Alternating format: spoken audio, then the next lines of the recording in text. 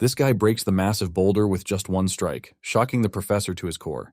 Even his classmate couldn't believe it because they had been trying for hours. Apparently, breaking the boulder is the first test to determine their rank in their class, and he breaks the biggest and toughest boulder in there.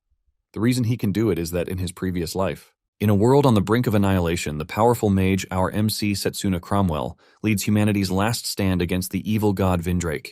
Setsuna and his team fought bravely. Together they cast a massive spell that wiped out the monsters and cleared a path straight to Vindrake. Setsuna combined all 6 of their magic powers into one powerful attack, but even their most devastating spells proved useless, and Vindrake attacked back, and the mages were overwhelmed. Setsuna was badly hurt. With no energy left, he still managed to land a small magic punch, and it actually hurt Vindrake. That gave Setsuna hope. But he couldn't keep fighting.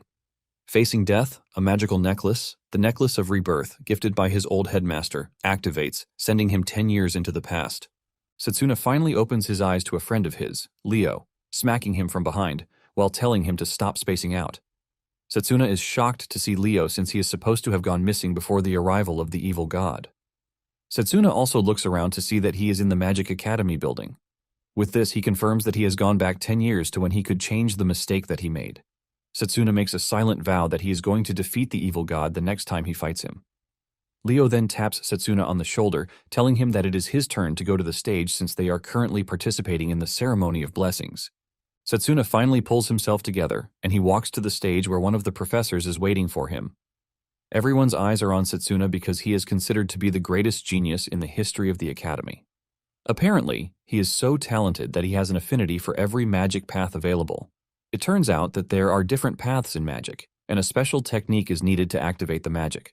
This is basically the reason why mages are required to choose a magic path, making it hard for mages to learn 2 magic paths at the same time, just like how hard it is to believe in 2 deities at the same time. The professor then asks Setsuna to pick the magic path that he wants. The professor is confident that he is going to choose the long-range magic path. Basically, this is the best choice for everyone who aims to be a mage. Since long-range attacks help to reduce the risk of getting hurt, it is the most sought-after magic path. In his past life, Setsuna became the strongest with the help of long-range magic, but in the end, it was useless against the evil god. Now that he has a chance to choose his path again, Setsuna takes his time before finally choosing a magic path that shocks the professor and everyone in the room. Leo remembers Setsuna saying he would pick the long-range magic, but he ended up picking close combat magic. Everyone is more shocked since close combat magic is considered to be the worst of all magic paths. The professor screams at Setsuna, reminding him that the close combat magic path is mainly focused on body enhancement, which means he can only attack when the enemy is close to him, as the name obviously implies. The professor reminds Setsuna that the magic path is basically an abandoned one because of how trashy it is. The professor fears that Setsuna is about to throw away his bright future, and Setsuna himself knows what everyone thinks about the close combat magic path. However, it was the only magic that actually worked against the evil dude, and Setsuna believes this is the only way he can take down Vindrake. Since he is convinced about this, Setsuna goes right ahead to pick the close combat magic path, and he binds with it. With this magic path, he is confident that he is going to be able to beat the living daylight out of the evil god. After he is done binding with the magic path, Setsuna smiles, while the rest of the room is left in a horrific state. The professor closes his book in frustration, while telling Setsuna how he planned to give him all the knowledge that he knows if he had chosen the long-range magic path. It turns out that the professor is the head of the long-range magic department, Cyrus Arclight. Cyrus angrily screams at Setsuna for not picking the long-range magic path when it would have obviously made him the strongest mage, and also given lots of credit to Cyrus as his mentor. Setsuna is no longer moved by all of these since he knows that everything will become totally meaningless in 10 years. Setsuna has until 10 years before humanity is defeated, and he has 5 years before Vindrake appears in the sky. Setsuna has some knowledge about the close combat magic path, but he rarely has any practical experience with it. Setsuna is left with how he wants to master the magic before the arrival of the evil dude, but while he is busy thinking about the future, Cyrus is just staring at him like a drum he wants to beat to death. Later on, the students are told to proceed to their respective field classrooms. This is when it finally dawns on Setsuna that he has no idea where the classroom for the close combat magic path is. Setsuna tries talking to some of his classmates, hoping that they are going to show him the way, but they just run away from him like he has some sort of disease. The students mock Setsuna, saying that he is done for because he chose the close combat magic. Setsuna cannot believe that all the students who were once swarming around him have started running away because he chose the close combat magic path. Since there is no one to help, he decides to help himself. He believes that there will be a map of the entire academy campus in the courtyard. He is on his way to the courtyard when he hears some students fighting in the area close to him. It turns out that a redhead girl is fighting some dudes who took her brooch that was given to her by her mother. She demands that they return it, but they just laugh at her as they stare at the brooch, which can store mana. They believe that the item is too good for someone who is a trash commoner like her. Standing in the distance, Setsuna easily figures out that the redhead is from the close combat department and the three bullying her are from the long-range department. They taunt the girl, telling her to come and take the brooch by force, while mocking her for being a wielder of the close combat magic.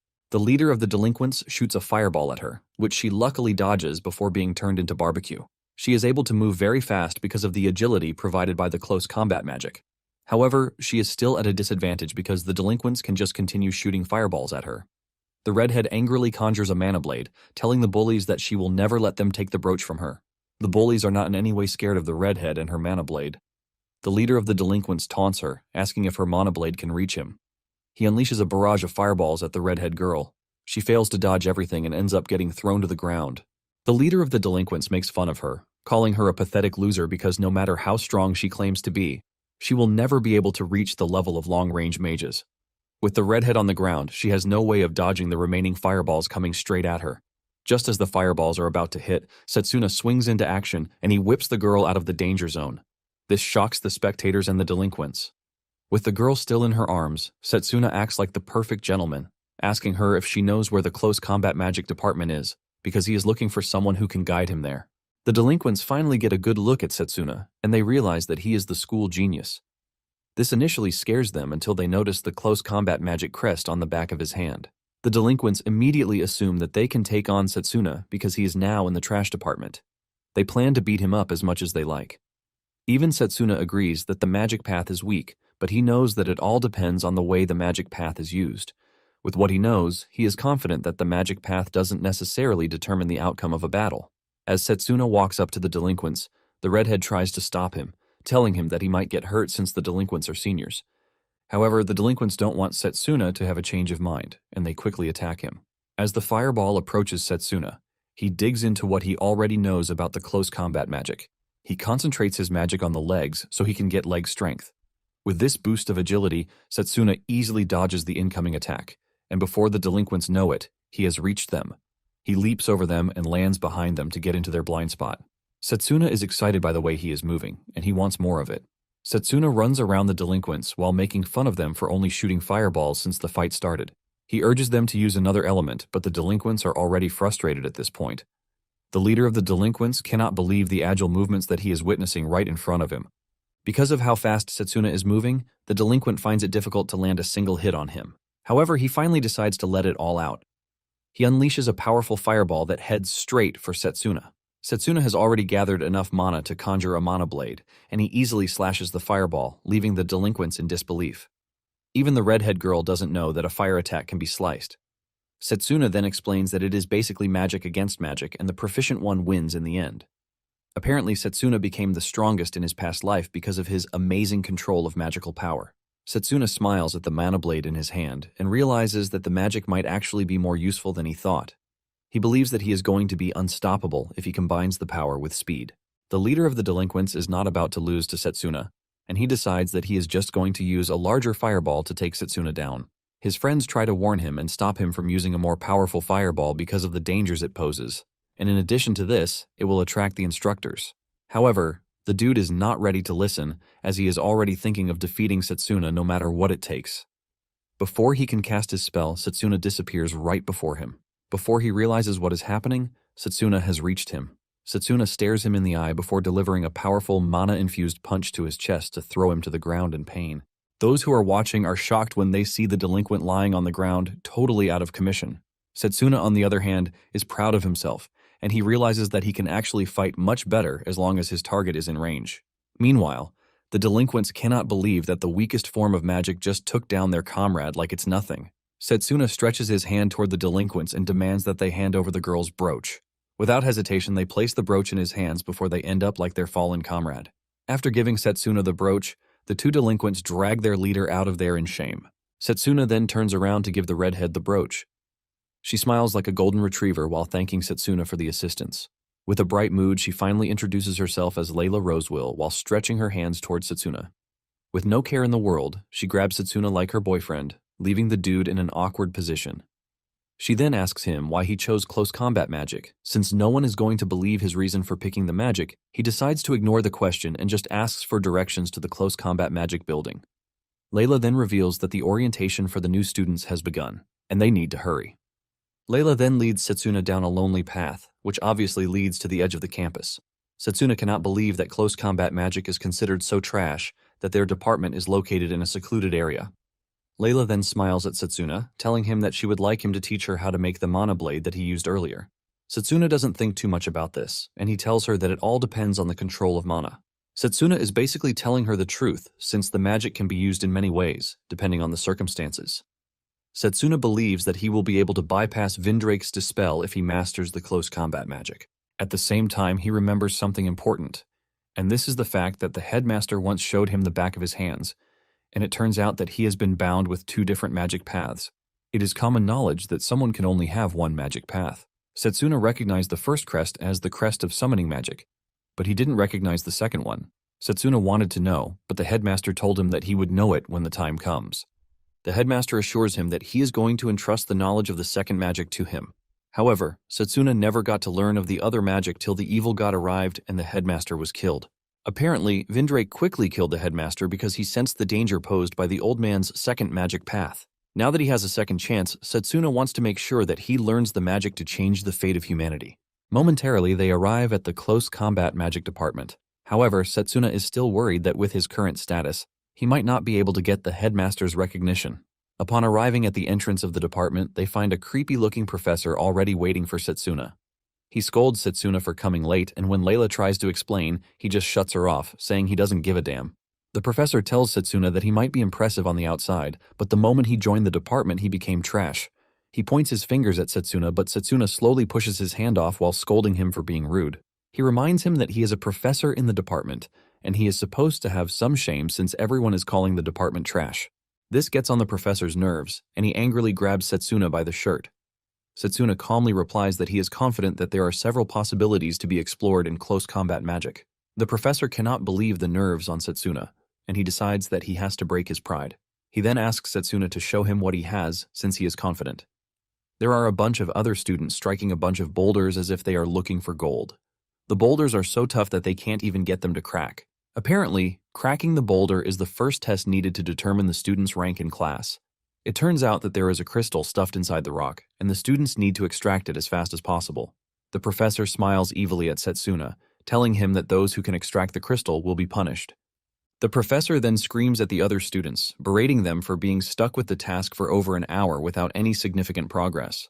The students justify their incompetence by saying the rock is a really tough material to crack. They don't believe that they can crack the sturdy rock with the trash magic that they have learned so far. One of the students even believes that the professor is being hard on them because he hasn't been promoted. The professor then leads Setsuna to a free rock, and he demands that Setsuna show him the possibilities that he is talking about. To make things hard for Setsuna, he tells him that he has just 10 minutes to crack the rock and extract the crystal. Layla is shocked when she hears this, because it is practically impossible to break the rock in 10 minutes. In addition to that, the rock that the professor is giving to Setsuna is bigger than the others. The professor doesn't care about this, as he reminds Setsuna that his 10-minute mark is already going down. Setsuna then walks up to the big rock, and he places his hand on it to feel the texture. The professor assumes that Setsuna is already regretting his actions, and he suggests that he bow to him and apologize. Just then, Setsuna shocks the professor, telling him that all he needs to crack the rock is 10 seconds. The professor almost believes that he has gone deaf when he hears this, and he is forced to ask again to confirm. Even Layla thinks Setsuna is being reckless. The professor smiles, believing that Setsuna has no chance because the rock is denser than the others. Apparently, the professor's time record for breaking the rock is 30 minutes. The professor then decides to ride on Setsuna's word, and he tells him to break it in 10 seconds. Setsuna then prepares to break the rock. He pulls together a wave of mana around his hand to conjure the mana sword. He knows that he has to do something eye-catching to get the headmaster's attention. Since he has better things to aim for, he is not ready for a mere rock to get in his way. Without holding back, He swings his sword hard toward the rock. When the sword hits the rock and doesn't have any effect on it at first, the professor is already talking trash, asking Setsuna how he would prefer to be punished. Suddenly, the rock shatters into small pieces, leaving him in utter disbelief. Setsuna extracts the crystal inside the rock and presents it to the professor, but this only makes him angrier. Even Layla is shocked as she doesn't want to believe that Setsuna actually pulled it off. The other students were also shocked that Setsuna was able to destroy a huge rock in literal seconds, while they had been struggling with the small rock in front of them. Someone immediately comes up with the assumption that Setsuna might actually be stronger than the professor. The professor further decides to be shameless by saying Setsuna is a cheater. He points out the fact that the rock is very hard, which makes it hard to break in even 10 minutes, not to mention seconds. Setsuna is shocked when he hears that the professor needs 10 minutes to break such a rock, and he tells him that he might start considering quitting his job as a professor, since he is trash one at that. The professor Zakari gets really mad, but before he can do anything stupid, his senior, Lionel, arrives behind him and grabs him by the head, asking him if he is bullying students again. Lionel scolds Zakari for causing a ruckus that interrupted his nap, and he tells Zakari that Setsuna didn't cheat. He explains that Setsuna read the flow of mana inside the rock, and he only targeted the weakest spot on it. Lionel tells Zakari that he doesn't see any point in his being a teacher if he can't see through his students' techniques. Lionel then decides to teach Zakari a lesson by announcing to the students that Zakari is about to perform a mana guard, but this only leaves a horrified expression on his face. Before Zakari can even get the time to argue, Lionel has taken up a position, ready to punch Zakari. He tells him that he should have no issue blocking the attack if he is truly training. Zakari starts begging, saying he would never do such a thing again. But Lionel doesn't pity him as he punches him. Zakari tries to block, but the power from the punch still sends him flying into the nearby wall. Setsuna is impressed by the level of power running through Lionel, and he concludes that he is no ordinary person. After he is done dealing with Zakari, Lionel comes laughing with Setsuna like nothing just happened. With his cigar in his mouth, Lionel tells Setsuna to do his best in the department. Setsuna believes that Lionel is trying to downgrade what the department can do, and Setsuna lets him know that he plans to be the best in the department and even defeat students from other departments. Lionel is impressed by Setsuna's determination, and he assures him that he will always be available to teach him magic if that is what he wants. He then steps forward to address the students, and also tells them that he is the head professor of the close combat department. He then tells them that they are about to decide on the representative for the exchange match. Apparently, the exchange match is a major event where the 8 magic departments in the academy compete to determine which is the best. One representative is chosen from each of the departments, and the winner is determined through a tournament. In his past life, Setsuna had won the tournament with the long-range combat department, and this gave him recognition with the headmaster. Because of the importance of the tournament, Setsuna figures out that he can't afford to miss out on it. Just then, Setsuna notices fragments of the black rock on the ground. This is when Lionel reveals that Setsuna is not the only student who has passed the test. Apparently, before he showed up, someone else had arrived and extracted the crystal. The crazier aspect of the whole thing is that he did it with just his fists. Setsuna turns to his left and realizes that the fragments that he is looking at flew from such a crazy distance. He takes a better look at the monstrous student who did it, and he realizes that it is Drago Oakred. Lionel then tells Drago to come forward and walks up to Setsuna with his intimidating height and build. He asks Setsuna why he chose the department when he clearly had an affinity for other magic paths, much better than the close combat magic path. Setsuna replies that there are things he needs to do with close combat magic, but Drago shuts him up, telling him that there is nothing he can do with such a weak body. Drago shows off his aura while boasting of the fact that his family has excelled in the close combat department over generations. To live up to his family's expectations, Drago claims he has been training his body for years. Drago lets off a massive aura that shakes the other students, but Setsuna remains where he is. Drago then throws a punch at him, telling him to fight him because he doesn't want someone as weak to become the representative for the department.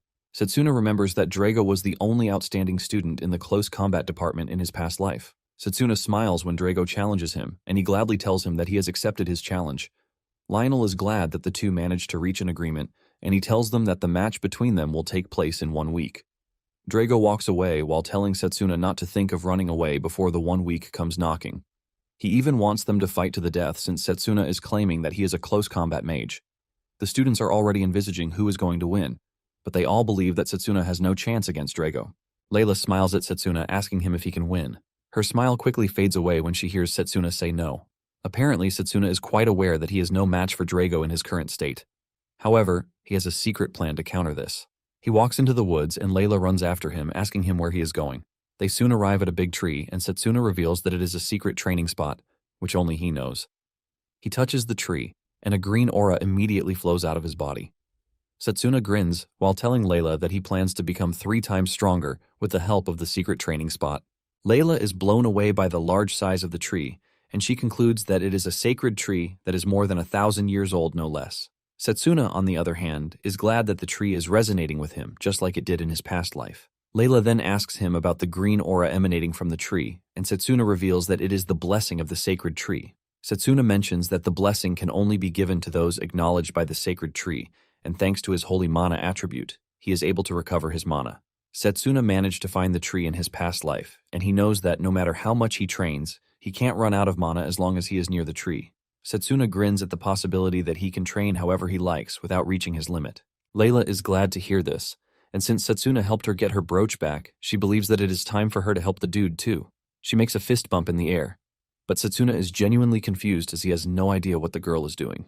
Inside the close combat department training room, Drago shows off his amazing build and strength as he pushes weights that should be impossible. Drago gets bored with pushing weights, and he asks Lionel if there are still more of the black rocks available in the yard. Lionel is concerned, and he asks him if he plans on breaking all of the rocks, but Drago walks out, telling Lionel that he has no plan to break them. Instead of breaking them, Drago has something else planned. Drago turns out to be a crazy dude as he does push-ups while carrying one of the rocks on his back like it's nothing. Meanwhile, Layla is watching him train, and fear grips her. Without a doubt, she believes that whoever receives a punch from Drago the way he is, will die. This creates a sense of panic within her, and she starts rushing over to where Setsuna is. Setsuna, on the other hand, is sitting by the tree and he is reading a textbook which covers martial arts. Layla is surprised when she gets to the tree to find Setsuna perfectly relaxed, as if there is nothing wrong with him. She scolds him while also telling him that Drago was doing push-ups with 5 black steel rocks stacked on his back. Setsuna is not surprised by this because he already knows what Drago can do to train his physique. Setsuna then assures Layla that she has nothing to worry about because what he is currently working on is also part of his plan. Blue aura emanates from his eyes as he stares at the textbook in his hand. Layla is genuinely confused, and she asks Setsuna what he means by this. Setsuna explains that a physical boost is none other than a reinforcement and controlling the nervous system with mana.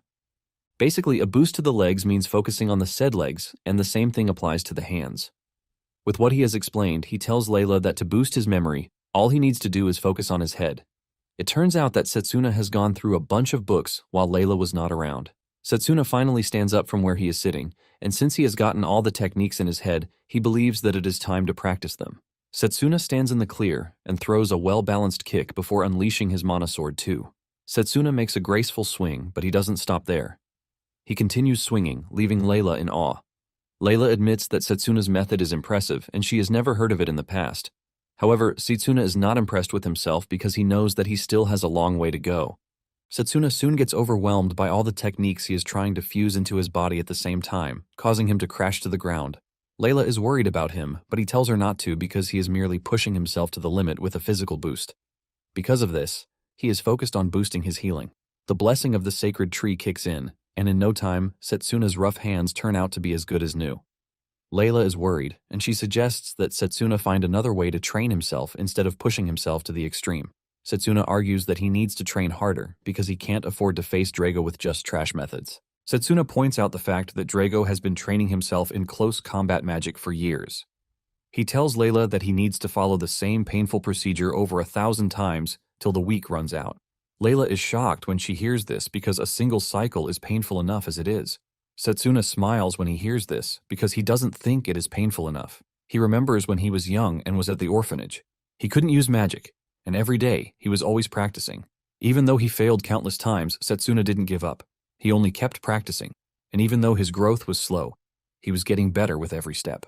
Setsuna assures Layla that he has nothing to worry about as long as the painful method helps him get stronger. Setsuna resumes training, and Layla joins him. Together they practice their swings, push their bodies to the limit, and do the same all over again.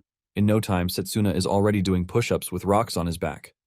Layla watches in awe, and she realizes that Setsuna has been working harder than anyone, contrary to the belief that he is carried by talent. Finally, D-Day arrives, and Setsuna and Drago show up in the ring. Drago is disgusted just by seeing Setsuna, and he reveals his surprise that the dude didn't run away. Setsuna smiles, telling Drago that he has no intentions of running away since he is the representative of the close combat department. Lionel stands by the ring to officiate the match, and once the two are ready to have a go at each other, Lionel starts the match. Setsuna makes the first move as he dashes toward Drago, aiming to get the advantage. He tries to land a punch, but Drago blocks it. Setsuna tries another kick, but Drago still holds his hands to block the attack. However, the force from Setsuna's kick pushes Drago backwards. Setsuna is shocked to see that none of his hits landed because Drago used Mana Guard to withstand everything.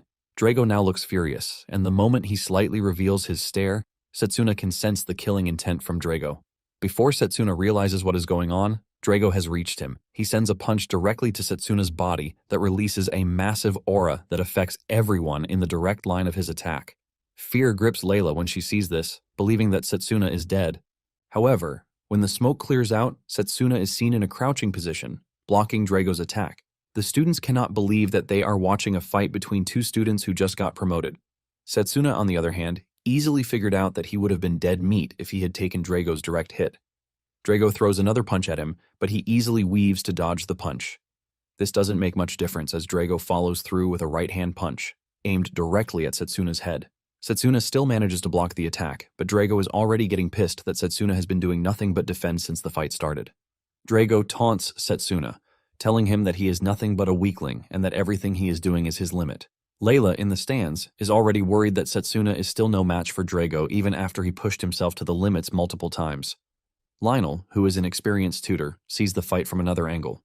He knows that to everyone Setsuna is being pushed back. But what they don't know is that Setsuna is perfectly blocking all of Drago's attacks with his mana control. Drago remains on the attack while berating Setsuna for being one of the elites who have been looking down on close combat magic. Drago claims that he and his family have suffered immense humiliation because they were born in a family that wields the close combat magic. However, Drago is determined to change the narrative with his efforts.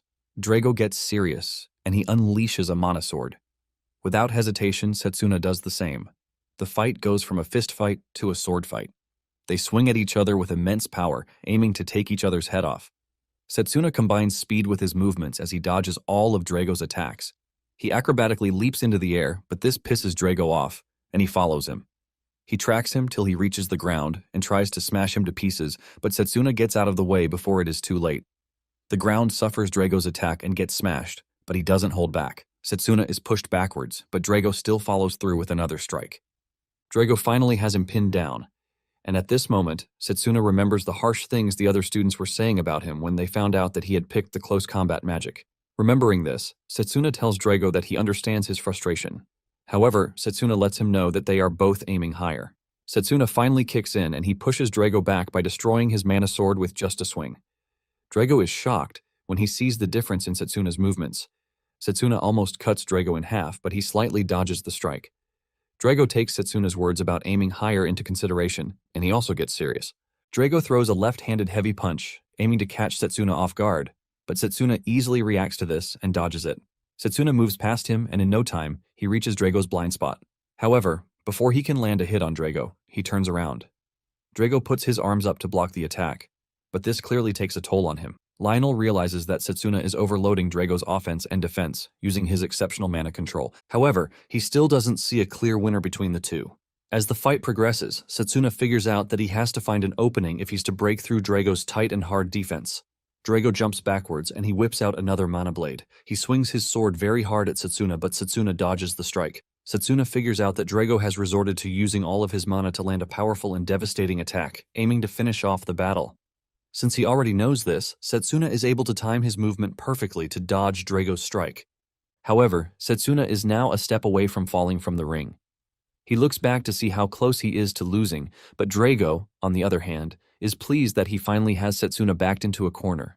Drago believes that he has taken away Setsuna's chance to use his footwork. With this in mind, Drago cooks up a powerful attack that has his mana boiling. Layla sees this and fear grips her, wondering what Drago just did. Drago then charges toward the supposedly cornered Setsuna with a powerful fist punch, aiming to punch him straight into the afterlife. However, this turns out to be a big mistake on Drago's path. He manages to land the hit, but it turns out to be nothing more than Setsuna's afterimage. It turns out that Setsuna has a way of retaining his afterimage at a position where he is standing if he continues using his mana. By the time Drago realizes what is going on, Setsuna has leaped right over him. Before Drago can turn around, Setsuna swings his sword to finish him off. Drago tries to make a last-ditch attempt to move, but Setsuna's sword diagonally cuts through his chest. Setsuna's attack moves through Drago's body, causing him unimaginable pain as he screams out. Lionel finally realizes that Setsuna relied on a counterattack to take on Drago's scary and consistent attacks. Lionel figures out that they both fought well in the match, but this time around, the match is already concluded. He raises his hand and declares the match over while revealing that Setsuna is the winner. The obvious winner is Setsuna, since Drago is already lying down in severe pain. Layla jumps up in joy to celebrate Setsuna's win, and the other students are also left in awe. Drago tries to stand up, even with the intense pain that he is feeling. The students see this and conclude that Drago is one tough dude. Drago holds his chest in pain, and he figures out that the final blow from Setsuna was perfectly adjusted not to be fatal. Setsuna then stretches his hand toward him to help him, but Drago asks him one question. Drago wants to know what Setsuna is fighting for. Setsuna then reveals that he is fighting so that he doesn't lose to anyone. In addition to this, he is fighting really hard to make sure that nothing is taken away from him, and to achieve this, Setsuna aims to be stronger than anyone else. Drago's eyes light up in curiosity when he hears this, and he finally admits that Setsuna is quite strong. Drago has no choice but to painfully stand up and admit defeat while Setsuna praises him for living up to his reputation. Setsuna believes that Drago might end up being a major factor in the fight against the evil dude.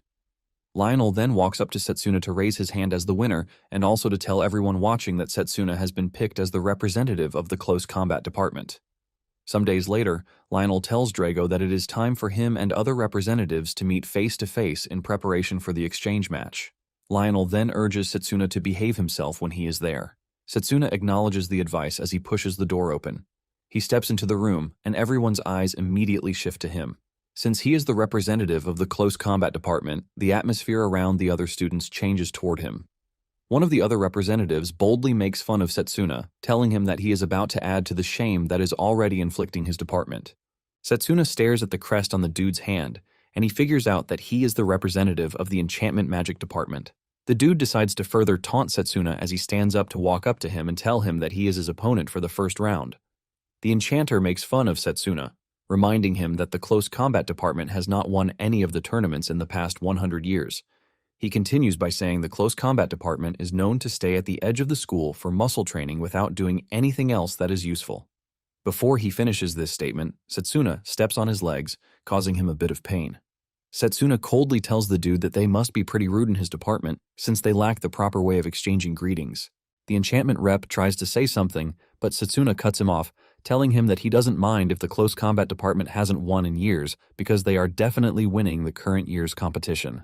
The enchantment rep argues with Setsuna, telling him to stop spewing trash.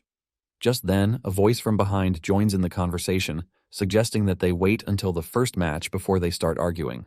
Setsuna realizes that everything is just playing out the way it did before the regression. It turns out that the voice addressing them from behind is none other than that of the headmaster. Carol from the summoning department excitedly welcomes the headmaster, telling him that she is eager to show him what her department is capable of. Setsuna knows who she is, and he realizes that Carol still retains her friendly nature. He remembers that Carol gave him a really tough time during his battle with her before the regression. Setsuna knows that he came out victorious in the match, but figures out that he needs to be more careful. The headmaster finally decides to speak, and he congratulates the students for getting picked as their respective departments' representatives. The headmaster talks about how glad he is that 8 talents have managed to gather. The headmaster then reveals that the tournament will be conducted in a one-on-one format, and their opponents are determined at random. Apparently, the close combat department will be facing off against the enchantment magic department, which specializes in infusing mana into objects in life. The second match is between the healing magic department that creates miracles and supports allies, and the long-range magic department, which defeats enemies without allowing them to step any closer. The third match will be between the formation magic department that imbues various powers within magic arrays and the summoning magic department, which commands mythical beasts from other worlds. And then for the final match, it is going to be between the special magic department that doesn't fall into any category and the alchemy magic department, which is capable of permanently altering substances. The headmaster lets them know that the inter-school exchange match is basically a practical lesson to get ideas from different magical departments. The headmaster tells them that the match will be held in 10 days and they are free to learn new magic before then or focus on what they already know. Whatever they do is up to them, but the headmaster says he is looking forward to seeing their fighting spirit. Carol excitedly acknowledges the speech, and just as the headmaster is about to leave, the representatives bow to him. Setsuna then rushes after the headmaster as he walks through the lobby, since this might be his only chance to talk to the old man. The headmaster already knows that he is the close combat representative, and Setsuna tells him that he has a request to make of him. Setsuna doesn't hold back when he asks the headmaster if he will be willing to teach him his magic if he manages to win the tournament. The headmaster tries to play a fool, and he tells Setsuna that his summoning magic will be useless for him, but Setsuna cuts in, saying he is talking about his other magic. The headmaster hears this and immediately becomes hyperreactive. He lets out a terrifying aura that almost cripples Setsuna while asking him how he knows about his other magic. Setsuna can easily sense that the headmaster is wary of him, but he knows that the headmaster's second magic is pivotal to winning against the evil dude. Because of this, Setsuna decides that he is not going to give up.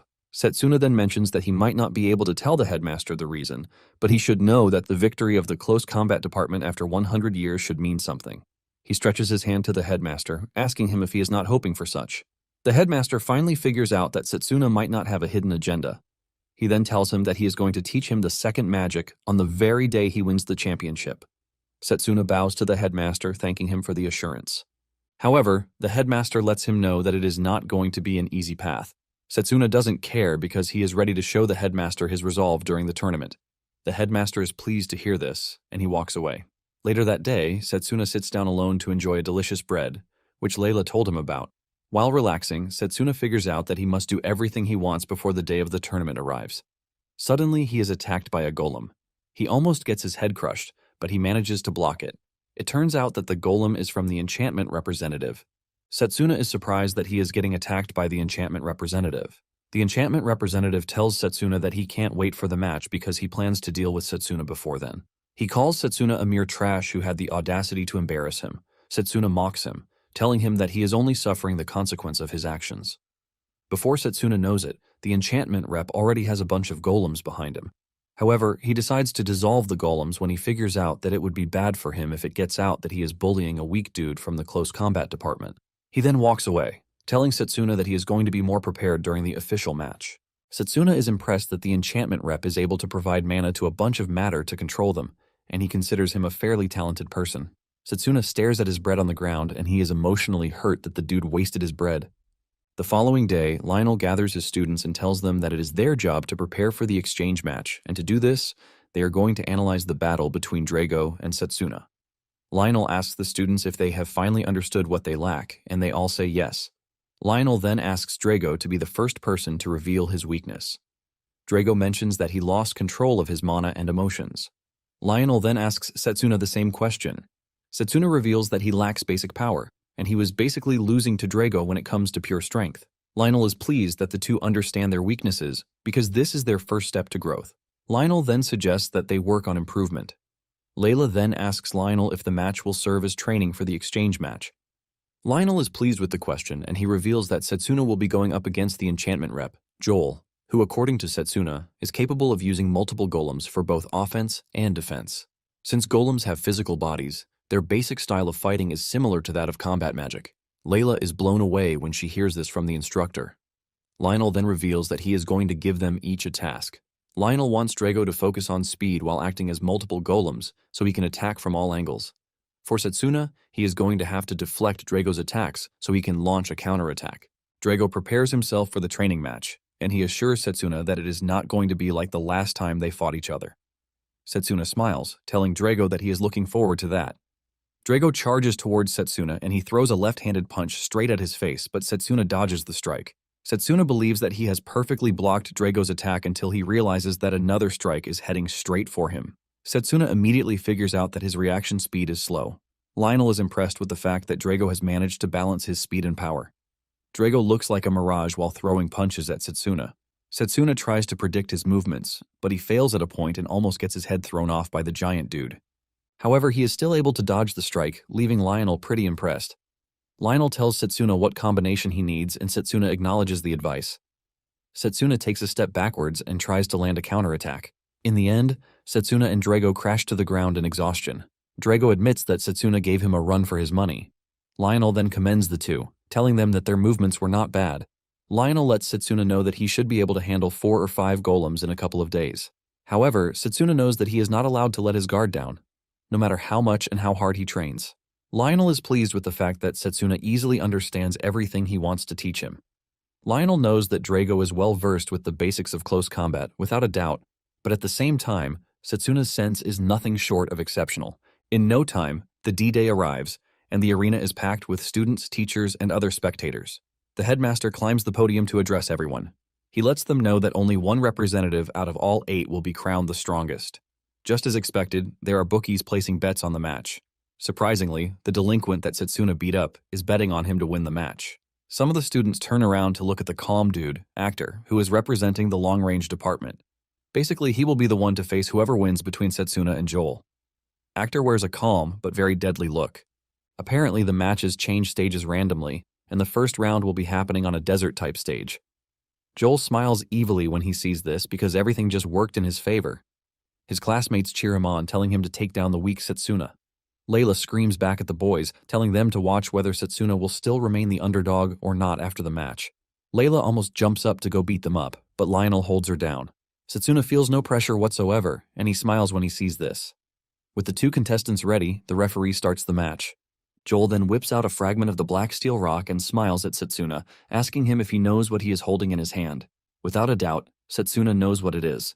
Joel is glad that he knows, and he reveals that it is a fragment that is needed to make a golem by fusing it with sand. Joel drops the fragment, and he infuses it with sand to create a scary golem. Joel confidently tells Setsuna that a blade wouldn't be able to leave a scratch on the black steel golem. It turns out that he has more than one fragment with him. He opens his pouch to unleash a few other fragments sitting in there. He drops everything in the sand, and he turns them into golems while evilly smiling at Setsuna, saying that he has nothing but a 1 in 10,000 chance to win. There are so many golems that Layla is gripped with fear. To make things worse, Joel reveals that the golems can be made infinitely on the sands that they are standing on. Joel lets Setsuna know that he has no chance of reaching him. Some of the students believe that the match is already decided, and they tell Setsuna to surrender before he gets hurt. Joel also acts all high and mighty, as he tells Setsuna that he is willing to listen to whatever he has to say. Just then, Setsuna drops a bombshell that cracks Joel's soul and efforts. Setsuna lets him know that he is disappointed that this is everything he can produce at his best. Joel is enraged when he hears this, and he loses it. He immediately orders the golems to go after Setsuna. The golems rush at Setsuna, and they all jump at him at the same time, leaving a cloud of dust that disrupts visibility. Joel laughs, telling Setsuna that he just reaped the reward of messing with him. The spectators cannot see anything in the arena because of the dust covering everything. Unknown to them, Setsuna is easily cutting down the golems like they are tissue. He is not even moving from where he was before destroying the golems.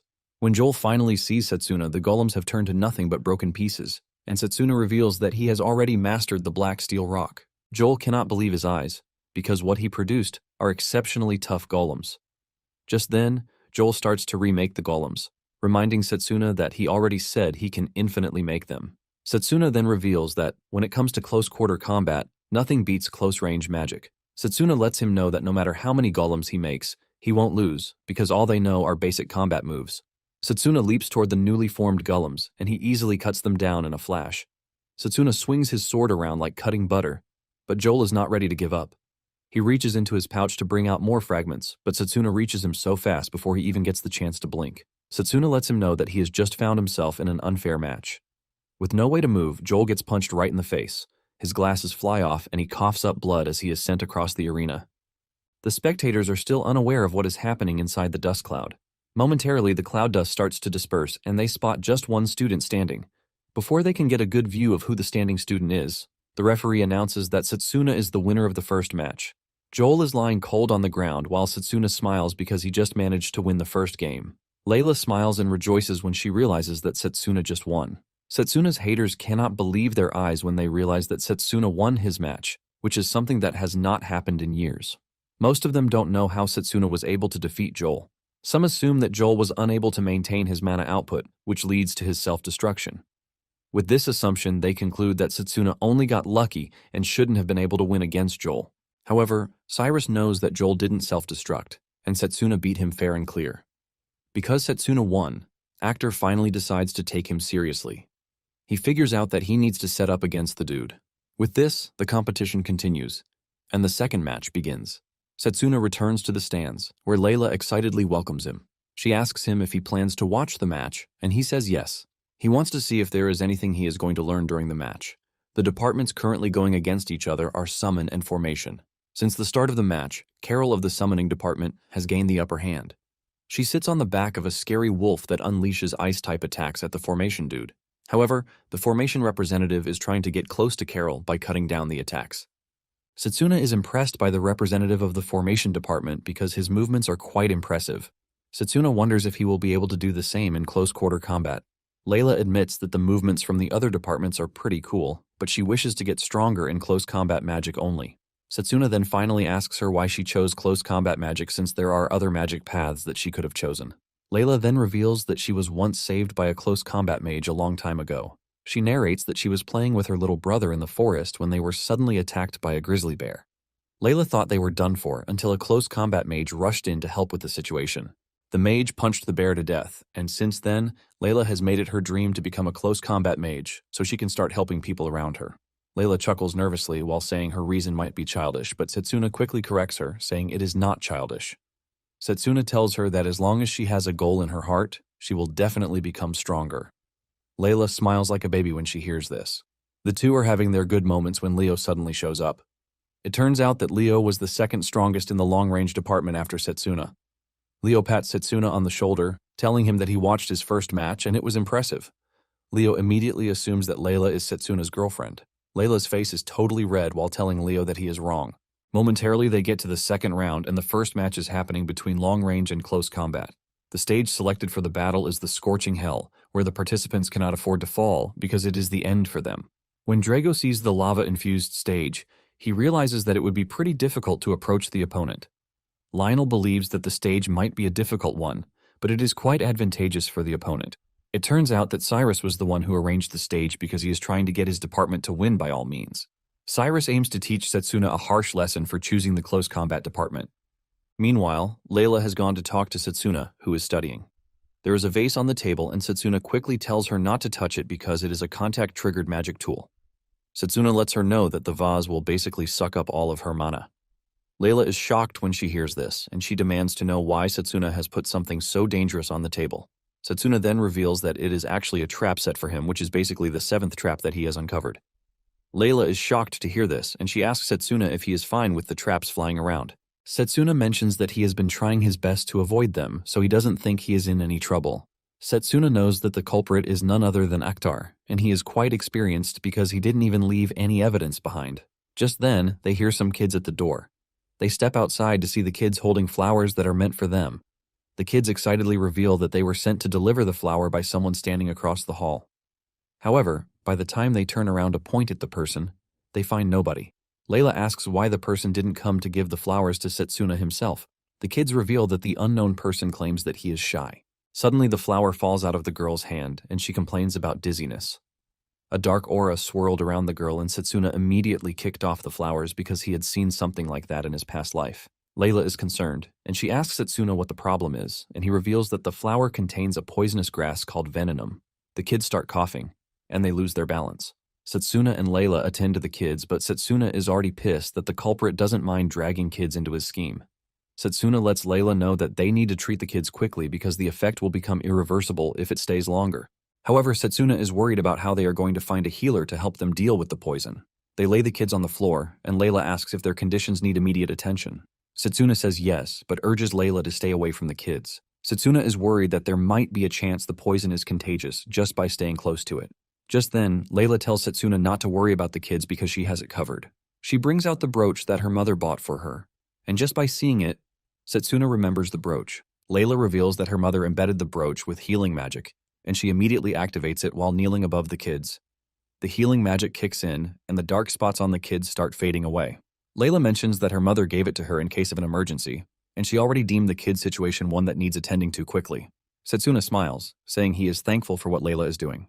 Setsuna then covers his body in aura before grabbing the poisonous grass. Setsuna runs away from where the kids are so he can dispose of the grass before it is too late, since veninum is the most toxic of all flowers. Because of how dangerous the grass is, Setsuna cannot dispose of it in a crowded area to prevent the toxins from scattering. While running to dispose of it, Setsuna is already feeling the toxins creeping up his body. Setsuna runs to the sacred tree because it is the best place for him to do so. Just as he reaches the tree, he throws the flower in the air, and he whips out his mana blade. He slashes the flowers, ultimately destroying them. Setsuna then falls under the tree to recover his mana. Meanwhile, everyone is already waiting for Setsuna at the arena, and they assume that he has run away.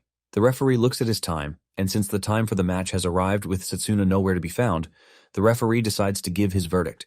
He's about to automatically disqualify Setsuna so that Actar can be the victor when Setsuna shows up on the scene, saying he has no intention of forfeiting. He looks utterly pissed, but the dark spots are still all over his body, and when Actar sees this, he laughs out loud, mocking Setsuna. Actar doesn't deny the fact that he was the one who sent the flowers to Setsuna. Setsuna angrily asks Actar if he doesn't mind the fact that innocent kids are being affected by poison, but Actar tries to play a fool as if he doesn't know about the poison. Actar then says the kids should be happy that they are of use to someone of high status like him. This further pisses Setsuna off, and since they are both present in the arena, the referee starts the match. Without wasting time, Actar unleashes a long-range attack at Setsuna. Setsuna manages to dodge the strike, but Drago has sensed that something is wrong with him because his mana is totally unrefined. Apparently, Setsuna was able to purify the grass thanks to the tree, but because he was rushing, he didn't get the chance to purify the poison inside his body. Actar continues shooting fireball after fireball, aiming to bring Setsuna down as fast as possible. However, Setsuna is able to dodge everything even though it is taking a huge toll on him. Everyone can see that Setsuna is on the defensive, and Cyrus smiles evilly because his plan worked out very well. He is standing at the other entrance of the arena, waiting for Setsuna to be humiliated. Setsuna then looks into the stands and he realizes that Layla is still not back. He is worried about the kids and he hopes that they are fine. Actar notices that Setsuna is not concentrating on the match, and he uses that to release even more deadly long-range attacks at him. Setsuna's haters waste no time trash-talking him, saying there is no way he can deal with a long-range mage because all he has been doing is running away. Actar continues unleashing his blasts, and he suggests that Setsuna give up, but Setsuna plans to defend himself using Mana Guard. However, a large-scale attack comes flying at him, and his Mana Guard fails to contain the effects of the attack, and he gets hit badly, leaving cuts all over his body. Actar makes fun of him, telling him that he is already falling apart. Just then, Setsuna asks Actar why he is not making moves to finish him off, since the best play will be to prevent a close combat. Setsuna concludes that Actar is planning something because all he has been doing is provoking him. Actar is surprised that he is receiving a lecture from Setsuna, but he admits that he made a really good observation. He then tells him that he cannot be underestimated, and he urges him to look around. Surprisingly, Actar has created a huge pit of lava between himself and Setsuna. Setsuna is standing on a tiny pillar of rock while surrounded by boiling lava. The delinquent who bet on Setsuna almost chokes on his saliva when he sees this. Actar proudly reveals that he is not one to play around with risks. He mentions that what Setsuna is staring at is what he has been aiming for from the start of the match. Just then, Actar unleashes a storm cannon, and Drago is visibly worried when he sees this. Actar tells Setsuna that he is about to finish him off with the storm cannon. Suddenly, Setsuna hears Layla calling him from the stands to tell him that the kids are safe. The moment Setsuna hears this, he decides that it is time he steps on the gas and goes full throttle because he doesn't have to worry about the kids. Setsuna, who has been bending around in pain, finally stands upright to tell Actar that he is about to witness a comeback. Actar is shocked when he sees that Setsuna has recovered. Setsuna then tells him not to be too surprised because all he did was apply a physical boost. He reveals that he has been activating cells since the fight began so he could break down the poison ravaging his system. Setsuna lets Actar know that he is one who fell for his plan because he was busy breaking off the ground around them while he was healing himself. Actar confidently tells Setsuna not to get cocky because there is obviously nothing he can do in his current state. Cyrus agrees to this as he cheers Actar on, telling him to finish Setsuna off. Actar unleashes the storm cannon, and it heads straight for Setsuna. Setsuna weighs his options, and he prepares for a well-cooked plan, hoping that it is enough for what he is about to do. Just as the storm is about to reach him, Setsuna strikes it with his mana blade. It takes a toll on him, but he puts enough effort into it to repel the storm. This shocks everyone, especially Drago. Before the magic can reach Actar, he nullifies, while boasting that he can confidently take down his own magic. Actar makes fun of Setsuna, telling him that his strategies have run out and the fight is over. Suddenly, the smoke in front of him clears, and the next thing he sees is Setsuna approaching him with his mana blade in hand. Setsuna stares Actar in the eyes, asking him if he thinks the distance between them was enough to keep him away. With no way to defend, Actar gets slashed by Setsuna. The cut goes diagonally across Actar's chest, ultimately taking him down. Setsuna then tells him to seek forgiveness from the kids if he is looking for whom to forgive him.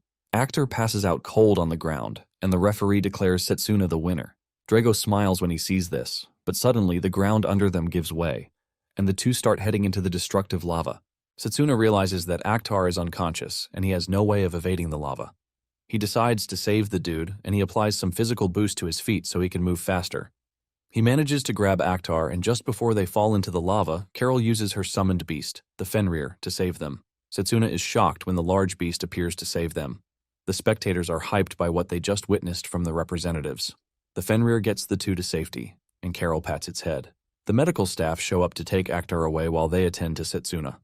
Carol smiles at Setsuna, saying he probably would have been fine without her help. Setsuna argues against this, saying Carol actually saved his life. Setsuna sees Carol as someone who has the talent and also the style that follows. Setsuna realizes that his preparation needs to be top tier before he faces Carol. Setsuna's haters have started realizing that Setsuna's win against Joel might not be a fluke since he just won against actor free and fair. The haters know that things are going to be bad if it continues the way it is. Meanwhile, the headmaster remains calm while watching the tournament. Cyrus is pissed that actor lost to Setsuna, and in rage he tells Setsuna that he is never going to forgive him. After he has been attended to by the medical staff, Setsuna heads back into the stands to meet Layla. Drago lets him know that he heard about everything that happened from Layla, and he admits that he had it tough. Setsuna then asks Layla about the kids, and Layla reveals that they are currently sleeping in the infirmary. She assures Setsuna that the kids are going to recover according to what the doctor said. Setsuna is pleased to hear this as he lets off a cool smile. Suddenly, Setsuna feels a strange aura that causes him to turn around. Layla asks him if there's anything wrong, and he says no. However, he could feel the strange aura that was filled with killing intent. He wonders what exactly is hiding behind the tournament. A week to the final match, Setsuna is still worried about the mysterious presence he felt in the arena the last time. Setsuna finds himself training alone in the woods, and he also summons Lionel. Lionel asks why Setsuna has summoned him, and Setsuna reveals that he wants the professor to guide him just like he did before. Setsuna then decides to come totally clean by calling Lionel his full title, the Fist of Comet Lionel. Lionel is surprised that Setsuna knows about his old title, and he asks him where he heard it. Setsuna wasn't really sure about it at first, but since Lionel didn't argue against it, he finally confirms that Lionel is the one they truly call the Fist of Comet. This was a nickname that he heard in the Magic Corps in his past life. Fist of Comet was a powerful mage who was said to have defeated dragons with just a single blow. Apparently, Lionel had left the army by the time Setsuna joined, so he didn't get the chance to fight alongside him. Setsuna has been thinking about the whole thing and without pride bows to Lionel, begging him to teach him his magic. Lionel scratches his head nervously, saying it's been a long time since someone has called him the nickname. Setsuna then tells him that he doesn't need to worry about that, and Setsuna admits that Lionel is the strongest close combatant that he has come across. Lionel then asks Setsuna why he is seeking such power when he is already strong enough already as he is. Setsuna then confesses that his power is not enough because he doesn't want to lose to anyone, even if he is going up against a damn deity. Lionel hears this and laughs out loud, while saying Setsuna is truly an interesting kid. Lionel then agrees to teach Setsuna his magic. He lets him know that he normally would not teach the magic to a kid whose body is still growing. Lionel then pulls his fist together, shocking Setsuna because of the immense mana gathering present there. Just from gathering mana, Lionel's fist pulls rubbles like a tornado, and he reveals that his magic origin is why he was called the Fist of Comet. Apparently, he can't use the magic multiple times because it consumes too much mana. However, one shot is always enough for whatever he wants to do, and he urges Setsuna to watch closely. Lionel lets his fist go, and this leaves devastating damage to the area of impact. Setsuna's eyes light up in excitement when he sees the amazing power that Lionel wields. Lionel mentions that the technique requires constant gathering of mana, which is why it is not suitable for one-on-one battles like the tournament. He then asks Setsuna if he still wants to learn it even with this disadvantage, and Setsuna says yes. Since Setsuna is willing to, Lionel suggests that they start their training. Meanwhile, Carol has made it to the finals of the tournament, and she will be going up against Setsuna. She has a tea meeting with a strange fellow, and while she is not looking, she is attacked by the strange dude, who places her under some sort of spell in preparation for her match against Setsuna. A week later, Setsuna is looking very good during his training session with Lionel.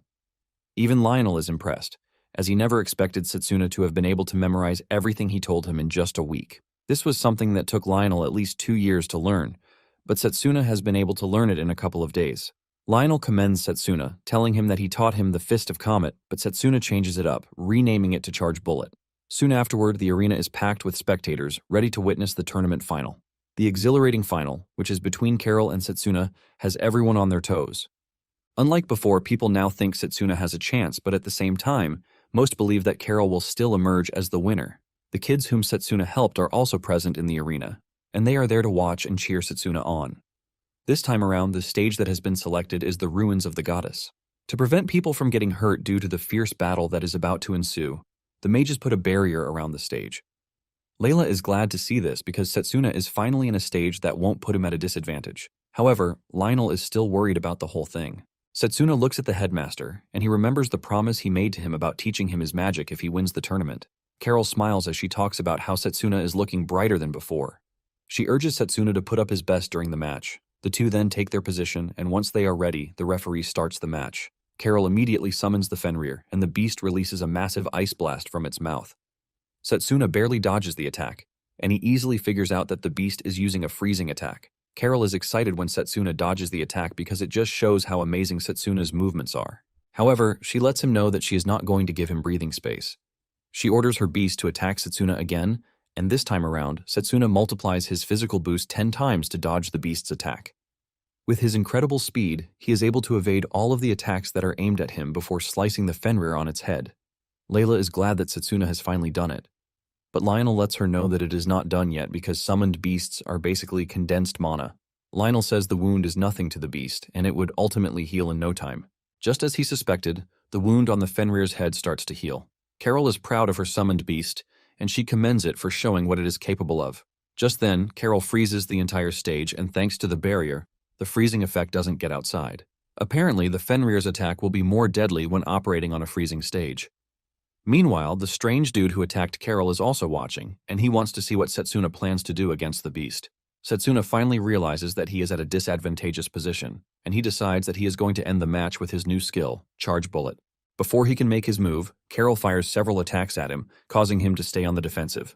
As usual, his haters are already mocking him, saying he has no way of defeating a summoner.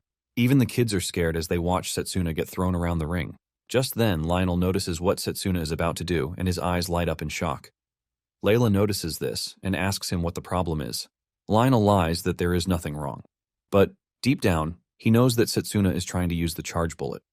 Even though the skill cannot be used in a 1-versus-1 scenario, Setsuna can do this since he is pretty fast and moves around while charging the skill. Lionel knows that it is not an easy thing to pull off, but Setsuna is just a crazy dude. With the way Setsuna is moving, Carol starts wondering if he is scheming something, but she makes up her mind that she is going to prevent him from doing so. She immediately summons her beast bird, shocking Drago, who never expected her to have a second summon. Even Lionel is forced to admit that the girl is pretty talented because she is able to handle a simultaneous summoning. Before Setsuna knows it, he finds himself surrounded by 2 ferocious beasts. In no time, he gets jumped by the 2, and this leaves a cloud of smoke in the arena. Layla thinks Setsuna is done for already, but when the smoke clears, Setsuna is seen blocking the beasts with Mana Guard. Setsuna admits that Corolla is nothing short of an outstanding mage, which is why he was already expecting her to have a trump card.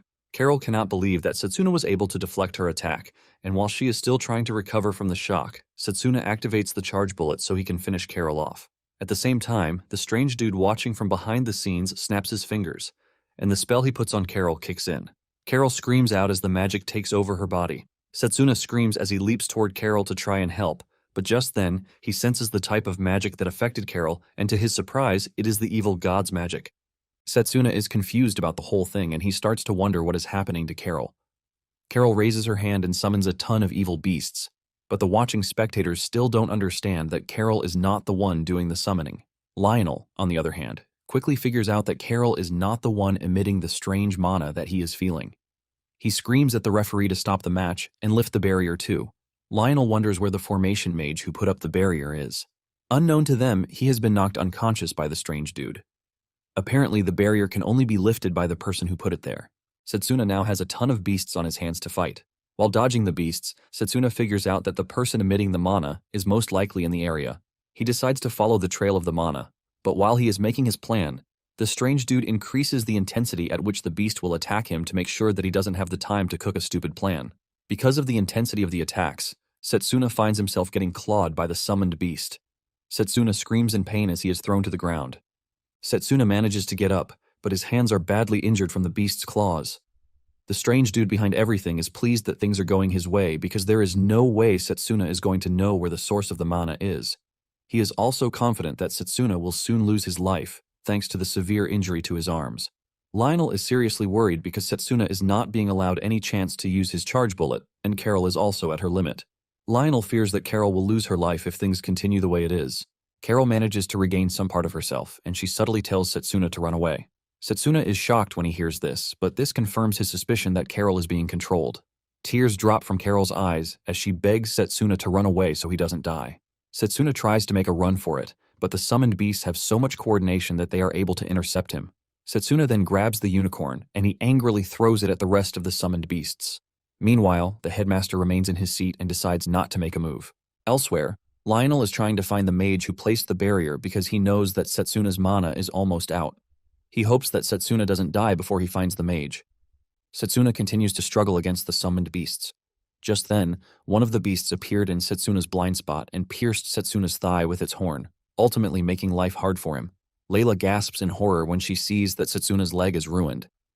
Even the other students who are hating on Setsuna now believe that Carol is doing too much.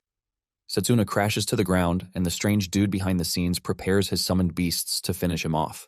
The Fenrir charges directly at Setsuna, but he uses his arm to protect himself. The Fenrir bites down on his arm, causing him unimaginable pain. Setsuna screams out in severe pain. Setsuna then remembers a lecture session with Lionel, where he was asking them the most important thing that they need to do during battle. Drago says their target should be subduing the enemy with a single but powerful blow. Setsuna, on the other hand, believes that they need to keep the damage received to a bare minimum while closing in on their enemy.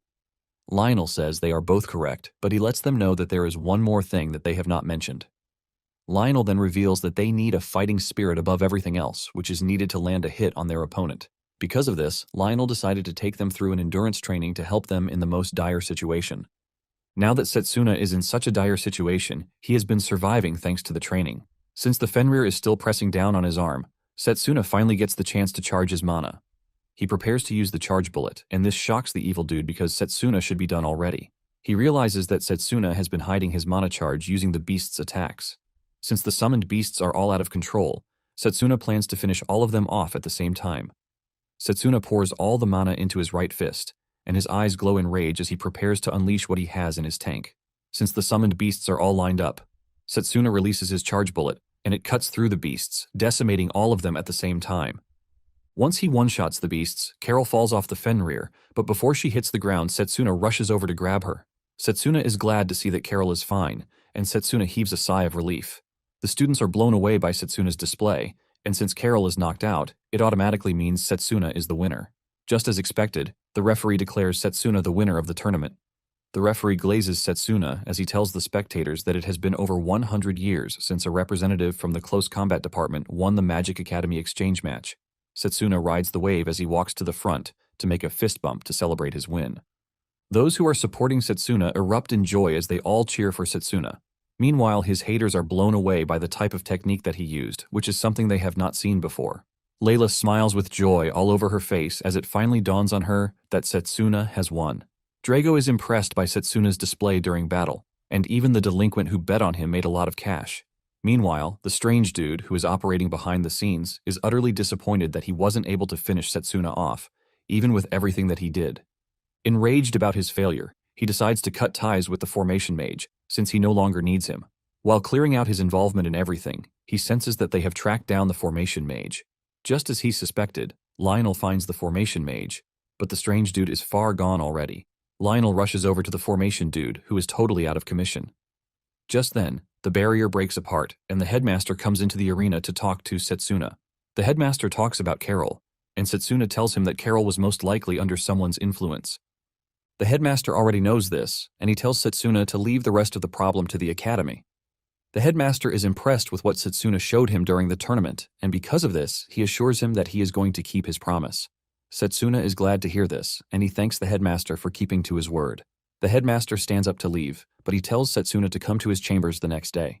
Momentarily, Setsuna heads to the medical room where he is attended to by a healer.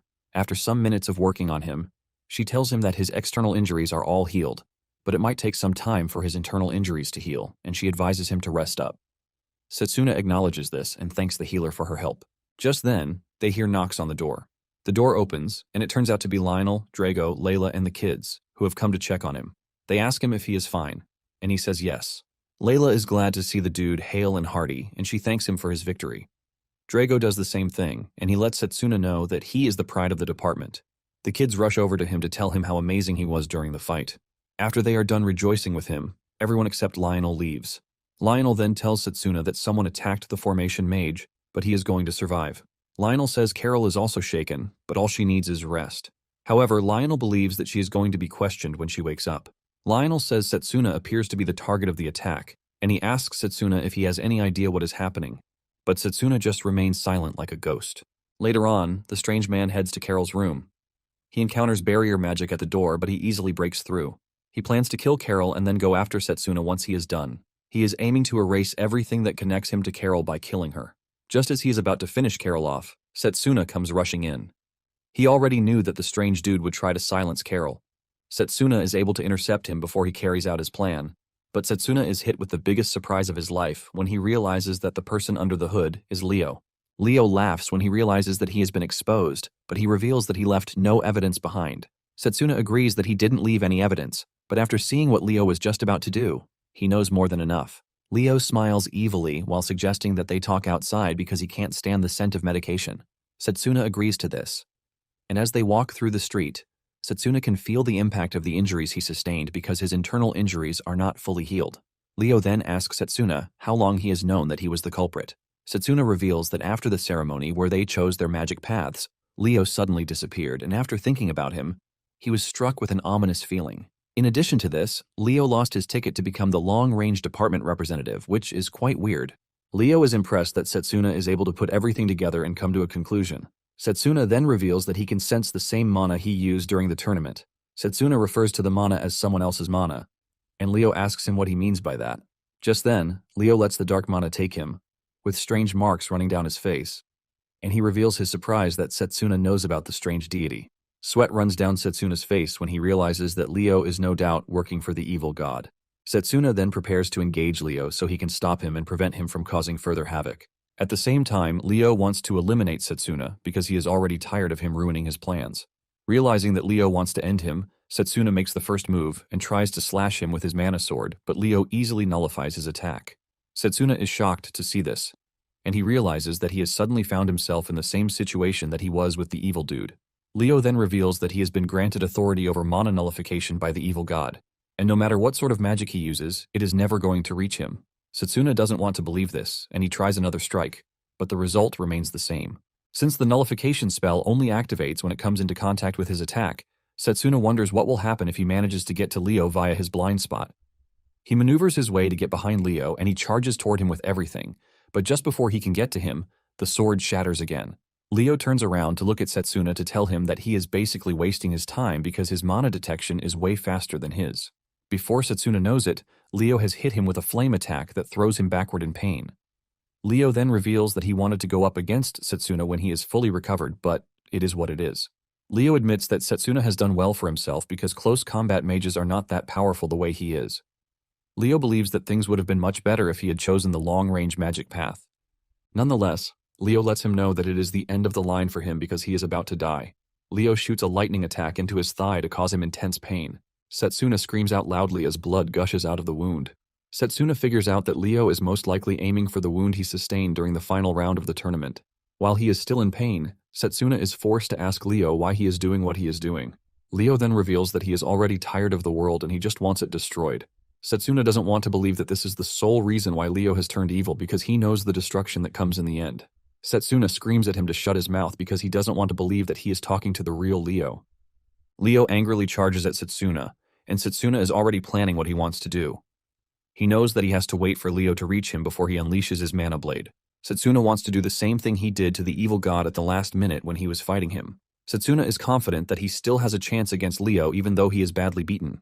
However, Leo changes the game and releases a long-range spell before he gets to where Setsuna is. Setsuna's eyes light up in shock as he realizes that Leo's casting time is way too fast. It dawns on Setsuna that Leo is receiving a boost thanks to the power of the evil god running inside him.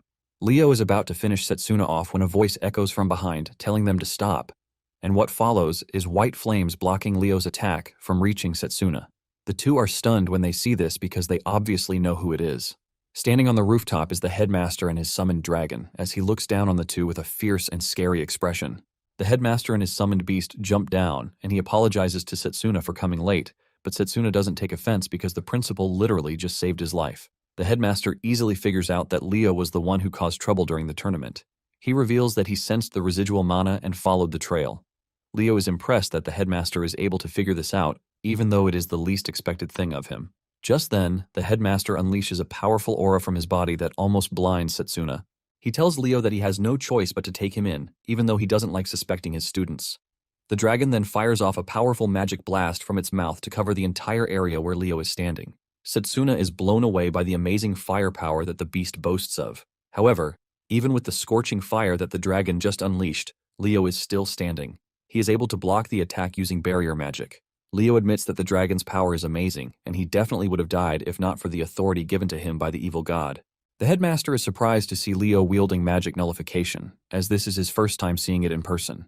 Setsuna then asks the headmaster if he knows about the magic.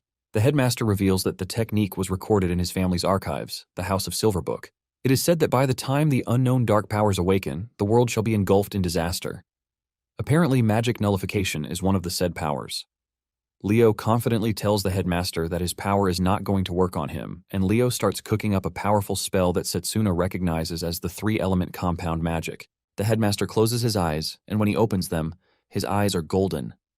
With a fierce voice, the headmaster tells Setsuna to take 2 steps to his right, and Setsuna can clearly see that the principal's eyes have changed. Setsuna follows the principal's instructions, and he barely dodges Leo's long-range attacks. The headmaster, on the other hand, effortlessly dodges all of the strikes like it's nothing. Leo is shocked when he sees this because his attack is supposed to be a guaranteed hit. The headmaster senses his shock, and he asks him why he is shocked. He lets him know that he is not the only one with an amazing magical power.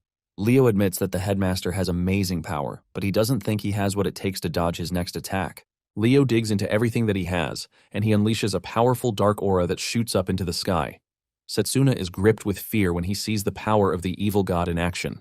Leo confidently tells Setsuna and the headmaster that there won't be any trace of them left anywhere. When the headmaster sees this, he is forced to admit that he is about to engage in a battle that won't be easy. Setsuna also realizes that things are about to get a lot worse because the entire place will be leveled if the two end up using their trump cards. The headmaster then makes a signal to Setsuna, and he quickly grabs on. The headmaster chants a spell that lifts him and his dragon into the air as he prepares an aerial assault on Leo. Leo realizes that the headmaster is trying to minimize the damage to the academy. With this, the dragon unleashes its powerful flames from above, and Leo meets it halfway with his own attack too. Leo's dark attack ends up overpowering the dragon's white flames. This leaves a loud explosion in the air, but the headmaster decides not to do anything else. Leo is surprised that the old man is giving up, and the headmaster lets him know that he is done. Just then, Setsuna appears behind the dragon, charging directly toward Leo with a surprise attack. Leo sees this, and instead of getting worried, he just smiles, telling Setsuna that he has no chance whatsoever. Leo puts up the dark magic in preparation for Setsuna's attack, and Setsuna lets him know that he is relying too much on the dark power. Setsuna is confident that his decision to pick close combat is the right choice, and he plans to prove his point with his current attack. Leo smiles, telling Setsuna not to underestimate the dark power. However, his smile fades away when Setsuna breaks through the barrier like it is nothing, before delivering a powerful blow to punch Leo to the ground like a drum. The impact of Setsuna's punch hits Leo so hard that the ground below him caves in. The headmaster is proud of Setsuna's ability and the way he handled the situation. Setsuna's gamble about speed being a direct counter to the nullification turns out to be right. Setsuna is glad again that he chose the close combat magic path. With Leo out cold, Setsuna rushes over to the headmaster, who tells him that the situation has been resolved. But they need to treat his wounds first. Suddenly they hear Leo's voice again. They turn around to see Leo standing up, and he admits that Setsuna is impressive. Setsuna cannot believe that even after everything, Leo still has the strength to get on his feet. Leo lets them know that it is time he shows them what he has in his arsenal. He releases a powerful dark energy from his body, and because Setsuna is in close proximity, he finds it hard to dodge. Setsuna whips out his mana sword, hoping to cut the energy attack with it, but the blast overpowers him, sending him flying. The headmaster screams out his name as he watches him get thrown to the ground. Losing consciousness, Setsuna figures out that Leo combined long-range magic and magic nullification. As he falls unconscious, he sees a memory of himself and Leo undergoing magic practice in the woods. It becomes so real that Setsuna now sees his head as the target board, with Leo aiming to finish him off. Leo makes fun of him for not being able to save anybody, even though they trusted him. This causes Setsuna to scream out in pain. When he wakes up, he finds himself in the infirmary with Layla beside him. Layla quickly rushes over to him, revealing her relief that he is alive. Layla mentions that he has been unconscious for 3 days. Setsuna is shocked when he hears this, and he angrily grabs the sheets with the realization that he was defeated. He is angry at himself for losing to the power of the evil god twice. Setsuna finally gets off his head, and he asks Layla about the principal. Layla reveals that the headmaster is in his chamber. She is about to continue talking when Setsuna gets off the bed. Layla is in disbelief as she asks him where he is going. Setsuna tells the girl that he needs to meet the principal to confirm something. Layla tries to dissuade him, since he still needs to rest. Setsuna taps her on the shoulder, apologizing for making her worry, but he lets her know that he has to go. Meanwhile, the headmaster is having a meeting with the professors of the school.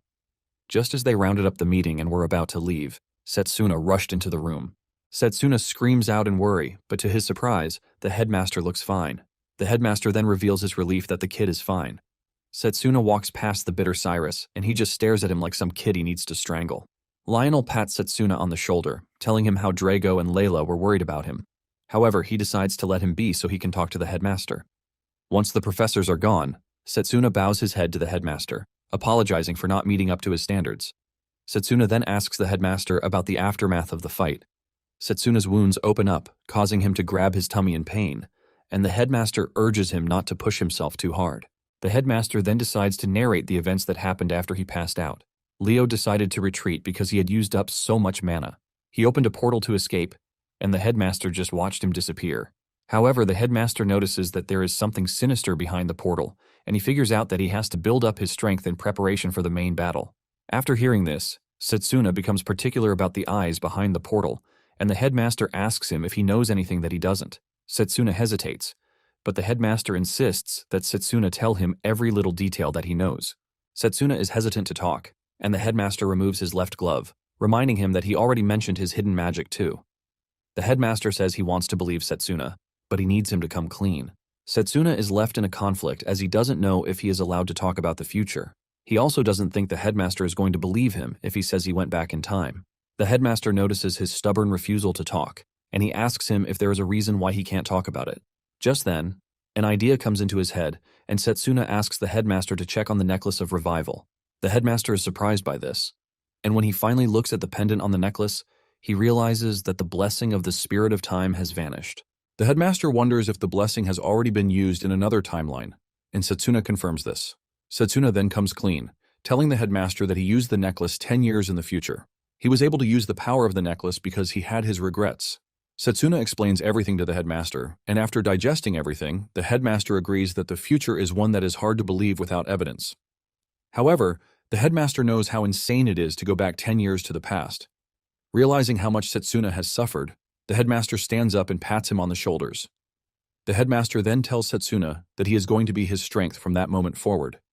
Setsuna's eyes light up with joy when he hears this, and he thanks the headmaster. Setsuna knows that he can now confidently fight the evil god with the headmaster working with him. He believes that they finally have a chance to save the world. The headmaster then tells Setsuna that he is going to teach him the second magic to counter the evil god. The headmaster reveals that it is called the spirit magic, and it doesn't exist anywhere else. Because of how important the whole thing is, the headmaster suggests that they change environments. The headmaster then takes Setsuna to the large sacred tree, saying he used to train there. Setsuna is shocked to hear this since he uses the tree for his training too. The headmaster then explains that the spirit magic is one that merges someone with a spirit using mana as a catalyst, and then houses great power in the body. Setsuna is shocked and confused at the type of impressive power that the headmaster is explaining to him. The headmaster then decides that it would be better if he shows him rather than explain. The headmaster tunes into his power, and his eyes become golden, just like when he fought Leo. With a golden aura around him, the headmaster suggests that they play rock, paper, scissors. Setsuna is confused when he hears this, and the headmaster says he is choosing this since he can't spar with him because of his wounds. The game begins, and the headmaster defeats him in every round of the game. The headmaster then explains that he just witnessed one of the powers of the spirit of time. It is basically a precognitive eye that can see a few seconds into the future. The headmaster mentions that there are numerous spirits in the world. Apparently, if you make a contract with the wind spirit, it grants you the ability to fly. The spirit of water helps pass through physical attacks. Setsuna is blown away by everything the headmaster is explaining to him. Setsuna realizes that his close combat magic will become much better if he can master the headmaster's spirit magic. The headmaster says the magic requires a contract with a spirit, but there seems to be a step before that. Setsuna is curious about this, and the headmaster suggests that they get down to it. The headmaster closes his eyes and allows nature to run through his body. The headmaster then tells Setsuna that the spirits exist throughout the world, and all he needs to do is feel their presence. Setsuna gives it a try by closing his eyes and completely focusing. while asking the spirits to lend him their powers so that he can counter the evil god. Momentarily, Setsuna opens his eyes, telling the headmaster that he wasn't able to get anything done.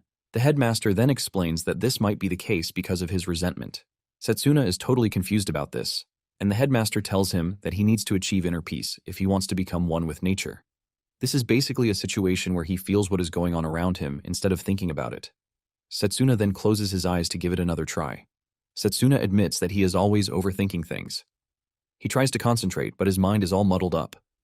The headmaster soon touches him on the shoulder, telling him to calm his mind and not rush. The headmaster confesses that it actually took him 3 years to become one with nature. The headmaster is confident that Setsuna should be able to master it before the arrival of the evil god, which is in 5 years. Setsuna disagrees with this, saying he has to master it as fast as he can because they never know when evil god apostles will attack again. The headmaster is confused about this, and Setsuna reveals that the apostles are said to have come from the same realm as the evil god.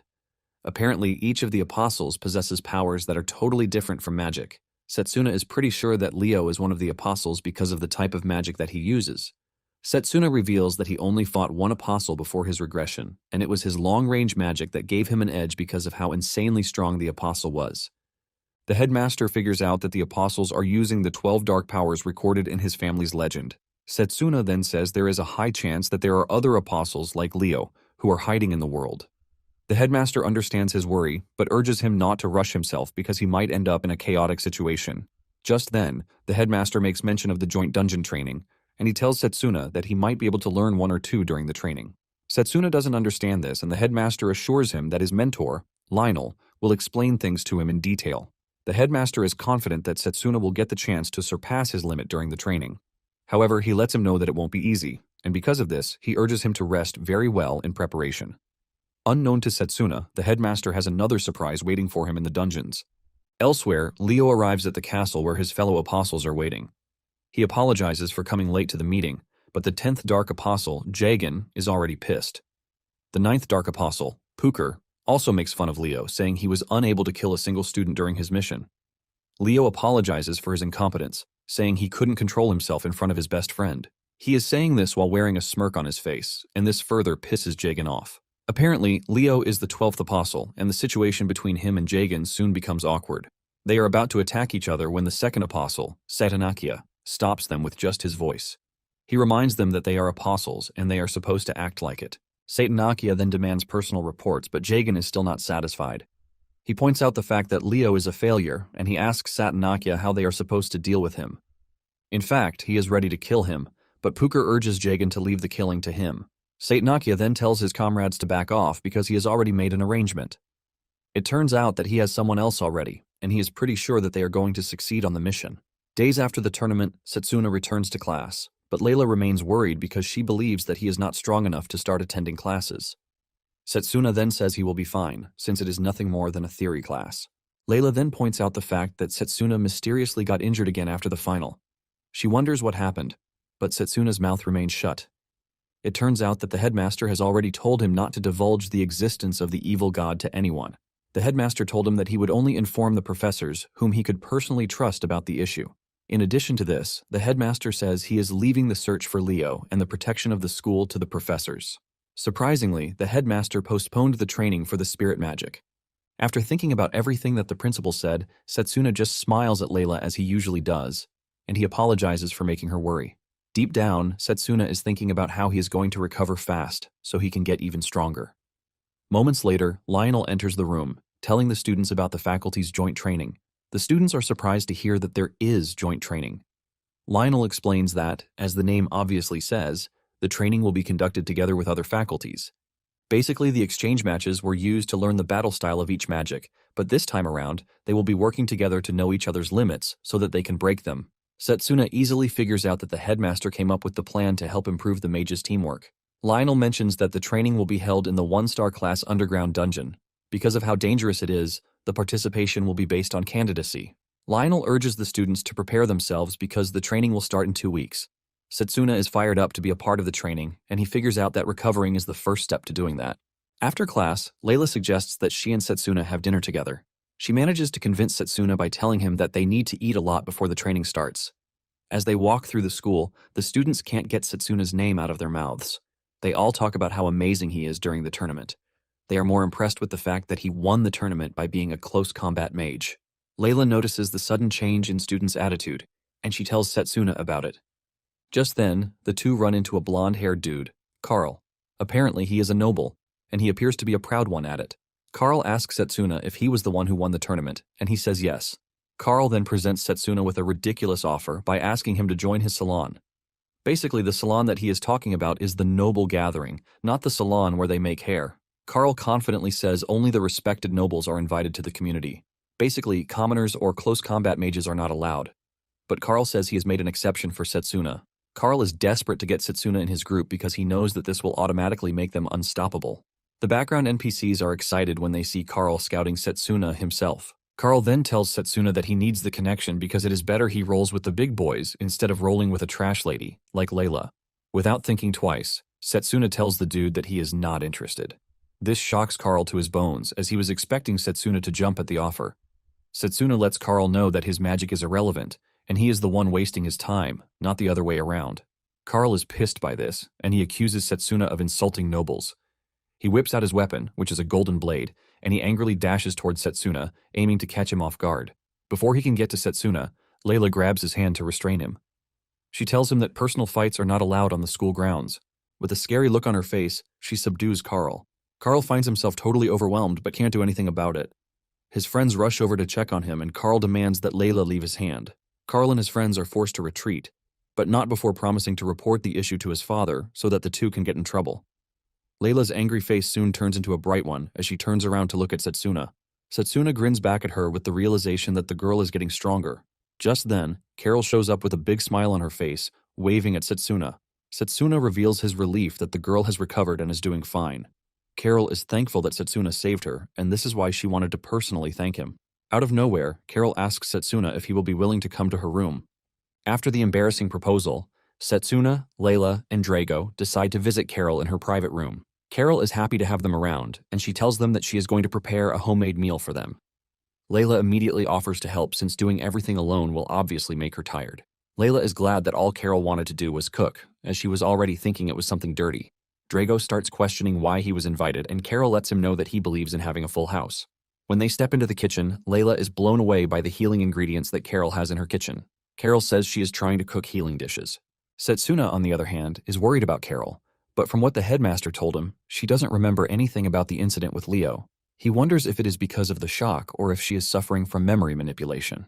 Setsuna is glad that everything went without a casualty, but he is sure other students might be under the apostle's target. Drago notices that he is completely carried away with his thoughts, and he calls him back to reality. Drago complains about the fact that Setsuna is always doing everything alone, and he urges him to take a break. Setsuna wonders if he can really take a break like he said. Just then, they hear the two girls talking loudly from the kitchen. From the way they are talking loudly, it appears that they are engaging in a physical exercise, which is definitely not something as simple as cooking. Just then, Carol shows up, asking Drago if he can come over to the kitchen to help them. Drago accepts, but before he knows it, Carol straps Drago with a maid's apron, telling him that it is the only one available. With no choice whatsoever, Drago joins the girls in the kitchen, and in no time, they finish cooking. By the time they are done, the dining table is filled with food, leaving Setsuna totally stunned. Carol apologizes if the food is too much, but Setsuna tells her that she has nothing to worry about. Setsuna is aiming to finish the food since they all put in the effort to make it for him. He grabs his spoon and he uses a physical boost on his tummy to enhance his digestion. Setsuna digs in and starts consuming everything in front of him, forcing Layla to ask him if he is okay.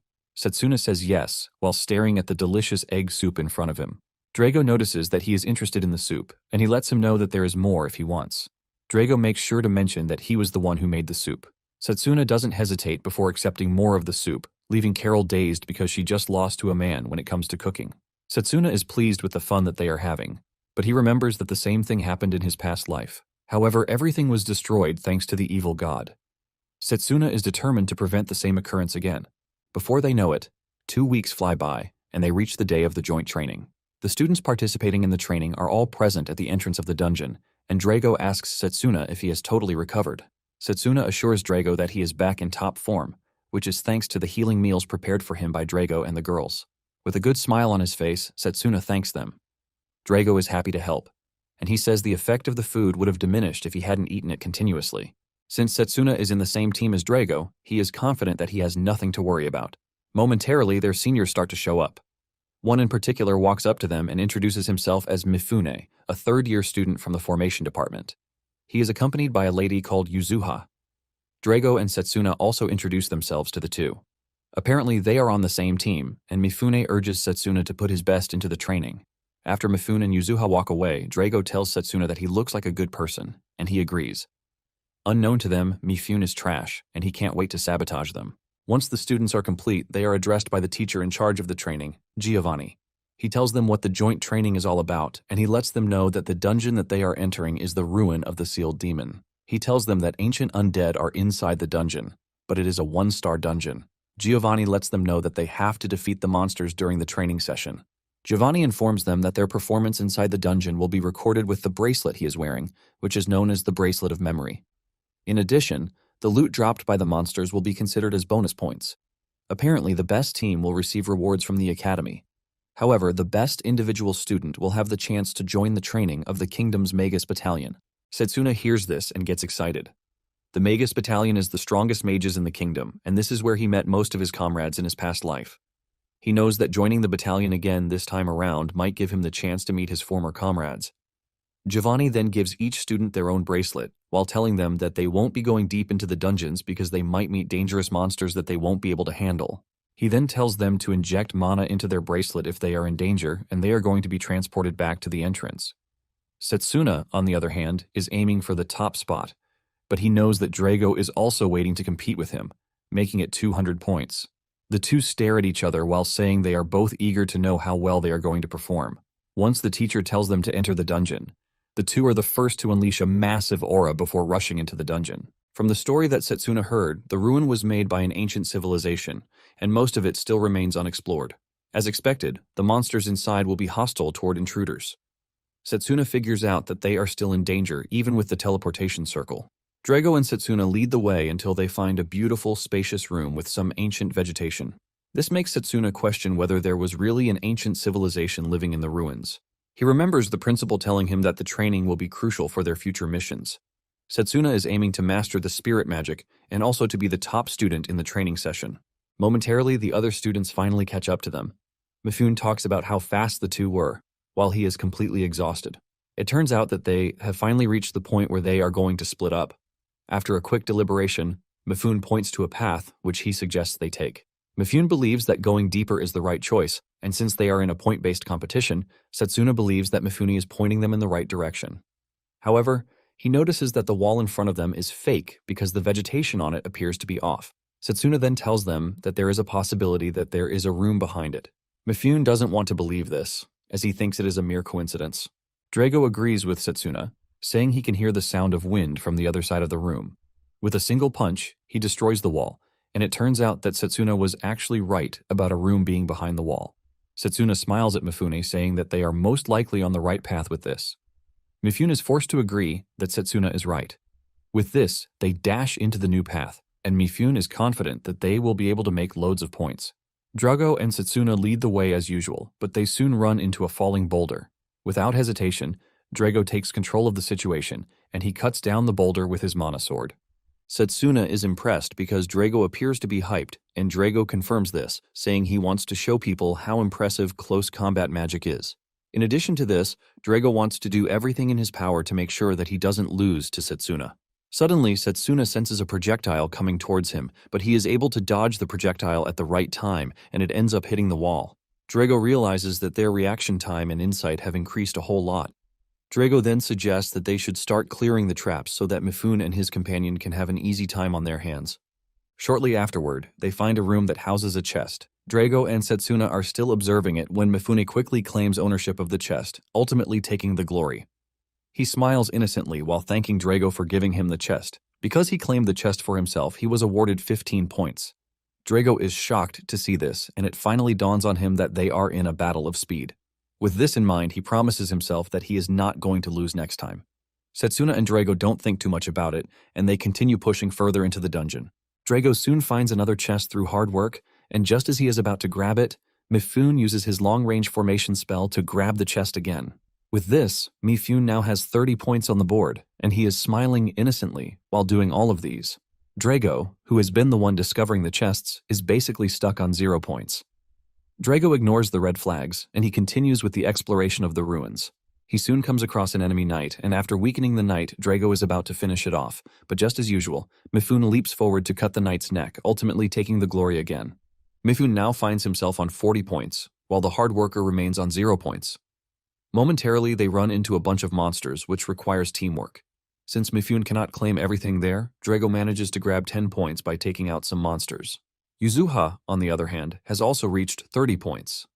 Not long after this, Drago finds another chest and Mifune claims it, giving him 55 points. Soon afterward, Drago is already running tired after working so hard without a reward. Mifune admits that he is strong, but he tells him that he lacks vision, which will stop him from moving forward. Drago, who is stuck on 10 points, is already pissed about the whole arrangement. Just then, Setsuna, who is on 25 points, steps up to talk. He mentions that how they are going to share the dungeon reward is a key part of everything that they are doing, but Mifune has been stealing Drago's points for himself. He asks Mifune if that is the way he does his thing, and Mifune proceeds to mock Drago, saying he works with his brains, unlike Drago, who is all brawn. Mifune then comes up with his logic of how humans use one another to achieve their goals. He suggests that the two do the same thing that he is doing if they are mad about it. Setsuna finally realizes that Mifune is a freaking sly because he can easily teleport since he has 2 different formation magic circles. It makes things easy for him, but Setsuna has figured out the flaw of the technique. Setsuna also figures out that Yuzuha has not been caring about the points, unlike Mifune, which suggests that she might have hidden intentions. The exploration continues, and Mifune smiles at the two, saying they will soon clear the dungeon. Mifune has reached 80 points while Yuzuha is on 50 points. Setsuna is still stuck on 35 points while Drago is battling with his 10 points. Momentarily, they arrive in a room that feels awfully different, and Mifune spots a chest sitting in front of them. Without thinking twice, he activates his teleportation circle so he can grab the chest. However, this turns out to be different from the other chests, as it releases a powerful dark fire that hits Mifune. An overwhelming aura emanates from the chest, and when it finally opens, a terrifying monster that has no business being in a 1-star dungeon appears from inside the chest. Apparently, the monster is known as the King of Death, and the dark fire that he emits brings about freaking nightmares. The team is surprised when the King of Death opens his mouth to speak, and he tells them that they are going to pay for disturbing his sleep. Setsuna concludes that the monster is extremely dangerous, and he tells Drago to take the wounded Mifune out while he fights the monster. However, Drago is not willing to back off because he is seeing a body full of points, not danger. The monster then unleashes another blast towards the wounded Mifune, but Setsuna saves him by cutting the fire. Drago charges toward the monster, but he suddenly encounters a magic circle. With no room to escape, he gets hit by the magic circle. Thankfully, he puts up his mana guard right on time, which ultimately saves his life. The King of Death then unleashes multiple magic circles at the same time. With this, Setsuna figures out that the monster is nothing short of a 4-star monster. Setsuna finds himself surrounded by dark fire on all fronts. At the same time, Mifune has a target on his head. Setsuna is forced to scream at him, telling him to wake up from his slumber. However, Drago comes to the rescue by cutting down the dark fire. Mifune wakes up to the sight of Drago saving his life. Drago then stretches his hand toward him, asking him to help. Mifune grabs Drago's hand and finally gets back on his feet. Yuzuha finds herself being targeted by the magic circles, and she freezes in fear, forcing Setsuna to rush over from where he is to save her. He asks her if she is fine, and with a bright smile, she replies that she is, and she also thanks Setsuna for saving her life. Drago continues holding off the monster until Setsuna finally joins the fight, telling Drago that it is time for them to get serious. Instead of Mifune to support them, he is thinking about how they are going to steal the points and just get out. Drago notices that something is off about him, and he asks him if he is still plotting anything. But Mifune claims that he has no bad intentions toward his saviors. However, deep down, he is an awful person who can't wait to betray them. Drago then assures Mifune that he is not getting the points this time around. Setsuna prepares himself to engage the monster, and he figures out that he couldn't finish Leo off during their last fight because he didn't have the time to properly use his charge bullet. In a flashback, Setsuna and Drago are undergoing a training session with Lionel. To help them get stronger, he brings out a bracelet infused with weight magic, telling them that they are going to get stronger if they get used to wearing the bracelet. However, he didn't want Setsuna to wear it because he was still recovering. Lionel explains that it is an old-fashioned method that needs to be used carefully. Instead of shying away from the challenges of wearing the bracelet, Setsuna is even hyped for it.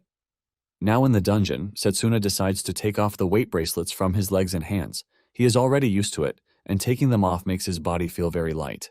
Drago does the same, and just the sound of the bracelet hitting the ground shows that it is heavy. Mifune is shocked when he sees this, leaving him to wonder just what sort of strange item the two have been wearing. With the restrictions off, Drago and Setsuna dash toward the monster at high speed. They apply physical boosts to their body to help them move even faster. Drago goes after the magic circles, and he starts punching them to destroy them. Drago soon reaches the King of Death, and he tries hitting it on its head, but the monster grabs him by the leg. However, this doesn't save the monster as Setsuna appears from the side to kick the monster. The two are able to deliver a simultaneous attack on the monster, leaving a loud explosion. Mifune is shocked when he sees the entire attack area go up in purple smoke. Drago and Setsuna's teamwork has successfully decapitated the monster with their kick. Setsuna checks his points and realizes that it has increased to 50 points, and the same thing applies to Drago. Because they both defeated the monster at the same time, the points were distributed between them. Mifune is shocked when he sees this, and he realizes that Setsuna and Drago were not unleashing their full potential from the start. Setsuna then turns around to ask Yuzuha about her injury, but to their surprise, she is nowhere to be found. They are wondering where she is when the ground starts to shake aggressively. The ground under them gives way, and Mifune almost falls in, but Setsuna saves his life. He grabs him and pulls him back up, and when they look into the hole, they see a ton of undead monsters emerging from below. Realizing that they might not have what it takes to engage such a high number of monsters, the team is forced to move backwards. Setsuna is left to wonder why the dungeon is acting so differently. Before the team can get the proper chance to retreat, they are overwhelmed by the monsters. Setsuna screams at his teammates to aim for the heads if they plan to kill them. Mifune is forced to fight, but he realizes that they are not getting any points from killing the monsters. Momentarily, Setsuna figures out why they are not getting any points from killing the monsters, and this is because the undead monsters are getting revived by the power of darkness. Drago complains about the high number of monsters, and Mifune reveals that the dungeon is a strange one because the monsters inside are not those of a one-star dungeon. Just then, Setsuna senses the source of the magic power, and it turns out that it is coming from the lower floors. Setsuna then asks the team if they can sense the same thing that he is feeling from the lower levels. Mifune doesn't get a whiff of this, and he thinks Setsuna is making a mistake. Setsuna assures him that he is not mistaken, but he doesn't know whose magic power it is. Since they are not sure, Drago suggests that they should confirm. He dives into the lower levels, and Mifune is hesitant to enter. Setsuna then tells him that he has no choice because staying on the surface will only lead to his death. Mifune is pissed about this, and he asks Setsuna if he is underestimating him, but Setsuna lets him know that he is basically telling him the reality of things. Setsuna reminds Mifune that he doesn't have any other strategy but to steal points from Drago. With this, Setsuna dives into the lower levels too. Mifune concludes that the team and the dungeon are a mess, but he has no choice but to join them. As the battle continues, Mifune is forced to ask the two if they have been training together in the past because they appear to be in perfect sync. Drago just mocks Mifune, calling him talkative. And Mifune defends this by saying he prefers to talk rather than listen to the annoying voice of the undead. Setsuna then points to his left, saying he can feel a strong magic coming from that direction. The trio follows the path, and they soon come across an eyeball monster that appears to be the source of the strange magic that they are feeling. Setsuna is blown away because it is his first time seeing an eyeball monster. Mifune, on the other hand, is planning something. Drago senses this and then acts as if he wants to stretch his hands before using the opportunity to hit Mifune in the face. Drago apologizes for stretching out of nowhere, but he has already carried out his plan. Just then, Setsuna destroys the eyeball monster while Mifune is still struggling with his face. This gives Setsuna 10 additional points to what he already has. Drago then senses that the monsters are converging on their position again, and this is probably because they have sensed that the source of their magic power is gone. Setsuna doesn't care because they now have a chance to earn points by killing the monsters. Drago is also excited to take on the monsters, and when Mifune sees this, he decides to brace up so he is not left behind. Before they start engaging the monsters, Setsuna then asks Mifune if he knows anything about Yuzuha's movements. Mifune says he has no idea, and he believes that Yuzuha ran away because she got scared. Setsuna, on the other hand, doesn't believe this. He knows that something is off about Yuzuha because she doesn't look scared when they are attacked by the Death King. In addition to this, they have been encountering strange monsters that they have never seen before in a one-star dungeon. Since the eyeball monster was supplying dark magic, Setsuna wants to believe that the apostles are involved. With this in mind, Setsuna figures out that Drago and the other students are in danger. Setsuna can only hope that Layla and the others are safe wherever they are. Just then, the monsters come rushing toward the three, and Drago excitedly welcomes them because all he can see are bonus points. Without holding back, the two start beating up the monsters like a Cherokee drum. Drago ends them with his strong punches while Setsuna slices them to bits with his mana sword. By the time that they are done wiping out the monsters, Setsuna manages to reach 200 points, and Drago has 210 points. Mifune also has 100 points, and since he has reached his desired points, he believes that it is time for him to leave. Drago is surprised, and he asks him if he has no intentions of looking for Yuzuha, since she is his friend. Mifune laughs when he hears this, and he reveals that Yuzuha is not his friend because he only just met her yesterday. Mifune claims that Yuzuha was the one acting all friendly with him. Mifune believes that the girl is already outside, crying her eyes out in fear. Setsuna is surprised to hear that it was just yesterday that they met. Mifune is tired of talking, and he tries to teleport away by activating the bracelet, but to his surprise, it does not work. Mifune is shocked to see this, and Setsuna lets him know that their only choice is to walk back to the surface. Mifune tries to call Setsuna to reason that something is wrong. Drago agrees with Mifune as he asks the same question. Just then, Setsuna senses the strange magic power from earlier again. Just then, Setsuna tells the two that he is leaving to find Yuzuha, but he assures them that he will be fine. Mifune is surprised to hear this, and he starts asking Setsuna if he has somewhat fallen in love with Yuzuha. Drago disagrees with Setsuna, telling him that he is going with him. Setsuna then tells Drago that he can sense a strange magic power from below them, and he urges Drago not to push himself in the face of danger. Drago agrees to this, but the cowardly Mifune believes that they are supposed to head outside to report the situation to Professor Giovanni. Mifune then asks why Setsuna is so confident that Yuzuha is below them. Setsuna reveals that he can sense Yuzuha's faint mana. Setsuna then tells Mifune that he is free to leave so that he can report the situation to Giovanni. Setsuna and Drago continue into the deeper floors of the dungeon, leaving Mifune conflicted. He wants to follow the two because he is scared of going out alone, and while he is still thinking about what he wants to do, Drago comes back to pat him on the shoulder and tell him to join them in searching for Yuzuha so that they can all leave the dungeon together. Mifune has no choice but to join them with the hope that they find the girl fast so that they can leave. As they move deeper, Mifune asks Setsuna how he is able to sense Yuzuha's mana when he and Drago can't. Setsuna then answers that he is able to do this through constant practice, but Mifune believes that he is full of BS.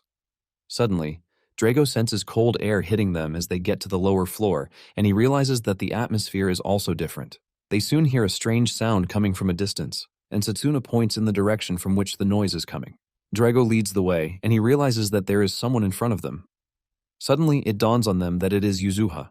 Drago is still asking her if she is fine when they realize that something strange is going on with her. Her face is popping out like the undead, and she is sitting on a magic circle. Surprisingly, she stretches her hand forward, asking the trio to help her.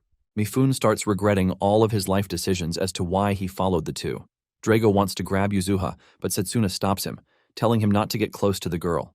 Drago is surprised when Setsuna says this, and Setsuna explains that what he is staring at is an ancient trap. Setsuna has figured out that the traps in the dungeon are most likely activated by an item powered by dark magic. This was something he witnessed in his past life, and he is skeptical that Yuzuha intentionally used the item on herself. Setsuna believes that the entire thing is planned out by someone else behind the scenes. Setsuna then tells the team that the trap can only be destroyed by a special magic. They need a magic weapon to basically destroy the magic circle that Yuzuha is sitting on. Setsuna tells the team to leave the handling of the magic circle to him, and Drago gives him free rein to handle it. Setsuna whips out his mana blade, and he charges it up before striking the magic circle with it. A strike from Setsuna is able to destroy the circle, breaking Yuzuha away from the influence of the magic. Yuzuha falls into Setsuna's arms, and before she completely passes out, she says something about not allowing Setsuna to go further. Setsuna is left wondering what she means by this. Just then, Setsuna notices the source of the magic power, which is the earring that she is wearing. Mifune quickly jumps in, saying Yuzuha was reckless, which is why she ended up where she is. He asks Setsuna if Yuzuha will be fine. Setsuna answers that he honestly doesn't know, but suggests that they regroup with the others. Setsuna carries Yuzuha on his back, and he is confident that the event is the handwork of the apostles. Drago lets Setsuna know that he has a lot he wants to ask him, but he is going to wait until they leave the dungeon. Setsuna then asks Mifune if the bracelet has started working. Mifune tries out the bracelet, but the result remains the same, leaving him to ask if Giovanni gave them a defective magic tool. Setsuna tries Yuzuha's bracelet, but it also doesn't work. Drago then suggests that they continue moving, but suddenly, the room is rocked by an earthquake. This triggers their sense of emergency, and they start running for their lives. Mifune is already crapping his pants as he wonders what is going on with everything. Momentarily, they find themselves trapped, even though Drago tried his best to break a path for them to follow. Setsuna suggests that they find a safe path instead of using brute force to break through the blocked path. On the other side, Layla and her team are searching for students who are trapped under the rubble. Layla and her team soon find a student trapped under rocks, and they help him out. Layla then uses her brooch's healing magic to help ease the dude's pain. While healing the student, Layla is secretly praying that Setsuna and Drago are safe. Still trapped behind the rubble, Drago asks Setsuna if he can't do anything with his charge bullet. Setsuna replies that he can actually do it, but it is risky since the force from the skill might end up triggering another earthquake. Drago then says they should be fine as long as they are able to remove the rubble. Setsuna is worried because the air is getting thinner, and before they know it, they will find it difficult to breathe. To make it worse, they have exhausted themselves from fighting the monsters. Setsuna then tells the team that there is actually a way for them to get out of the situation, but it might require them to go deeper underground. Drago is worried about Mifune and Yuzuha, but Setsuna says he will be carrying out the mission by himself. Mifune is surprised at just how confident Setsuna is. Mifune agrees that Setsuna is strong, but he lets him know that there are stronger monsters residing in the deeper levels, and because of this, Mifune thinks it's best for Setsuna to stay with them. Setsuna then replies that he might be wrong, but he thinks the reason for the earthquake is that the dungeon boss has woken up. Basically, they can't teleport back to the surface because the mana is being overridden by a stronger mana presence. Setsuna lays it out for them, saying that the dungeon is no longer a one-star dungeon. Drago is impressed by just how much knowledge Setsuna has in his small head. Setsuna doesn't override the compliment because he knows so much, thanks to the fact that he has been exploring dungeons in the past. Mifune then asks Setsuna if Drago will be staying back with them, and he says yes. Mifune then urges Setsuna to mark his path just in case things go south. Setsuna agrees to this while assuring the team that he is going to save them. As Setsuna steps out to carry out his plan, he wonders just how powerful the dungeon boss is, since it is able to easily affect the dungeon and the monsters. Setsuna is also worried about just how effective close combat magic will be. While taking on the undead monsters in his path, Setsuna wished that he had fire magic or purification magic because it would have made things easier.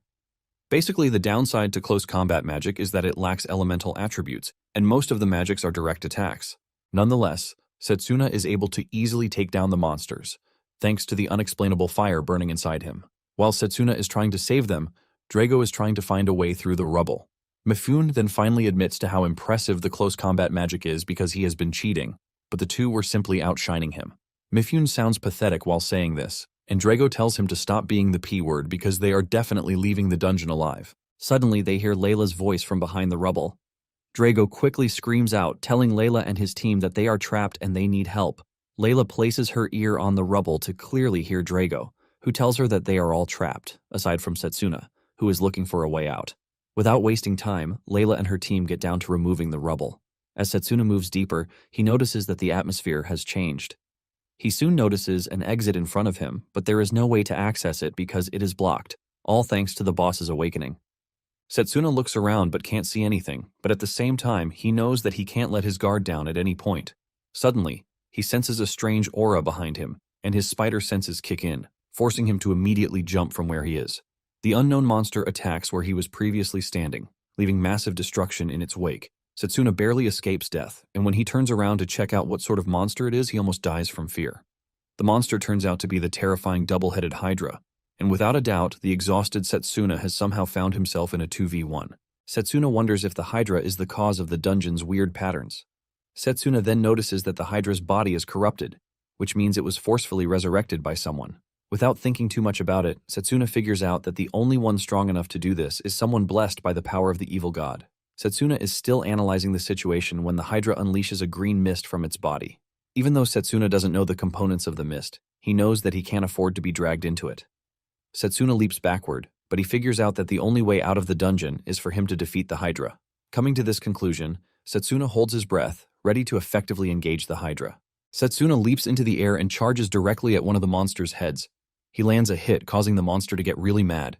It attacks frantically, but Setsuna moves out of the way before getting hit. Setsuna runs to the monster's back, all while holding his breath.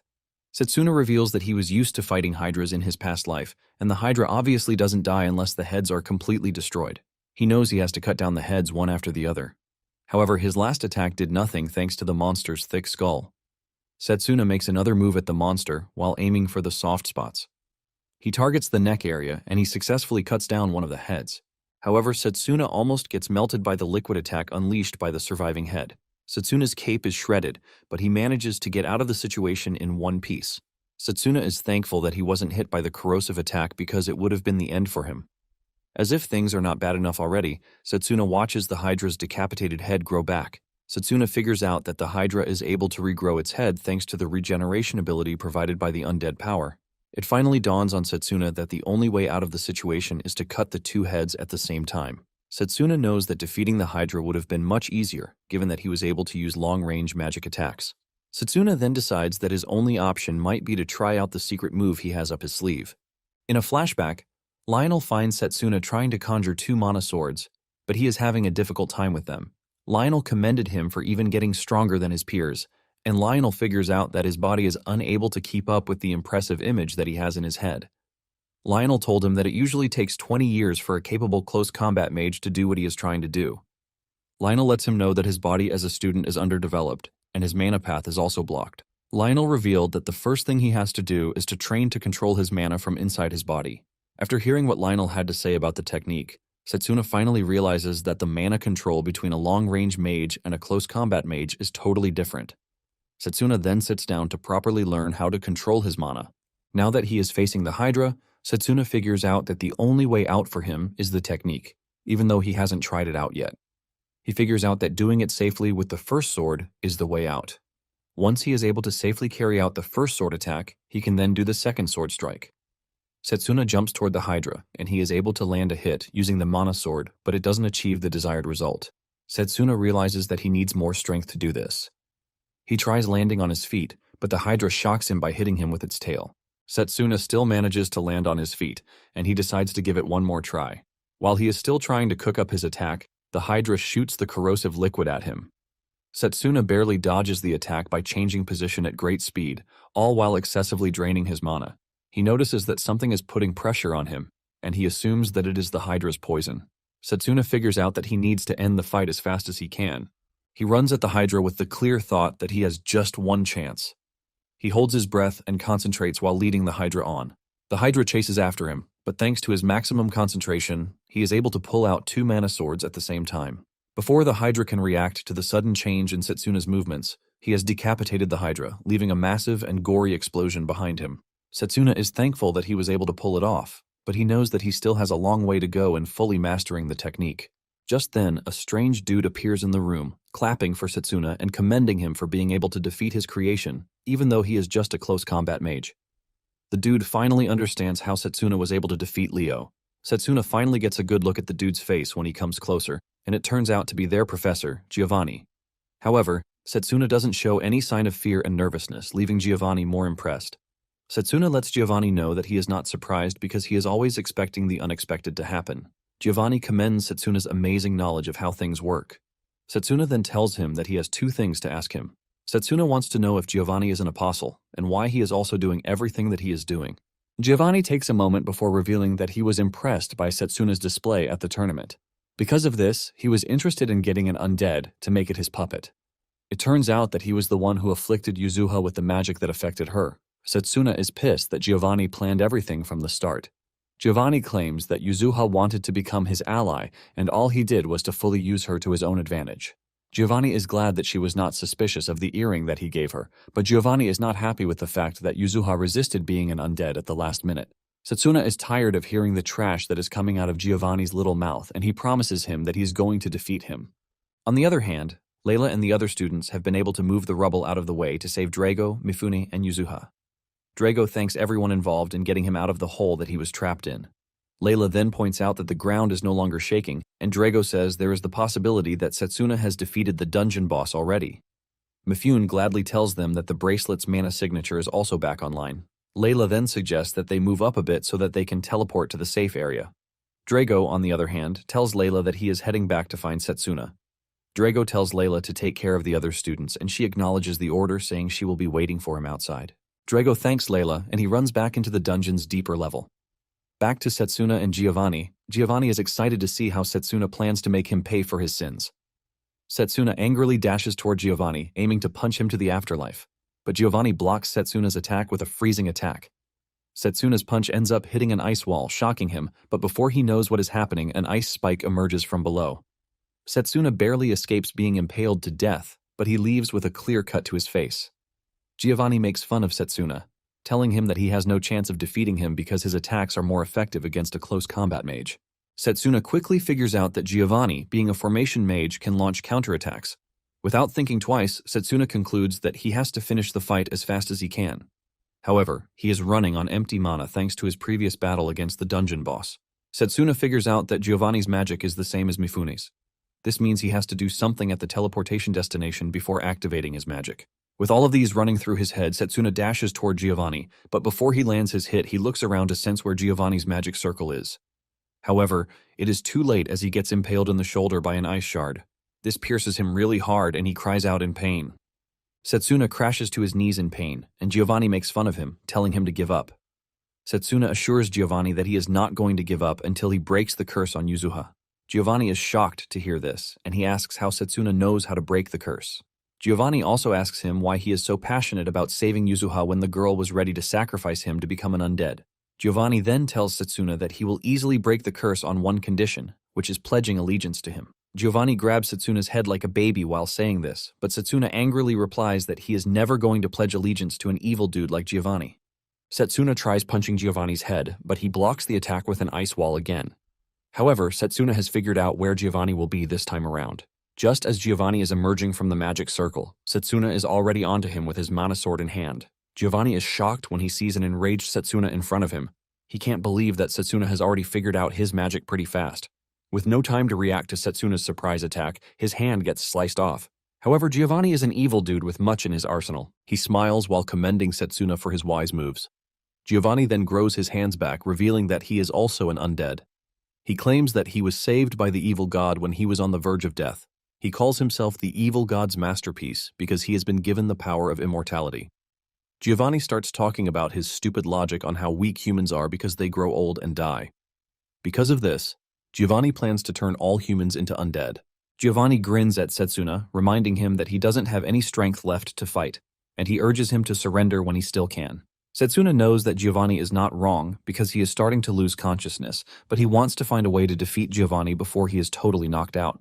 Suddenly, Setsuna senses his friend's mana, and he smiles, knowing that help is on the way. Setsuna decides not to do anything again, and Giovanni activates the magic circle under him so he can start the ritual. Just when he starts to concentrate on the ritual, Drago appears behind him, and he throws a rock at him. The rock flies at a crazy speed that it tears Giovanni's head apart in the mouth region.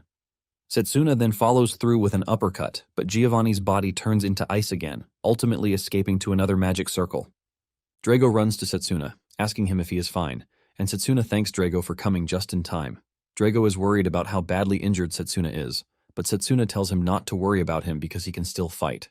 Setsuna then asks about their seniors, and Drago explains that they were saved by Layla. Drago assures him that they are already escaping the dungeon, and Setsuna smiles, knowing that Layla is growing into a reliable person. Giovanni emerges from one of his magic circles, enraged that Drago interrupted his ritual. Drago is shocked to see Giovanni, and Setsuna explains to Drago that Giovanni is behind everything that has happened. Drago is pissed that a traitor is in the academy and lets Giovanni know that he is going to punish him. Setsuna explains that Giovanni turns his body to ice and then launches a counterattack whenever he is attacked. He tells Drago that he has to dodge the attacks as fast as possible. Setsuna then says Giovanni can teleport, but he can't do it continuously. Setsuna tells Drago that he has to attack Giovanni, forcing him to teleport while he waits for him at his teleport destination. Setsuna figures out that Giovanni's regeneration is getting slower, and he believes that he will be able to finish him off at his teleport destination. With their plan intact, Drago charges at Giovanni. Just as expected, he turns into ice and disappears to the next teleport destination. However, Setsuna is already waiting for him, and even though he risks suffering a frostbite, Setsuna doesn't care. He punches Giovanni so hard with his fists that have been imbued with mana. Setsuna delivers a right-hand punch and follows through with a left-handed punch, piercing through Giovanni's body as he screams out like a pig. Giovanni is sent crashing into a wall, but he is missing most of his upper body from Setsuna's rage-filled attacks. Because of how much he has pushed himself, Setsuna crashes to the ground. Giovanni, on the other hand, is not yet done, and he brings out an item given to him by the evil god, which will allow him to fuse with the Hydra. Giovanni activates the magic item, forcing him to morph with the Hydra, and he angrily tells the two that he is going to make sure that he kills them for making him use his trump card. Drago's face reeks with fear as he watches the terrifying and ugly transformed Giovanni stand tall above them, while Setsuna is lying on the ground, totally battered. He figures out that he and Drago are just going to end up dead with the way things are going. With his blurry vision, Setsuna notices that there is a burning image displayed in Giovanni's transformed body. He remembers what the principal told him about spirit magic being the process of enhancing the body by assimilating a spirit, which can only be achieved through a total state of emptiness. Now that he is totally out of energy, Setsuna can finally sense the state of emptiness that the headmaster was talking about. He realizes that a spirit is in the air, and with his last breath, Setsuna begs the spirit to lend him its power so he can save his friends. Suddenly he hears a voice telling him to shut his mouth. Setsuna is shocked, and out of nowhere he finds himself in a strange dimension.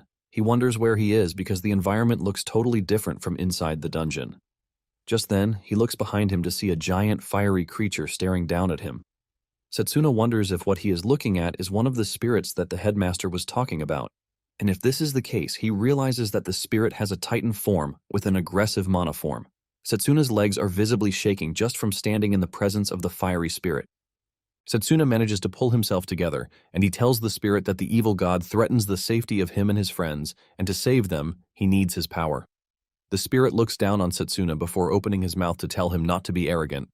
The spirit gets mad and unleashes a fiery aura from its body, causing the entire ground where it is standing to erupt in fire. Setsuna is blown away by how powerful the fire magic is because he feels affected even though he is standing at a distance. The spirit looks even more terrifying than before, and he asks Setsuna if his request is going to benefit him in any way.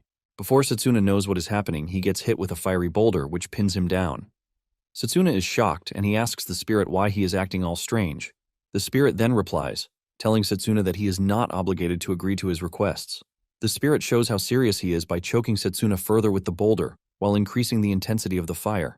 Setsuna soon finds himself engulfed by fire, and the spirit reveals his intention to make the realm hell for him. Setsuna is consumed by the fire, and this causes unimaginable pain, forcing him to scream. However, Setsuna knows that he has to find a way to persuade the spirit, or else it is going to be the end for him and his friends. The spirit is surprised when it realizes that Setsuna is still conscious, even though he has increased the intensity of the fire. The spirit knows that a normal human should have passed out. Just then, the fiery spirit senses the presence of the spirit of time in Setsuna, leaving him to wonder why. Setsuna is not ready to give up even though he is getting roasted like a chicken. He screams out, telling the spirit to listen to him. The spirit is surprised to see how much Setsuna is resisting, and he also notices the presence of the evil god and his apostles. Once Setsuna realizes that the fiery spirit knows about them, he tells him that what he wants is to defeat the apostles. The fiery spirit remains stubborn, telling Setsuna that he is just going to burn him to ashes. Setsuna then replies that he doesn't care because he has no intention of backing down.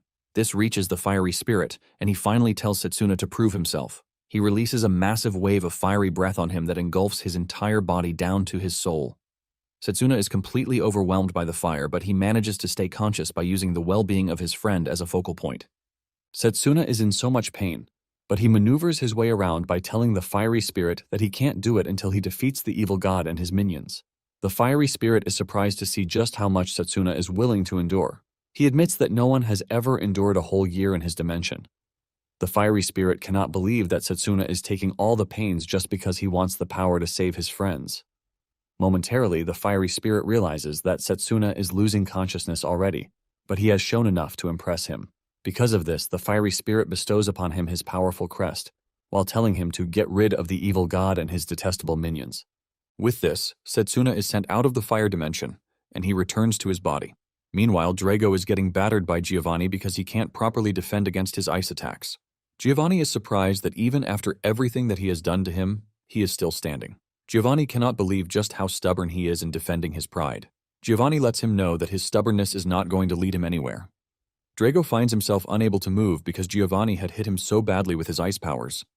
Giovanni easily grabs Drago, telling him that he is about to finish him off. Giovanni then tells him that he will kill Setsuna, whom he has been protecting, once he is done with him. Giovanni makes fun of Drago, telling him that he and his friend will get along well as corpses. Giovanni throws Drago to the ground like he is trash, and since Drago can't use Mana Guard again, there is no way to defend himself. Drago lies on the ground, watching Giovanni prepare to finish him off. Finally accepting that he is going to die, Drago remembers how his father told him to protect his friends, using the close combat magic. Drago is disappointed that he is unable to fulfill his father's wish.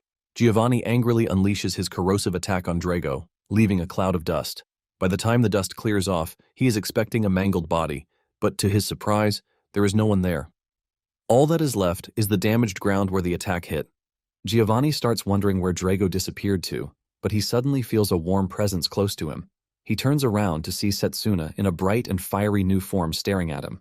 Setsuna had managed to grab his friend away from danger just at the right time. Setsuna looks totally different with red hair, thanks to his awakening. Giovanni is left stunned as to what sort of form Setsuna has suddenly awakened with. He is still thinking about this when Setsuna disappears from where he is standing. Before Giovanni realizes it, Setsuna has reached him. Setsuna delivers a powerful punch that sends him flying into the wall. Giovanni crashes hard into the wall, leaving him wondering how a close combat mage is able to use elemental magic. Giovanni soon realizes that he didn't just receive damage from Setsuna's attack. The attacks have also damaged his regeneration speed, causing it to ultimately slow down. He figures out that Setsuna's flame is far from normal. Just then, it dawns on him that there is another crest on Setsuna's hand. Giovanni doesn't want to believe the fact that Setsuna now has 2 magic paths in his body. Suddenly, Giovanni finds himself trembling in the presence of the amazing firepower that Setsuna wields. Giovanni doesn't want to accept that he is actually scared of Setsuna. Giovanni then motivates himself with the fact that he is an undead who has conquered the idea of death. He unleashes a poison mist from his mouth, claiming that it is a broken skill that no living being can handle. Setsuna proves him wrong by simply cutting through the poison wave with just a flamed-up punch. He easily pushes the poison wave aside, shocking Giovanni to his bones. Giovanni is still asking himself where Setsuna is able to get such power when Setsuna dashes toward him at great speed. Setsuna hits Giovanni with a flame-powered punch, forcing the F word out of him. Giovanni is thrown across the room, but to his surprise, Setsuna has not even started yet. Just then, Setsuna misfires the power, and he loses consciousness. Giovanni realizes that Setsuna is still a newbie when it comes to the power, and he makes fun of him for passing out during battle. Giovanni immediately takes control of the situation, and he tries to hit Setsuna by punching him, but to his surprise, Setsuna dodges the hit. Giovanni is shocked at this, leaving him to wonder just how Setsuna was able to dodge it. He figures out that Setsuna is moving based on instincts, and he thinks of restricting his movements to properly defeat Setsuna. Giovanni unleashes his ice powers, and it turns out to be a direct hit. The ice shards penetrate Setsuna's body, restricting him to one place. Giovanni commends Setsuna's powers but lets him know that he is still a baby when it comes to fighting the big boys. Giovanni then runs towards Setsuna, aiming to decapitate him, so he can prove that being an undead is much better. Just as he is about to reach Setsuna, he sees his arm flying in the opposite direction, leaving him shocked. He looks down to see what happened, only to see Layla standing in front of Setsuna with her mana sword in her arms. Layla apologizes to Setsuna for coming late, and she assures him that nothing will happen to him again.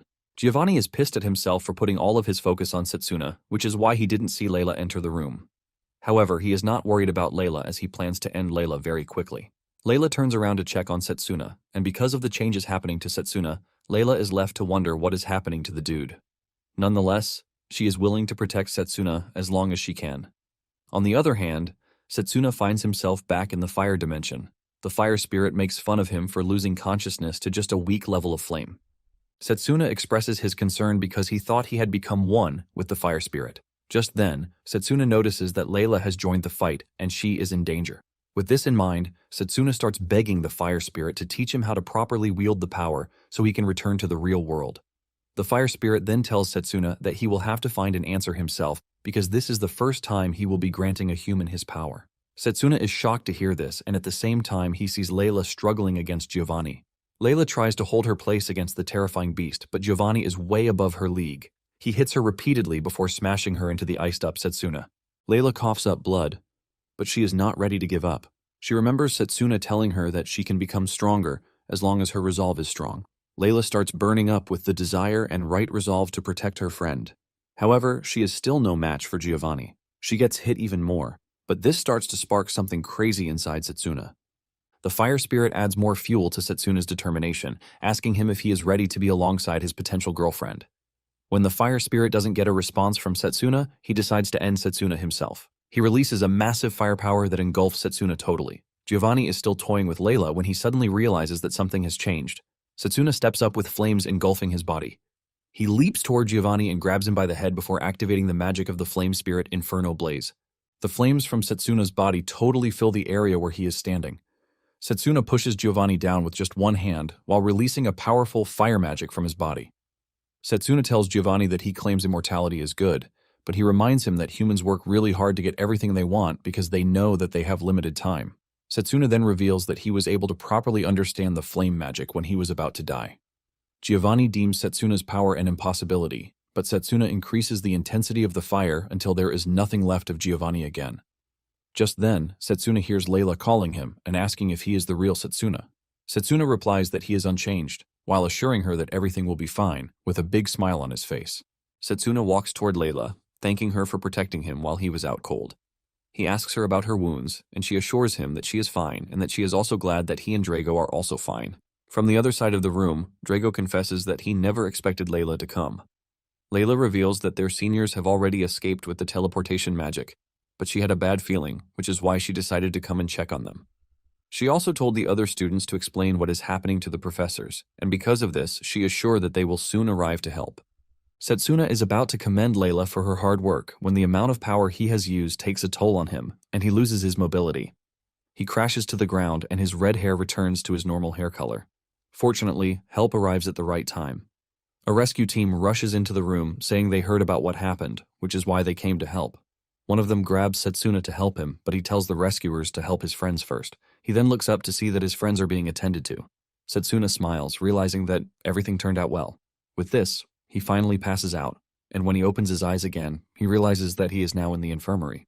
Setsuna regains total consciousness with the realization that he has become a day-to-day customer in the infirmary.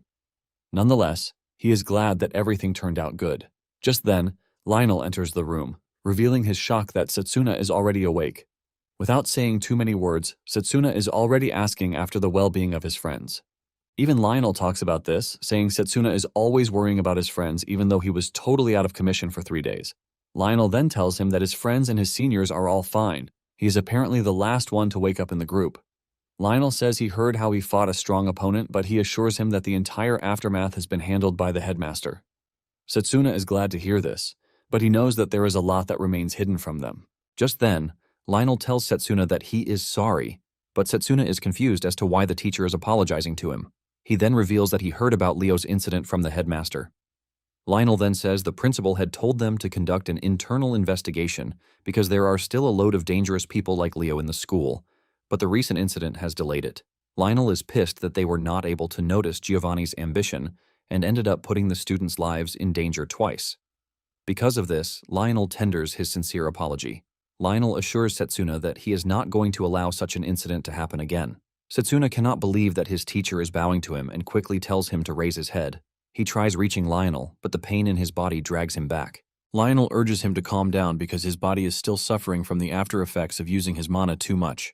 On the other hand, he assures him that all of his injuries have been cleared out thanks to healing magic. Lionel says this is all thanks to the person who rushed into the dungeon to help him, and this leaves Setsuna wondering just who it is that helped them. Just then, the said person enters the room, and it turns out to be the bald-headed Professor Zakari. Zakari has a plate of cut apples in his hand, and he gives them to Setsuna. Lionel then hits him in the back, reminding him that he still has something that he wants to tell Setsuna. Zakari finally puts his head down, and he apologizes for the way he treated Setsuna during the orientation exam. Zakari revealed that he used to be an honor student in the academy, but when it turned out that the only magic path he could use was close combat magic, he was abandoned by his friends and family. Zakari was still suffering from the trauma of what happened to him, which is why he was pissed at Setsuna for choosing the close combat magic path when he obviously had other paths he could have chosen. Nonetheless, it turns out that Setsuna's team has the highest score in the joint training, and Setsuna's score is the highest recorded in the close combat department. Because of the incident that happened, the joint training with the kingdom's Magus battalion has been cancelled. However, Zakari is pleased that Setsuna is able to show everyone that the close combat department is not trash. Surprisingly, Zakari thanks him for everything that he did to help. Setsuna is blown away by how Zakari is talking like a whole different person. Setsuna also apologizes for his rudeness during their first encounter.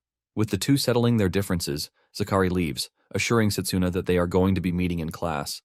After Zakari is gone, Lionel brings out a glove saying the headmaster told him to give it to him. Setsuna is confused about why the headmaster is sending him a glove, and Lionel reminds him that the spirit crest on his other hand is one no one has heard of or seen before.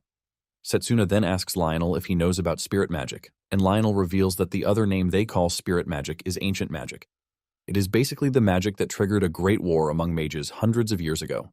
This is why everything that concerns the spirit magic is banned. Lionel urges Setsuna not to use the magic in front of anyone because he is done for if the Holy Church finds out about him. Setsuna has always heard about the magic that caused the war but doesn't know that it was the spirit magic. Nonetheless, Setsuna wants to know how Lionel knows about the magic. Lionel then confesses that it was the headmaster who explained it to him. Lionel adds that the principal has told him about everything, including how Setsuna regressed. Lionel assures Setsuna that only he and the principal are aware of this in the entire academy. Setsuna is relieved that Lionel now knows about it too, but he wonders if Lionel is the best person to know. Just then, Lionel lets Setsuna know that he doesn't care what kind of life Setsuna lived in his past life. All he cares about is the fact that Setsuna is a student of the academy. Setsuna is relieved to hear this, and he thanks the professor for this. Setsuna asks about the headmaster, and Lionel tells him that the old man will be away for some time because he found some clues about the apostles.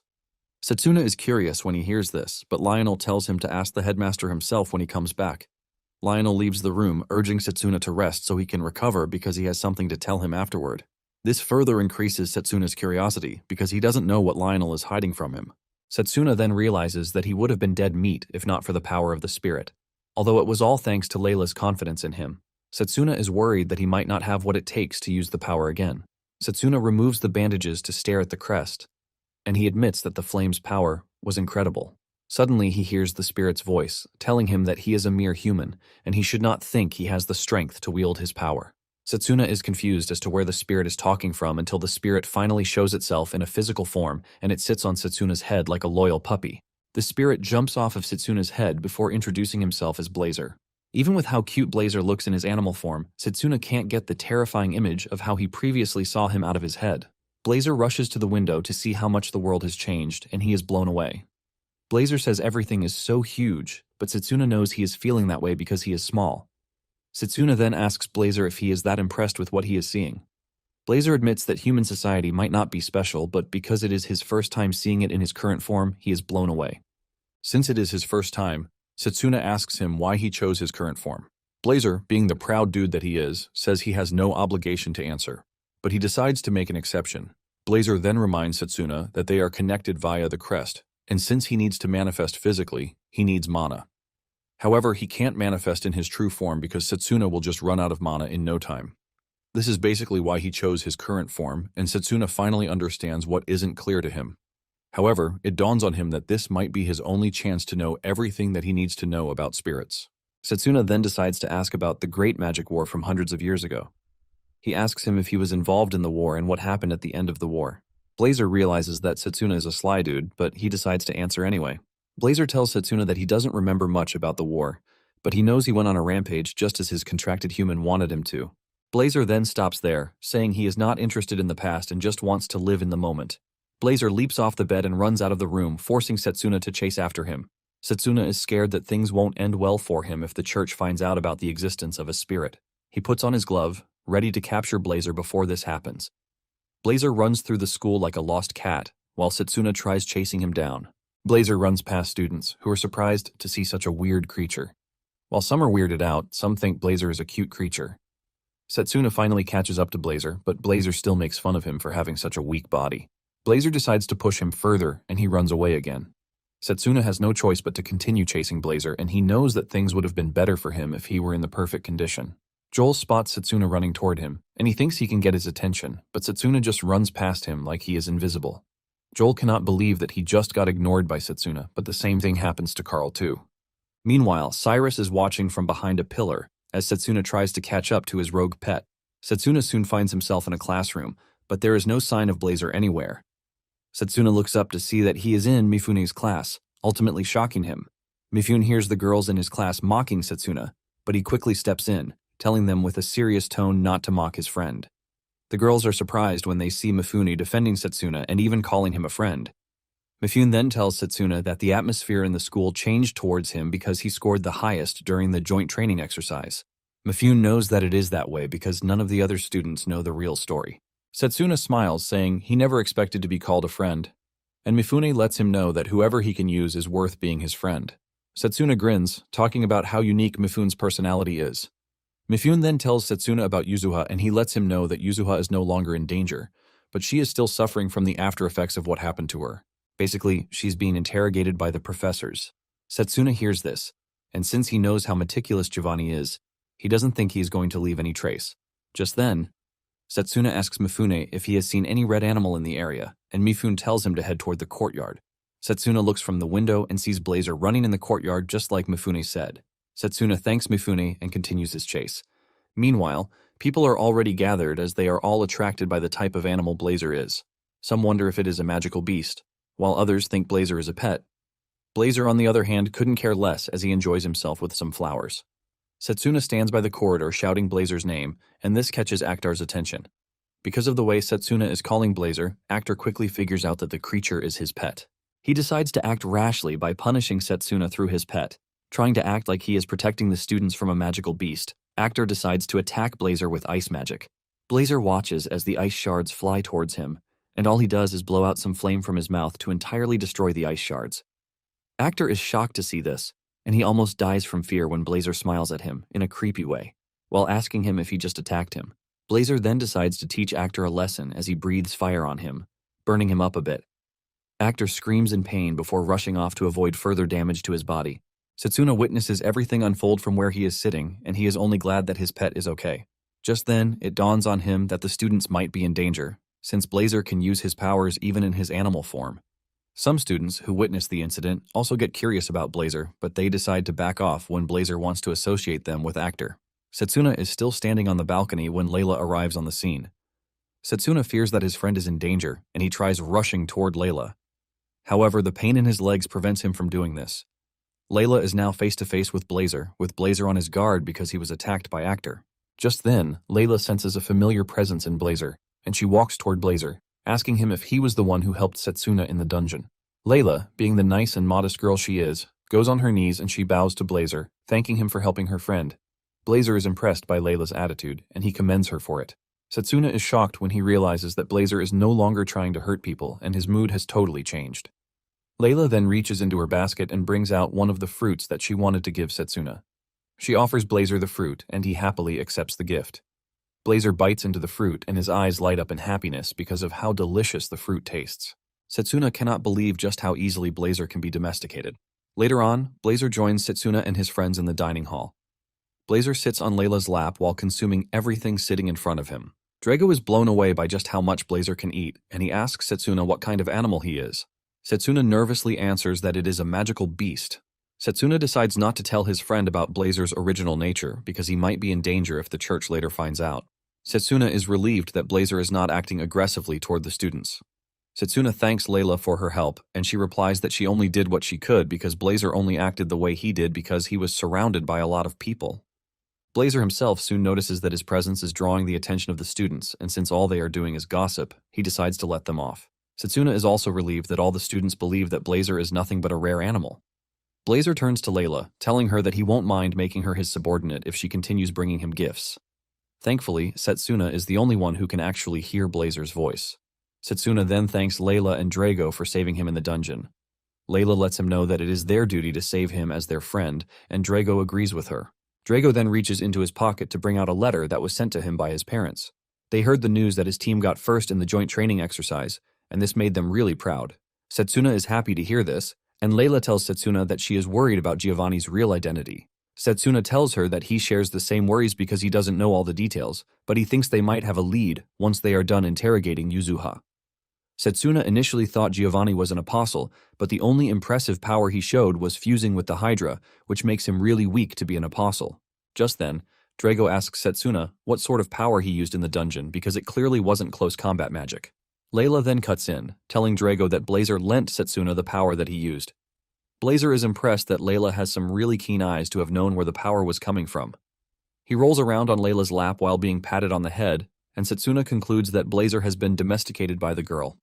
The kids are enjoying themselves when Cyrus suddenly shows up, calling on Setsuna. The other students in the room wonder why Cyrus is there, and with the type of expression that they are making, Cyrus can clearly see that they don't want him there. Cyrus decides to act like the shameless man he is by asking Setsuna about Blazer's origin. Cyrus claims that he has never seen such a magical beast before, and he starts wondering if it is a banned magical beast or not. Setsuna already knows that things won't end well if Cyrus continues with his stupid accusations. Cyrus then moves closer to Setsuna to talk directly to his face, while reminding him that he was supposed to register his pet in the academy. The moment Blazer hears Cyrus call him a pet, he starts getting really mad. Cyrus tells Setsuna that he will have to get rid of Blazer if he can't explain how he came about. Just as Blazer is about to lose it, Zakari shows up in the dining hall. Zakari interferes in the case, saying he was the one who received Blazer's registration form, but he misplaced it.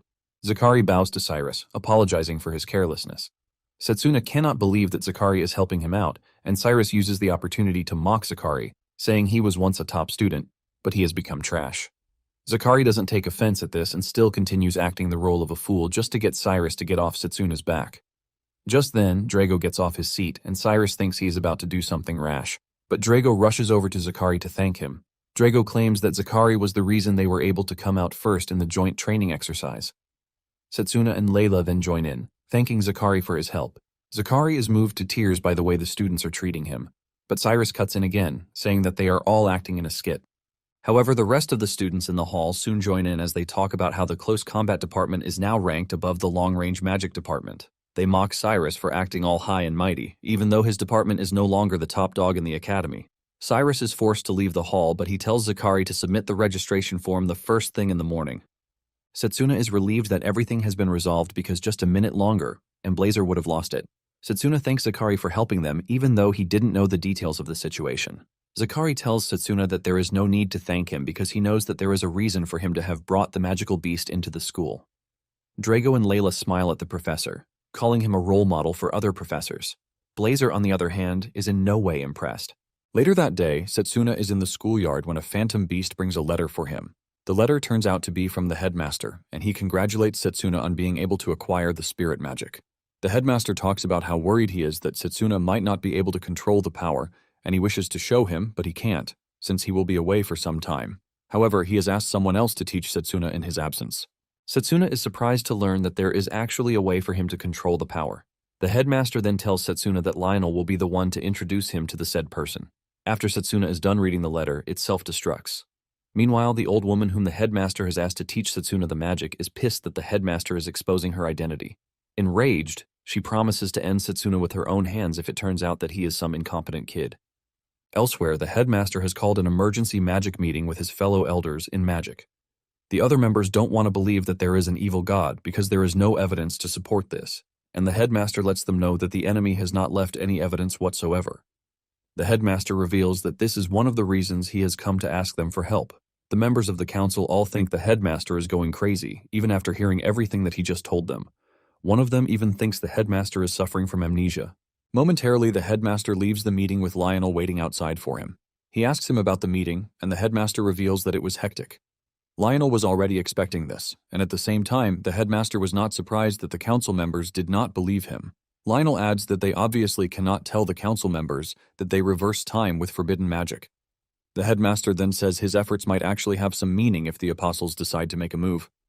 The headmaster then asks about Setsuna's health, and Lionel tells him that he is slowly recovering, even though it will take him time to fully recover. The headmaster chuckles, saying his new teacher is a strict person. The headmaster hopes that Setsuna fully recovers before he meets his new teacher. Later on, Setsuna wakes up to see Carol smiling over him. Setsuna quickly sits up in fear, asking Carol why she is there. Carol reveals that she heard that the dude is sick, which is why she brought him some food so that he can quickly recover. Setsuna finally smiles when he hears that there is food. Carol assures him that it is the recipe that Drago taught her. Setsuna also thanks Carol for looking after Blazer because apparently she and Layla are both taking care of the fire spirit. Carol reveals that she even bought some bread to feed Blazer while they were walking in the streets. Carol says Blazer sounds so cute, and Setsuna figures out that what others can hear is just a cute animal voice. Carol then talks about how amazing Layla is because she is treating Blazer with no hostility. Setsuna is surprised to hear this, and Carol lets him know that it is actually a difficult thing to do. Carol says she is able to sense this because she is also close to her phantom beasts. Setsuna is happy to have Carol around, just like Layla, because she has been taking care of him since the dungeon incident. Setsuna figures out that he needs to recover quickly so as to get guidance on the spirit magic. Momentarily, Carol stands up to leave for class, and she tells Setsuna to bring Blazer over while promising to introduce him to Fenrir. Since Carol and Layla are both taking care of Blazer, Setsuna thinks it's best for him to get more information on the spirit magic. He grabs a book, which is detailed on the events of the Great War, which was around 200 years ago. Apparently, the followers of the ancient magic were trying to control other mages, and this resulted in a fight between the two sides. The power of the ancient magic was incomparable, but, as expected, only a few mages could use it. In the end, the regular mages won, which led to a peaceful world. Basically, the moment an ancient magic mage is spotted, they are immediately subjected to interrogation and even possible purging. Just knowing about the spirit magic is considered to be dangerous, and because of this, Setsuna knows fully well that he has to keep Blazer's identity a secret. Setsuna figures out that he might finally have a chance to defeat the evil god if he manages to master the power of the spirit magic. Setsuna then remembers that there are some events that didn't happen in his past life, and he starts to wonder if he is doing the right thing. Some days later, Setsuna has recovered from his injuries, and he and Lionel pack their things to head out. Carol is worried that Setsuna is already leaving the academy just when he recovered from his injuries. Carol asks him if he will be fine, and he says yes, saying the training will be during the course of the school's holiday. Drago is not surprised that Setsuna is already heading out for another training, and he assures him that he will also be training in his absence, so he doesn't lose to him. Layla, on the other hand, is already getting very close to Blazer, and she is sad that he will be going for a while. Blazer acts like a saucy lady while telling Layla to prepare loads of fruit for his return. With everything sorted out, Setsuna thanks his friends for helping him out, and he says goodbye to them. As they walk away, Lionel pats Setsuna on the shoulder, telling him that he has some really good friends. Setsuna agrees to this, but deep down, he is worried about Blazer because he doesn't know if he can take care of him by himself. At the same time, he can't leave Blazer with Layla all the time. Since their destination is quite far, Lionel tells Setsuna that they will be using the lizard carriages for their means of transportation. Even though it is hard to master riding them, Lionel lets Setsuna know that it is the only choice they have for long-distance travel. Lionel tells Setsuna that all he has to do is cling to the lizard. The stable owner then tells Setsuna that the lizards are quite fast and he might end up having a rough ride. He lets Setsuna know that he has no intention of taking responsibility for any injury sustained during the ride. Setsuna assures the man that he is not going to hold him responsible. Setsuna believes that the entire thing depends on how well he resonates with the lizards. He walks up to one of the lizards and pets it on the head before leaping on it. The stable owner is surprised that the lizard didn't throw a tantrum, and he concludes that everything will turn out fine. He apologizes for looking down on Setsuna because of his age. He reveals that most people of his age usually struggle at the start, but unknown to the man, Setsuna has a ton of experience with the lizards since he is living his second life. After commandeering the lizards, Lionel and Setsuna set out on the journey to meet his new teacher. Blazer enjoys the ride, and he admits that it is refreshing, but Lionel is struggling with the lizard's high speed. Soon afterward, they run into some ladies on a lonely path, forcing them to come to a full halt. With the way they are dressed, Lionel figures out who they are, and the ladies confirm that they are servants of Morgana, the witch. Setsuna remembers that Morgana was the name written on the letter that he received from the headmaster. Lionel then gets off the lizard, telling the ladies that they are on their way to meet their master. He asks the ladies if they are there to welcome them, and one of the ladies arrogantly tells Lionel that she has no intention of meeting a close combat mage. The lady's voice sounds completely different, and the aura from her body also feels different. In addition to her scary appearance, she is wielding a scythe, and Lionel asks her if she is Morgana. It finally dawns on Setsuna and Lionel that the ladies are most likely dolls, created by alchemy. Apparently, Morgana is speaking through the dolls, and she expresses her discontent that Setsuna was chosen by a magic spirit. However, she tells Setsuna to defeat the girls if he is truly a chosen one. Without warning, the girls unleash a massive aura blast from their weapons, forcing Setsuna to whip out his mana blade to cut down some of the incoming attacks. Lionel also dismisses the lizards so that they don't get hurt in the conflict. Lionel manages to block some of the attacks too, and Setsuna figures out that Morgana is a really powerful mage for her dolls to be releasing such an overwhelming amount of magic power. Momentarily, Morgana becomes disappointed with Setsuna's display, and she reiterates why she doesn't want a close combat mage. Lionel hears this and decides that it is time to get serious. He whips out a large mana blade, ready to show Morgana why she shouldn't look down on a close combat mage. Setsuna is also ready to fight his heart out to show Morgana that he is not some piece of trash. The dolls keep spamming magic balls at the two, but Lionel tells Setsuna not to back down. Lionel assures Setsuna that he is going to take care of the energy attack. With just one slash from his blade, Lionel cuts down the energy ball, leaving a huge impression on Setsuna. He is stunned at how much power Lionel can wield with just his mana blade. The two now have direct access to the three dolls.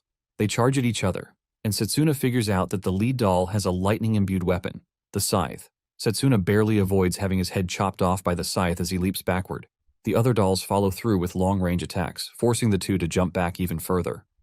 Lionel tells Setsuna to stay on guard because even light contact with the lightning attack will get him electrocuted. The two have their hands full as the lead doll pushes her sword into the ground to generate a powerful energy blast that puts the two in a defensive mode. Morgana speaks through her doll, teasing the two about not being able to handle elemental attacks, since it's a rare branch of magic. Setsuna knows that the elemental magic that Morgana uses is a very tricky one for close combat mages, since it causes damage to the body when touched. Other magic paths would have had it easy since their mana is far from the body. Morgana then unleashes golems at the two while still making fun of them for losing to an extension of herself, which are the dolls. Just then, Setsuna makes a daring move to show them that close combat magic hasn't even reached the peak yet. He dashes at one of the dolls at light speed, and before she can react, Setsuna lands a hit. Lionel also takes on the other doll and delivers high-powered punch to her body to take her out. Setsuna soon finds himself going up against the doll with a scythe, and Setsuna thinks of the best weapon he can use in the scenario. He whips out a hook-shaped mana sword as he leaps toward the doll. He is able to use this to hang from the tree, forcing the doll to miss her strike. Once the doll is open, Setsuna kicks her in the head. The doll immediately retreats as she realizes that Setsuna has started taking advantage of his surroundings. Lionel is dealing punishment to one of the dolls when Setsuna warns him that the scythe-wielding doll is heading straight for him. The doll manages to get to Lionel's blind spot, and she tries pushing her weapon into him from behind. The attack appears to be guaranteed to hit, but Lionel manages to dodge it, and all he leaves in his wake is a cloud of dust. Just then, the three dolls come together to hold each other's hands so that Setsuna and Lionel won't have any opening to attack them. The trio unleashes a powerful water elemental magic, taunting the two and asking them how they plan to break it. Setsuna is confused about what to do because he would have had it easy with Charge Bullet, given that it was close range. Just then, Blazer walks up to Setsuna, telling him that he will easily break the magic if he uses his power. In fact, he might end up destroying the entire forest if care is not taken. Blazer wastes no time activating his power, and the crest on Setsuna's hand comes on before his body is engulfed in fire. Blazer is impressed that Setsuna is staying conscious, and he lets him know that he is going to crank up the intensity of the fire so he can burn down the dolls and their stupid magic. Blazer does just as he said, but the effect of the fire power is too much on Setsuna, and he screams out in pain before telling Blazer to take a step backward. Blazer is surprised to see Setsuna backing down, and he asks him if he has no interest in winning against the dolls.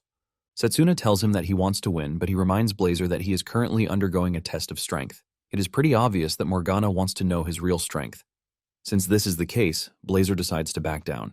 Surprisingly, Morgana tells her dolls to stop attacking and just bring Setsuna and Lionel to the house. Lionel and Setsuna are both confused when they see this, and the dolls even apologize for their actions. Momentarily, they arrive at Morgana's hut, which is deep in the forest. The first thing Morgana asks Setsuna is why he didn't use the spirit magic when he was already backed into a corner. Morgana points out that the fire magic would have been much more effective against the water barrier, rather than his close combat magic. Setsuna's decision not to use his trump card leaves Morgana totally curious. Setsuna then reveals that he didn't use the fire magic because spirit magic is to be kept hidden, and since he doesn't know who he is fighting yet, he couldn't risk it. In addition to this, Setsuna says the forest would have been engulfed in fire, and he is trying to avoid a situation where he has to destroy nature. Morgana declares that Setsuna is a soft dude, but she praises him for not forcing himself to use the fire magic when he knows he clearly can't control it yet.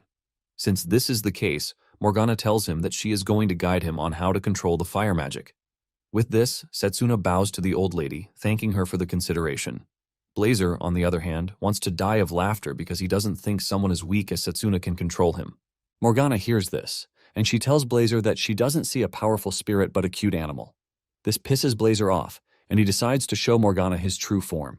He angrily takes over Setsuna's mana, burning through it and causing the dude severe pain, while aiming to show Morgana that he is not to be messed with. Setsuna fears that everything will burn to coal since he can't control the power. Morgana then reveals that she has no intention of allowing the fire spirit to burn down the forest. Morgana wastes no time unleashing her spirit magic, which seems to be a water spirit. She tells the fire spirit that she is going to show him how to properly tame a spirit. Blazer unleashes a powerful flame bullet at Morgana, but her body turns into water, and she effortlessly absorbs the fire with no damage to her body. Morgana then decides that she is done playing around with Blazer. With just a snap of her fingers, she draws water from the nearby lake, and it comes rushing toward them. In no time, Blazer finds himself trapped in water bubbles, and Morgana leaves him there. She turns to Setsuna, telling him that the spirit hasn't properly formed a bond with him yet, which is why his power is still insufficient. Morgana says Blazer is nothing but a wild beast to her, but she assures Setsuna that he can easily control Blazer and even manifest his true power once he forms a bond with him. Setsuna stares at the old lady in complete amazement because she has mastered the art of controlling nature. Momentarily, Morgana releases Blazer from the water bubble after she is done teaching him a lesson. Morgana reveals that there are 3 stages to mastering spirit magic, and the first one is to become one with nature. The second is by entering the spirit world of one's volition to confront the spirit to gain genuine recognition from it. With what Morgana heard, Setsuna forced a contract with the fire spirit when he hadn't even completed the first stage. Morgana lets him know that this is the reason his spirit magic is totally incomplete. In fact, she is pissed that the headmaster, Danin, didn't teach him the right way. Setsuna cannot believe that Morgana just called the headmaster a freaking brat. Morgana continues with her lecture, saying the forest is filled with lots of spirits, which makes it the perfect place to reach a state of selflessness. She then tells Setsuna that he is going to start his training the next day, and she wants him to show the qualities that made the fire spirit choose him. Setsuna acknowledges this, telling the old lady that she is ready to learn. The following day, Setsuna begins his training just as Morgana said he would. The first thing he starts with is meditation while Morgana supervises him. He also finds himself cleaning the house while Blazer does whatever he wants. As part of his training, he also engages in physical training with Lionel. When it comes to cooking in the kitchen, Morgana even uses her water powers to chop ingredients like a knife. After enjoying a good meal, prepared by Morgana, Setsuna usually finds himself undergoing intensive training sessions, like sitting under a waterfall with his bare body. During one of his training sessions at night, he witnesses a rare spirit cosmos phenomenon which makes the forest look absolutely beautiful. After 2 weeks of intensive training, Morgana talks about how impressed she is that Setsuna has managed to sense the presence of spirits. Because of this, Morgana tells Setsuna that they are going to enter the spirit world, where they are going to form a bond with spirits. Morgana lets him know that magic power is useless without the strength of will. Morgana tells Setsuna that the fire spirit appears to be a very old spirit that has lived for thousands of years. Because of how intense the spirit world is, Morgana assures Setsuna that she will be going with him. Blazer lets Morgana know that she might be a boss in the human world, but he lets her know that she might not have the same luxury in his domain. Blazer also turns to Setsuna, telling him not to get ahead of himself. Setsuna smiles in return, saying all he needs is Blazer's approval. Morgana then turns to Lionel to ask him if he will be able to protect them while they are in the spirit world, because their bodies will be completely defenseless. Lionel assures Morgana that he and the servants will definitely protect them. Once Morgana has Lionel's assurance, Morgana tells Setsuna that it is time for them to begin the process. She tells him that the first stage is to reach a stage of selflessness, and the door to the spirit world will open. The two sit down in a cross-legged position to meditate, and in no time, they find themselves in Blazer's domain. Blazer is impressed that the two actually came to his domain. Seeing Blazer in his true form, Morgana finally realizes why he is so arrogant. Because Setsuna now has the insight to perceive spirit, he finally sees just how powerful Blazer is. Just then, Morgana creates a barrier around Blazer to protect Setsuna's will, because his will might get stranded in the spirit world if not careful. Blazer laughs at Setsuna for thinking he can control him with his weak level of determination. Blazer releases his power, and Setsuna is engulfed in flames again. However, Setsuna handles it much better this time around. He basically has more magic control than anyone, and since the spirit power follows the same technique, it makes things easier for him. In addition to that, he has reached a level of selflessness. Setsuna takes the flames like a good boy while telling Blazer that he is going to get his approval. Since Setsuna is pretty confident in himself, Blazer tells him to get ready to feel his ultimate power, and he should not complain when he is burned to ashes. Back in the real world, Lionel can see flames oozing from their bodies, and he figures out that the process has begun in the spirit world. Lionel is confident that Setsuna will scale through, but suddenly he senses an evil magic in the air.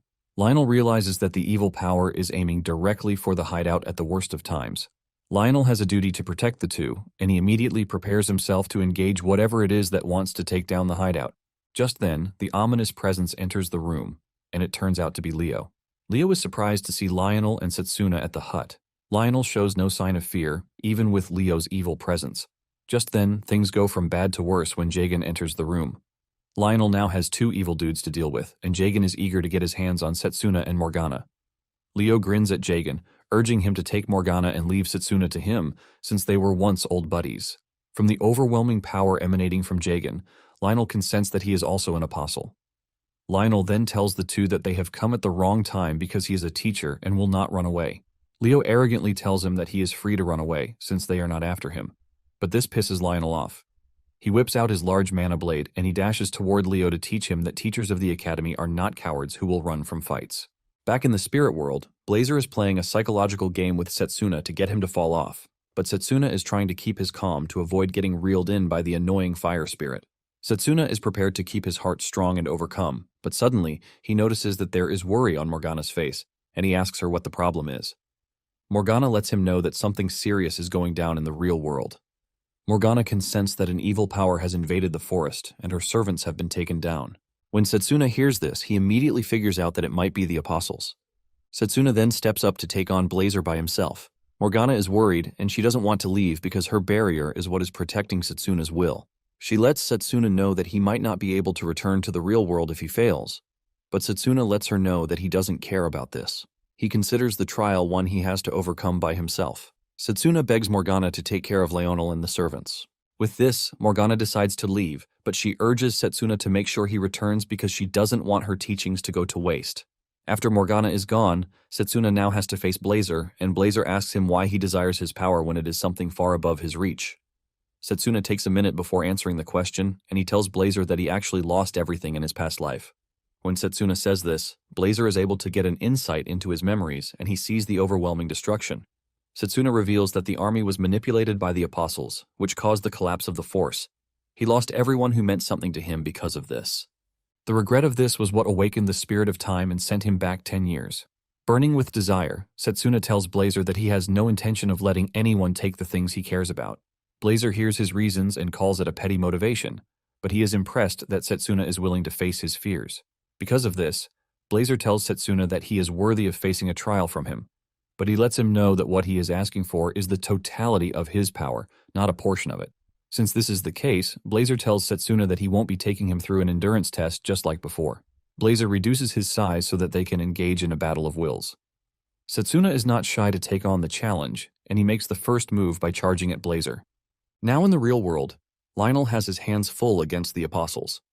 Even Jagan admits that Lionel is pretty decent for a human. Just then, Jagan is hit with alchemy magic from the last surviving doll, but this gets him mad. He unleashes a powerful dark aura from his body before taking out the servant in rage. He unleashes a powerful energy blast that sends Lionel and the servant flying out of the house. Lionel cannot believe that Jagan is getting stronger, even with all the mana that he is burning in his attacks. Since Lionel is out of the house, Leo decides that it is the best time to grab Morgana. He releases an energy blast from his hand aimed at Morgana, but just as the attack is about to hit, it is consumed by a pool of water. Morgana had returned to her body at the right time to have parried the attack, and she scolds the apostles for trespassing in her house. Leo is pissed that Morgana woke up at the wrong time. Morgana then decides that it is time she teaches Leo a good lesson. Lionel also returns to the house, and he hits Jagan hard with his sword. Morgana releases a barrage of water bullets at Leo, but to her surprise, the attack disintegrates. Morgana is still shocked, since it is her first time witnessing the magic nullification. Leo talks about how disappointed he is with the low-level power that they call the spirit magic. Suddenly, Leo senses Lionel behind him, and he almost gets cut, but he barely dodges the attack. Leo urges Jagan to keep Lionel under control while he is busy dealing with the old lady. Jagan gets mad and roars just as he usually does. Before Jagan can do anything, Lionel punches Leo out of the house. Morgana then takes a moment to think about it, and she realizes that Leo didn't need to dodge because he can nullify all magic. However, Lionel was able to hit him, and this leaves Morgana wondering if there is something that needs to be done before attacking him. She wonders what will happen if she hits Leo with magic from close range, without giving him the chance to disintegrate it. Lionel, on the other hand, is battling with Jagan, while the old lady is busy thinking about the possibility of what and what. Morgana finally takes on Leo, and she uses an underground attack to try to sneak up on him. Leo notices this and he laughs at the old lady, telling her that her trick won't work on him. The water attack tries to converge on Leo, but the nullification kicks in, blocking Morgana's attack yet again. Since this doesn't work, Morgana decides that the best she can do is use her trump card. Morgana unleashes a massive pool of water, ready to drown Leo with it. Leo also senses it, and he agrees that Morgana has him backed into a corner with her latest move. Morgana admits that Leo's power is pretty crazy, but she believes that he should not be able to handle a large mass of water. In fact, she plans to take out Leo and Jagan at the same time. Leo acts scared, just like he usually does, until he releases a powerful dark energy blast from his body to ultimately destroy the incoming water attack. Leo smiles, telling the old woman that he has been training in case of a situation like this. Morgana cannot believe that Leo is able to apply the techniques of long-range magic to his nullification magic. He finally has the old woman cornered, and Lionel has also been defeated by Jagan. Leo is about to attack Morgana when Setsuna comes out of nowhere, landing a fiery punch on Leo's face to send him flying across the forest. Morgana smiles at Setsuna's appearance, showcasing that he managed to defeat the flame spirit. Lionel can sense just how much control Setsuna has on the flames so that it doesn't burn up the forest. Jagan then turns around to tell Setsuna that he is much different from Leo, who is a freaking newbie. The moment Blazer notices that he is in the presence of the apostles, he expresses his urge to burn them to a crisp. Setsuna knows Blazer is excited, but he urges him not to let his guard down because Jagan and Leo are worthy opponents.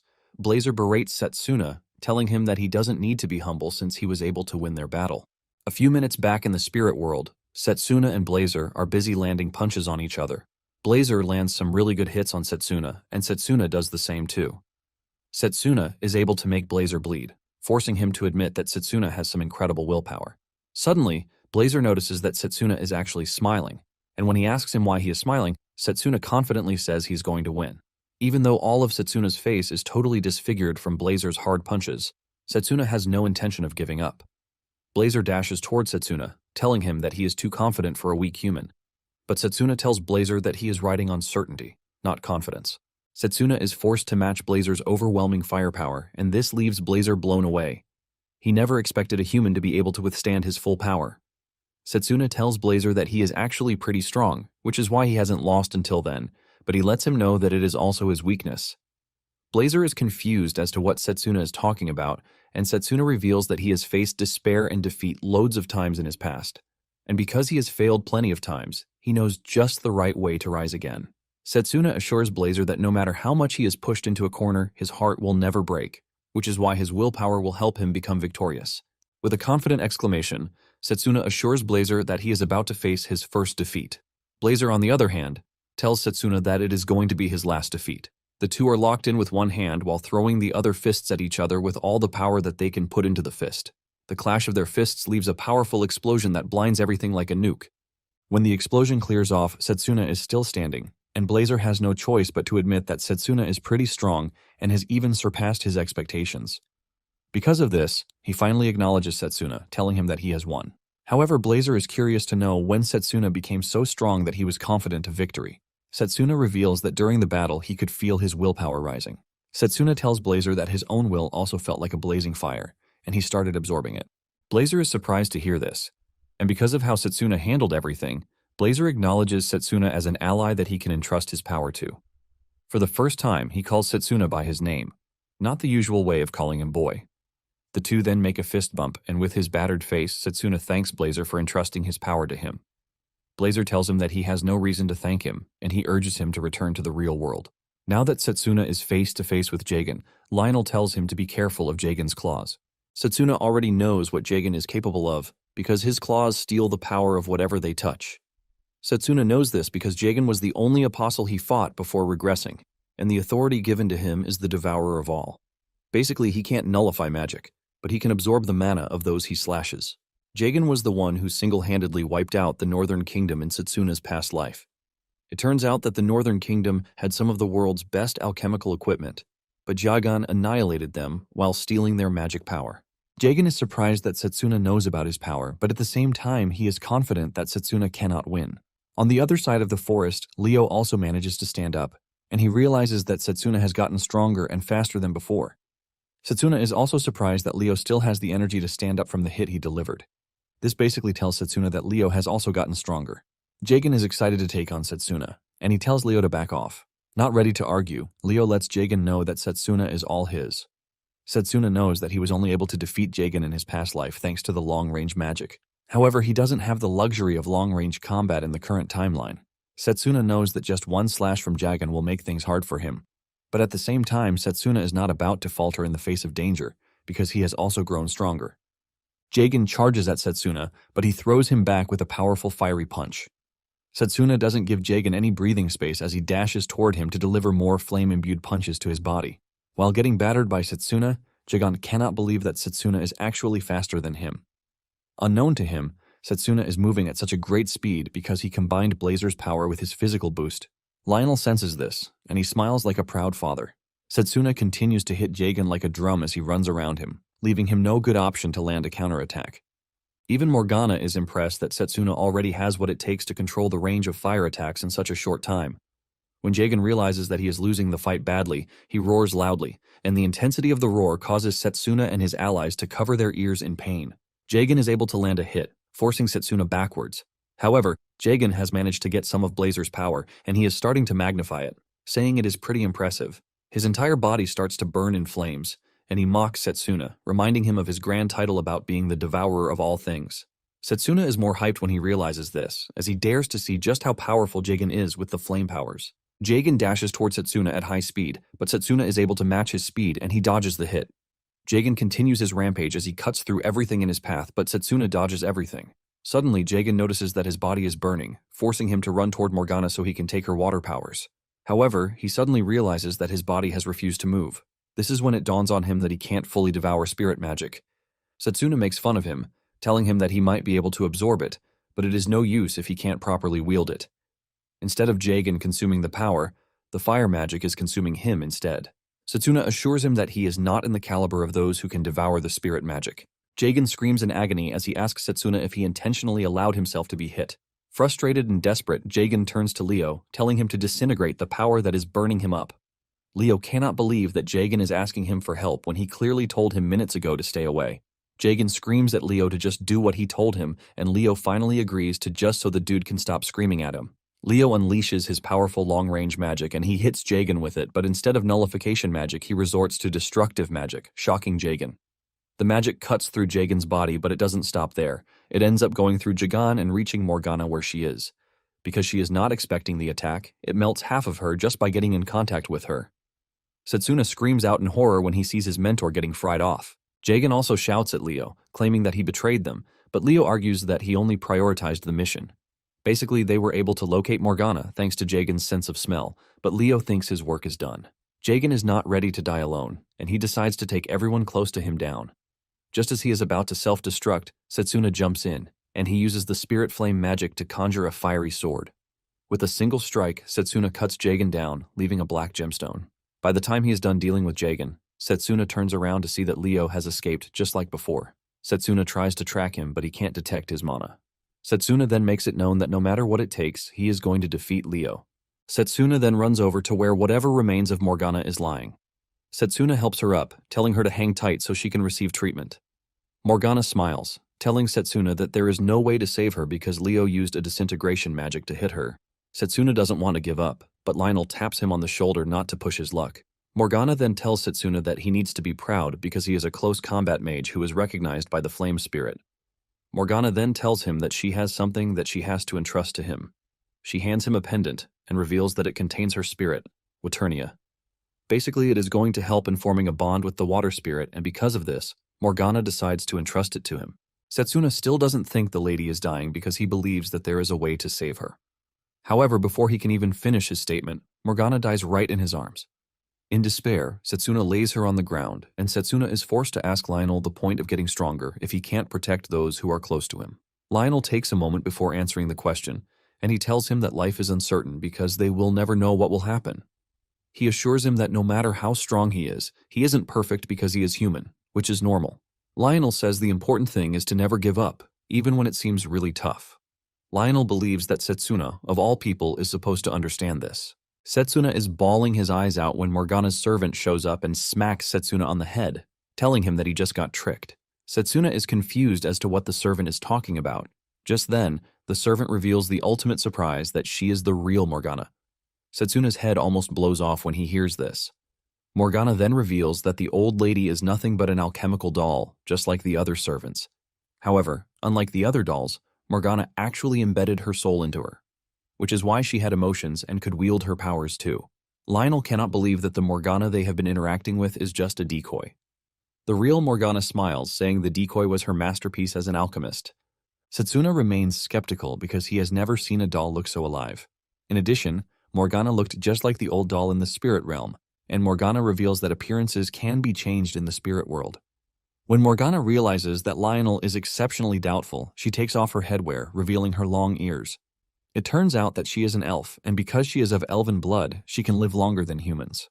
She then tells the two to guess her age, but the two find it hard to do so. Since they are too dull to do so, Morgana finally tells them that she is over 300 years old. Setsuna is shocked when he hears this, but at the same time he realizes that Morgana must have been part of the Great Magic War. When he mentions this, Morgana quickly figures out that Setsuna is interested in the Great Magic War. She assures Setsuna that she is willing to tell him, but it comes with a price. Setsuna immediately mentions that he has money and is ready to offer it, but Morgana cuts him off, telling him that she is just teasing him. Since it is not safe where they are, Morgana suggests that they move to the lake, where they can talk about the erased history, the Great Magic War. They arrive at the lake, and Morgana starts playing like a kid, leaving the men wondering how she could easily switch personalities in a whiff. After she is done throwing stones into the lake, she decides that it is time to start telling them the story about the Great War. Before she starts, she reminds them that the world is inhabited by various races, like dwarves, elves, and beastmen. Among these races, elves are the only ones with a lifespan that can be classified as immortal. Because elves like living in nature, they often get the chance to interact with spirits. This is essentially why they were able to use spirit magic. Basically, spirits and elves were once worshipped by humans, but some allowed this to get to their heads. One elf in particular manipulated the king of a nation because the king was loyal to him. The elf then taught the art of spirit magic to those who worshipped him and used them to wage a war in an attempt to conquer the world. This was basically what the Great was all about. After a long-fought battle, the believers of elves and spirits were defeated, and because of this, elves have since then been persecuted. The ancient magic was just a word that was formed to hide the fact that magic has a way of handling spirits. After she is done telling her story, Lionel is moved by it, and he asks her if she is not angry about what humans did to the elves. Morgana admits that she once hated humans, but she no longer does, even though she keeps her distance from humans. Morgana is aware that even after years that the war has ended, there are humans who want to terminate elves. And this is why she resorted to the use of a body double to safely hide her identity. Setsuna then asks her why she chose to reveal her true form to them, and she simply replies that she did so because the headmaster trusts them. In addition to this, Setsuna has proved that he is worth the trust. Morgana teases Setsuna, saying she saw how he was crying and just decided to show him her true self. Setsuna tries to act like a man by saying he wasn't crying, and when he looks to Lionel to back him up, Lionel is busy laughing at him. After the story, Setsuna and Lionel help Morgana with the cleanup of her place before they start preparing to leave. Morgana thanks them for the help, and in return, Setsuna thanks the lady, saying he is happy that he met her. Lionel asks Morgana what she plans to do, and she reveals that she has no choice but to move to another place, since her hideout has been discovered. Morgana believes that they might never see each other again, and this strikes a cut in Setsuna's heart. He then tells Morgana to help them again whenever humanity is in danger. He completes the request by bowing his head to Morgana and adding the word, "please" to it. This is enough to get to Morgana, and she tells Setsuna that when the time comes, he should ask the headmaster because she sometimes exchanges letters with him.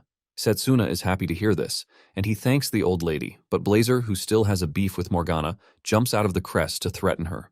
He tells her that he is going to burn her to ash next time they meet, but Morgana quickly shows him a bit of water magic to scare him off. With this, Lionel and Setsuna finally go back to their lizards so that they can return to the academy. Lionel remembers what he was told by a sister at the orphanage where he grew up about not allowing his power to control him, but to be responsible with it.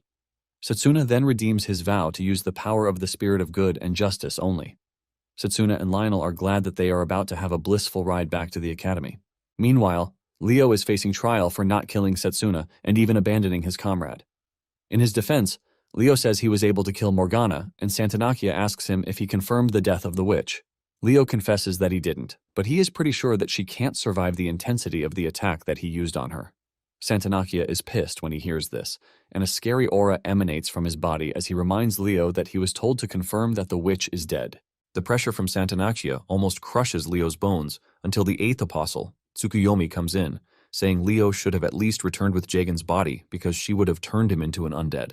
Just then, Leo mentions that no one told him about Setsuna knowing about Jagen's power, but Santanakia cuts him off, saying he has no excuse for failing his mission. Nonetheless, Santanakia believes that it is time that they recheck everything concerning Setsuna. Santanakia believes that Setsuna has some hidden talent that they don't know about. Puker then reminds the group that the 8th apostle's toy, Giovanni, was also a failure. Santanakia then asks her if she can handle Setsuna, and she confidently says yes.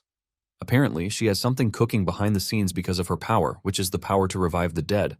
On the other hand, Setsuna and Lionel are having a peaceful journey back to the academy. Setsuna is curious to see how they are all faring without him. Lionel is pretty sure that Drago is training himself to death. Setsuna agrees with Lionel, and he looks into the sky, wondering just when he started caring about those who are around him. Lionel then asks him if it was different in the past, and he says yes, because all he cared about was training himself. Setsuna thought about how he was always dreaming of getting to the peak of long-range magic, and he was on the course of doing this because he won every battle with it. Setsuna never needed anyone's help, and he barely had friends too. However, everything is now different in his current life. He basically has people he now relies on, and he also learned that other magic paths are not useless, as people termed them to be. In addition, he is thankful for the magic control he cultivated in his past life because this is what has helped him master close combat quite well. Lionel then tells him that the magic control was a skill he learned via training, not that he had the aptitude or talent for it. Lionel lets him know that his level of competence is not something that can just be achieved in a few years. Deep down, Lionel knows Setsuna has gone through rigorous training, which is why he ended up being the strongest in the world.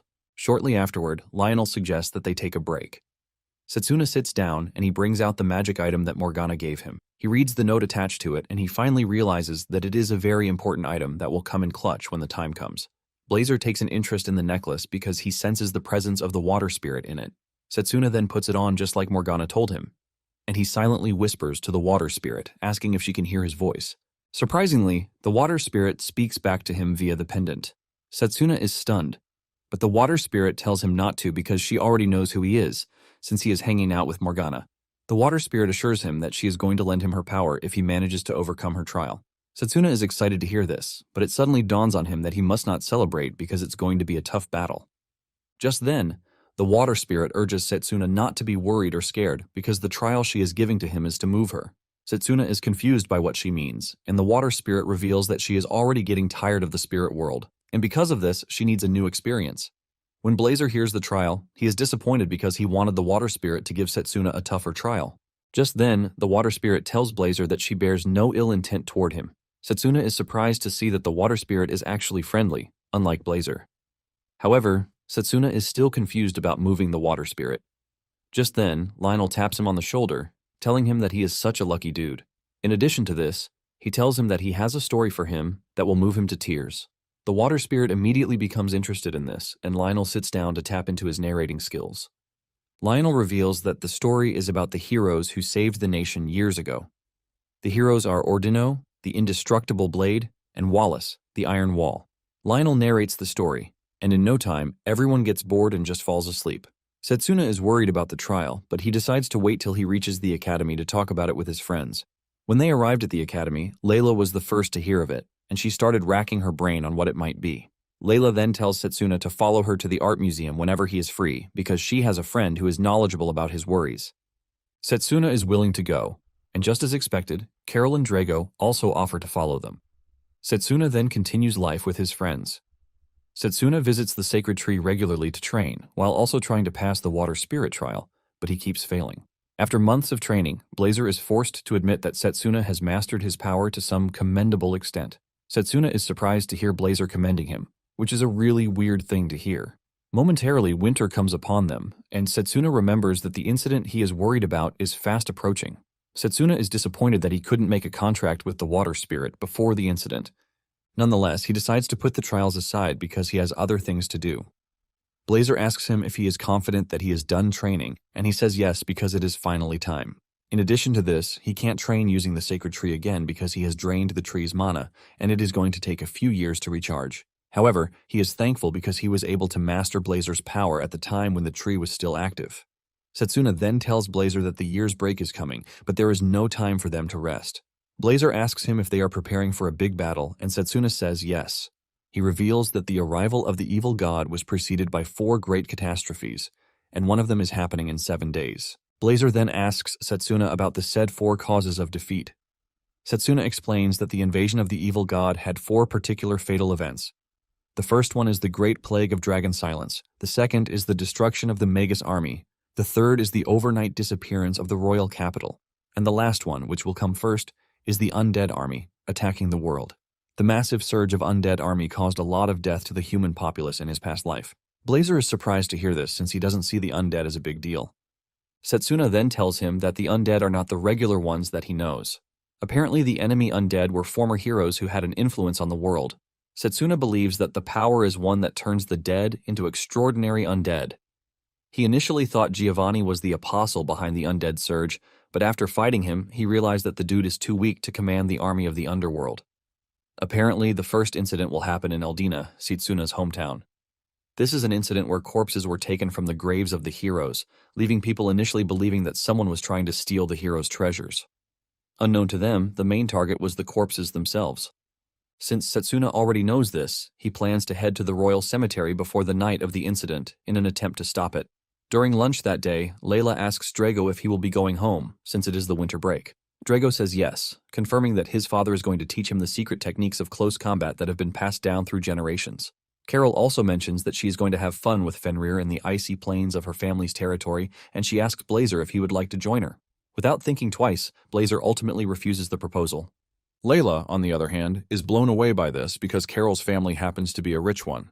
Layla then asks Setsuna how he plans to spend his break, but Setsuna is already lost in thought. Layla is forced to call his name twice before he finally comes back to life. Setsuna has no idea what Layla asked him, and he had no choice but to ask her what she was talking about. Layla realizes that something is up with him because he is always thinking, and in addition to that, he returns injured after the last break. Carol notices that Layla is puffed up already, and she whispers in her ear, telling her to make a move on Setsuna before it is too late, since he is quite popular among girls.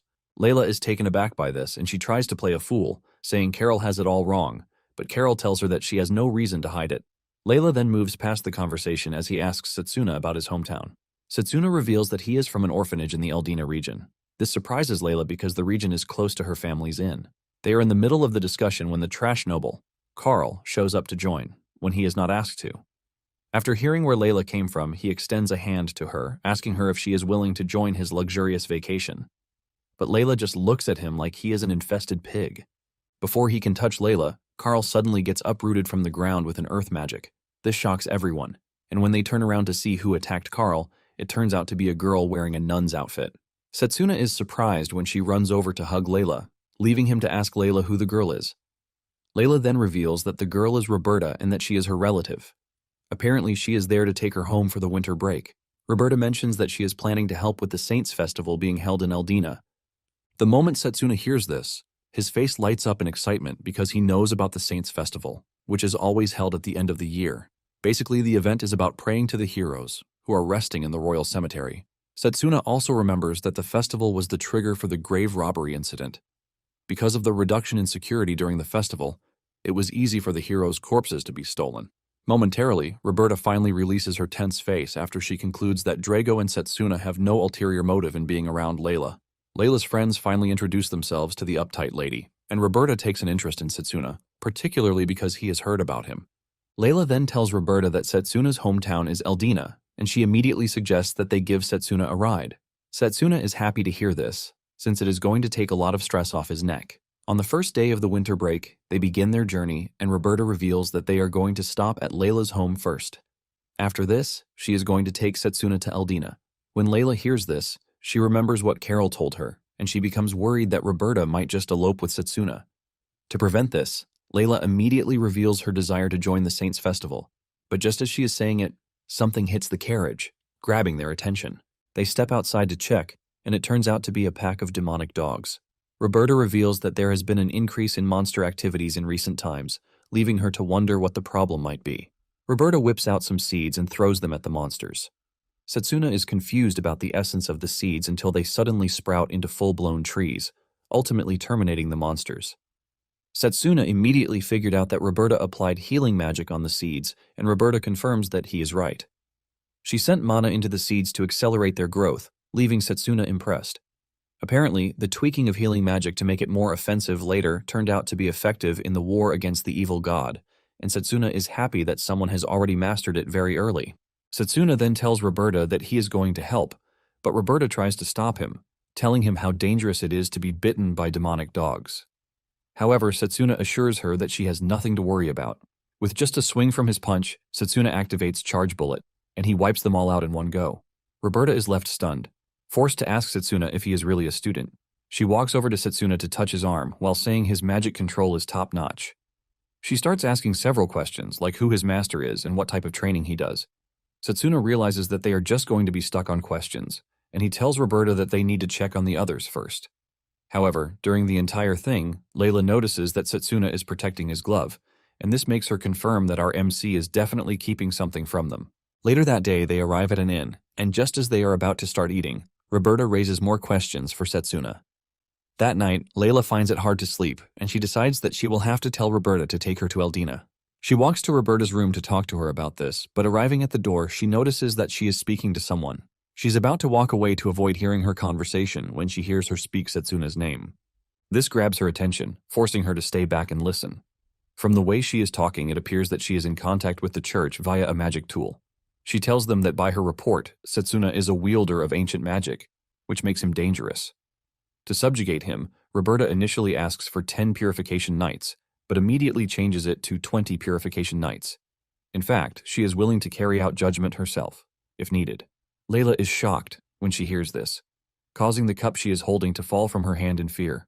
Roberta hears the noise and immediately rushes outside to see if someone was spying on her, but she finds nothing. Even the broken cup has somehow been cleared up by Layla. The following morning, Roberta appears to them as her normal self, leaving Layla to wonder if she truly meant what she was discussing at night. Layla knows she has heard of ancient magic as the type of magic that evil dudes use. She wonders if Setsuna is truly using evil magic, and she is also thrown into confusion about what she is supposed to do. Momentarily, Setsuna returns from his early morning training session, and he joins the two. Roberta plays her spy agent role pretty cool by talking to Setsuna in a good way and even asking him if he would like to eat breakfast. Setsuna thanks the lady for the gesture, but tells her that he would like to eat breakfast first. Roberta then suggests that Setsuna try out the sauna because it is a recommendation from the inn. This is Blazer's first time hearing about a sauna, and he immediately asks Setsuna what it is all about. Since Blazer is interested in the sauna, Setsuna thanks Roberta and assures her that he is going to give it a try. Momentarily, Setsuna heads to the sauna to soak himself in the heat. Blazer tries to act all cool by saying he is not affected by the heat, but Setsuna can clearly see that even though he is the king of flames, he is susceptible to heat. Setsuna is minding his business when Roberta enters the sauna in a towel too. Setsuna is shocked to see this, forcing him to ask the lady what her business is in the sauna. Roberta sits close to Setsuna, telling him that the sauna is open to both genders. Roberta realizes that Setsuna's glove is not off, which confirms her suspicion that he is hiding something. She plans to know what secret Setsuna is hiding in the sauna with whatever method available to her. Roberta then asks Setsuna if he is comfortable with the gloves since they are in a heated environment. She suggests that she help him take it off, but Setsuna says no, revealing that the gloves are important to him. Roberta tries to play it cool, saying the gloves are most likely a gift from someone. Setsuna refuses to answer the question, and Roberta asks him if he is hiding something. She moves closer to Setsuna and is about to slowly remove the gloves when Layla comes rushing into the room, telling her to stop. They are surprised to see her in the sauna, but before anything, she drags Roberta out of the sauna, telling her that she can't use the sauna while it is being cleaned. Apparently, there is a cleaning sign outside the sauna, and Layla tells Setsuna to get himself out of the sauna too. Layla is glad that she kept an eye on Setsuna because she is pretty sure that Setsuna is not a bad person, even if he is hiding something. Layla is prepared to protect Setsuna from being executed. After they are done at the inn, they prepare to start their journey, and Roberta reveals that they are heading to Layla's place. However, Layla raises her hand, asking if it is okay for her to go with them to Eldina. Roberta is shocked to hear this, asking Layla why she suddenly wants to follow them. Layla excitedly reveals that she wants to see Setsuna's home too. She adds that she would like to help at the orphanage, and she asks Setsuna if she is free to. Setsuna says yes, but he asks Roberta for her opinion first. Roberta is forced to agree, even though she is already sensing the fact that Layla likes Setsuna. Nonetheless, Roberta is not scared to carry out her duty as she believes that having Layla around might even make Setsuna lower her guard. Soon afterward, they arrive at the Eldina orphanage, which is Setsuna's home. The moment they step into the compound, the other kids are already screaming for Setsuna. Setsuna is glad to finally be back among the kids, and Layla watches in amazement as the kids surround him like their father. Just then, the representative of the orphanage, Thomas, shows up to welcome Setsuna and to ask if he had a good journey. Setsuna quickly runs over to Thomas to stand side by side with him.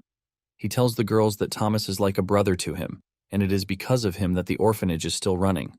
Thomas smiles, mentioning that he was also an orphan at the orphanage, and he is just doing his best to give back. Thomas and Setsuna end up teasing each other in a playful manner, leaving Layla surprised since he has never seen Setsuna act so childish.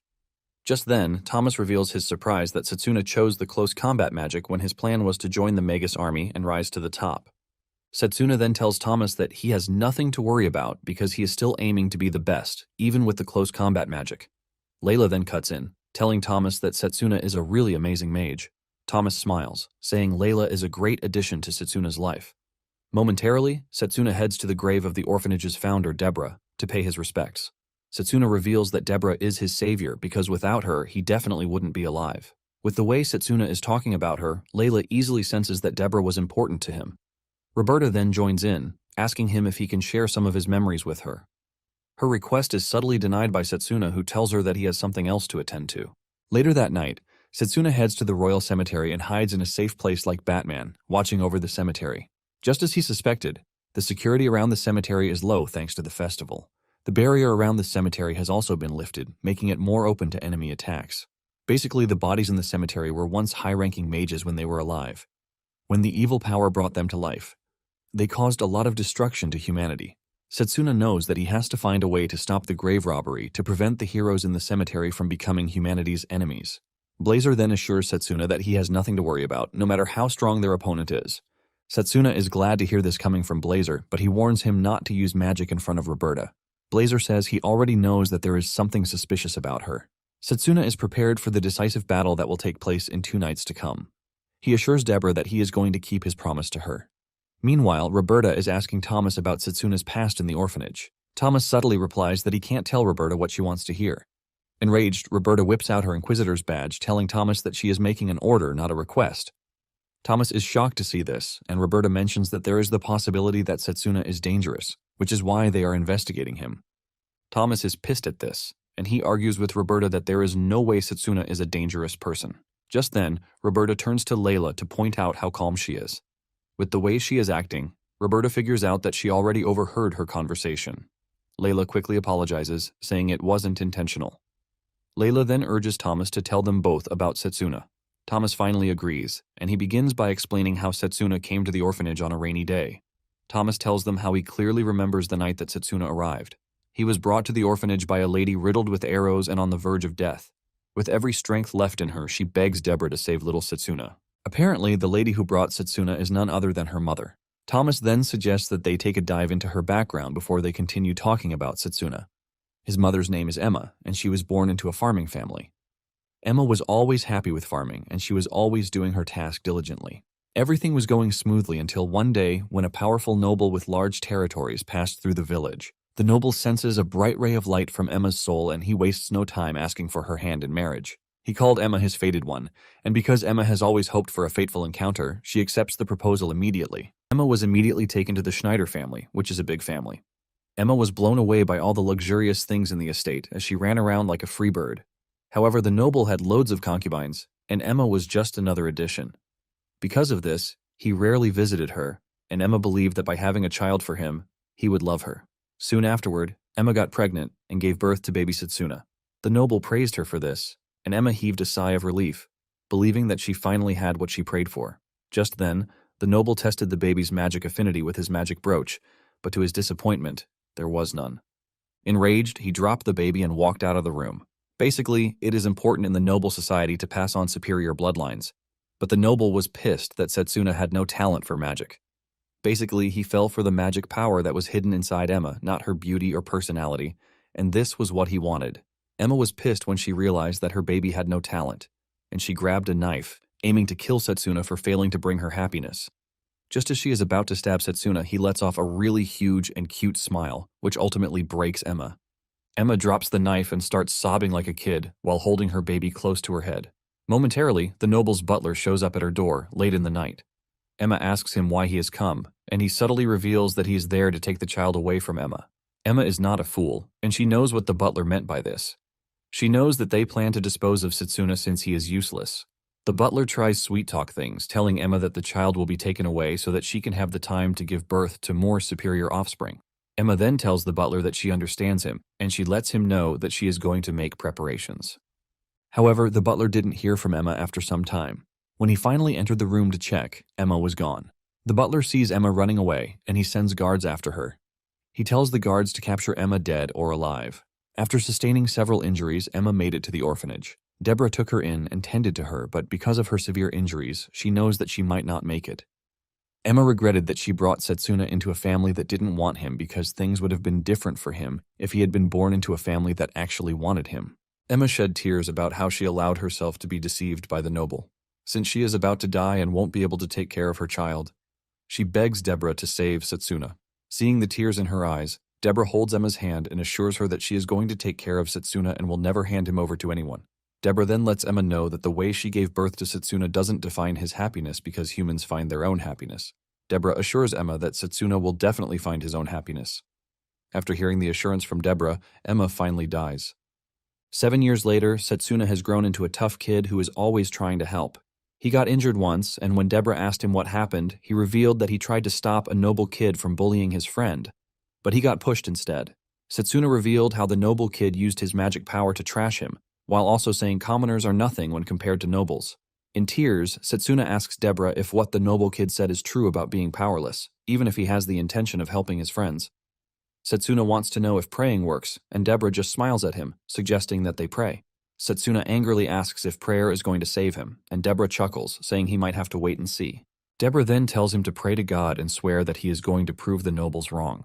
Deborah lets him know that his mother was a strong woman, so he has no reason to rush. She assures him that he is also going to be strong, as long as he has a strong core. Later that day, Deborah hands him a book, telling Setsuna to look for another path if he lacks magic power. Apparently, the book was stolen from the noble's bookshelf by Emma, hoping that it would help Setsuna. The book was a book on magic control and everything it entails.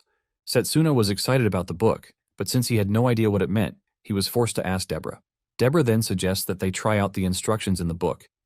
The first thing she picks out is a fireball, and she demonstrates it for Setsuna to see. Setsuna is blown away by the intense fire that just came out of Deborah's hands. Deborah then reveals that he can evolve his magic by maintaining proper control of his mana. This is basically what the book was trying to point out. She tells him that he would only be able to use basic life magic until he masters everything, and in addition to this, she is confident that he has a lot to learn from the book. Setsuna was glad to hear this, and he assured Deborah that he was going to give it a try. However, Setsuna is confused about the contents of the book, and Deborah explains to him that it is an advanced magic book, but she assures him that she is going to be by his side when reading the book. After that, Setsuna started practicing magic control every day. He never took a single day off from practicing his magic control, and 5 years later, Setsuna had become impressive. Thomas commends him, telling him that he might even become a grand mage in the future. Thomas then asks him about the magic path he would like to pursue.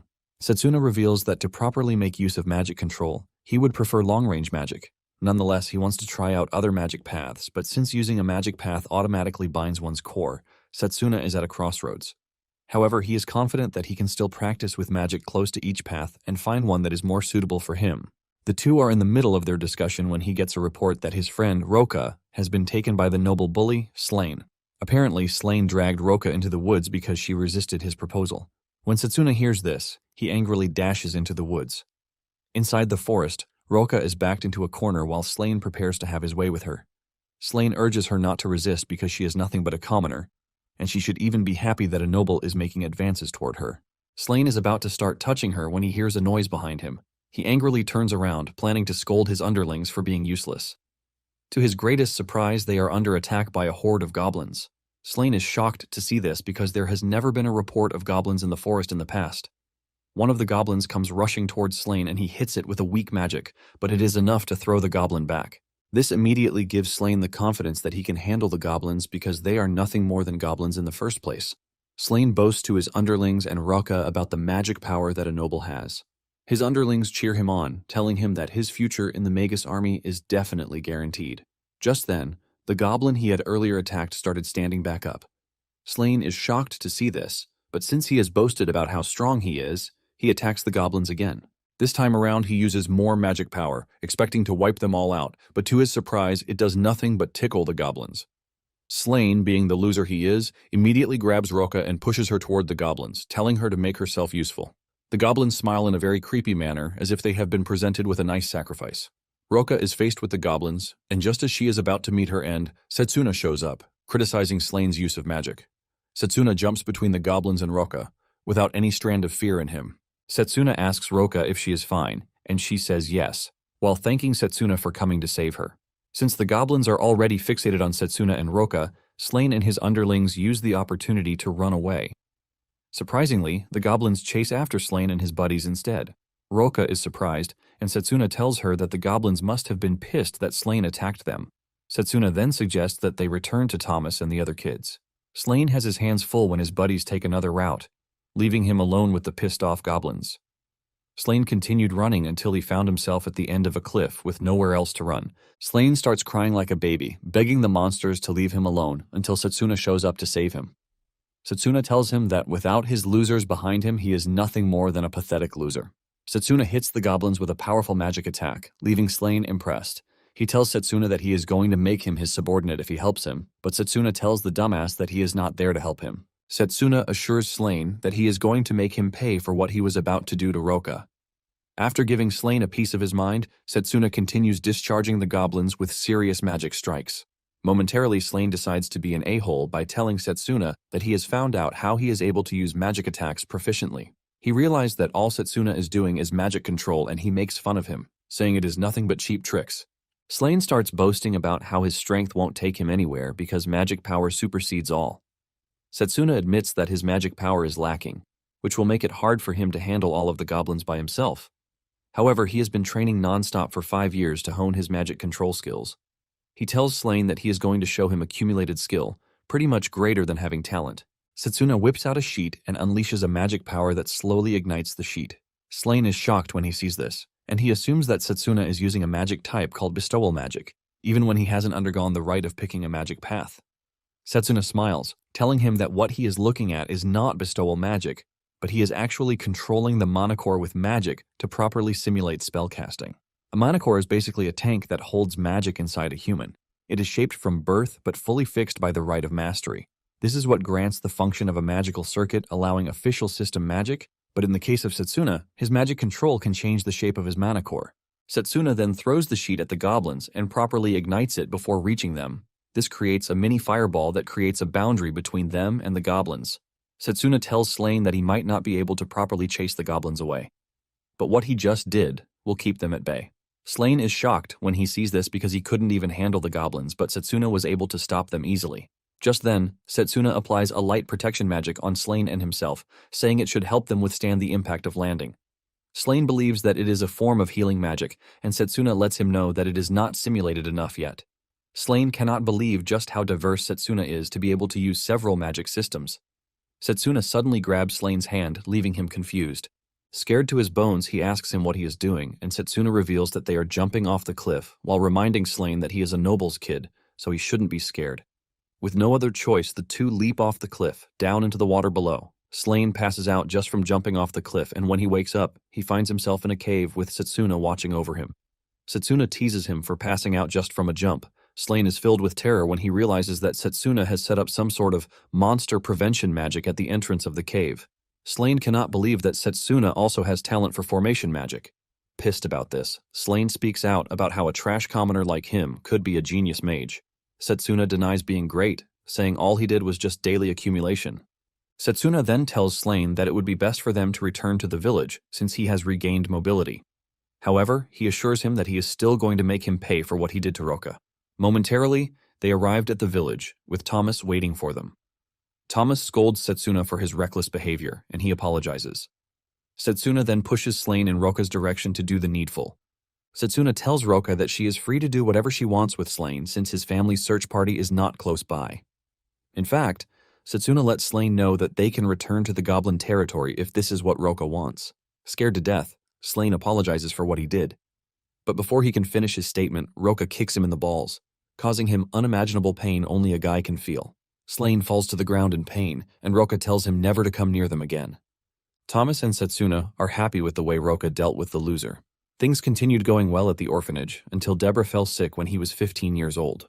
On her deathbed, Thomas tells Deborah that he is going to become a priest so he can properly protect the kids. Deborah thanks him for his dedication while telling him that he can definitely do it.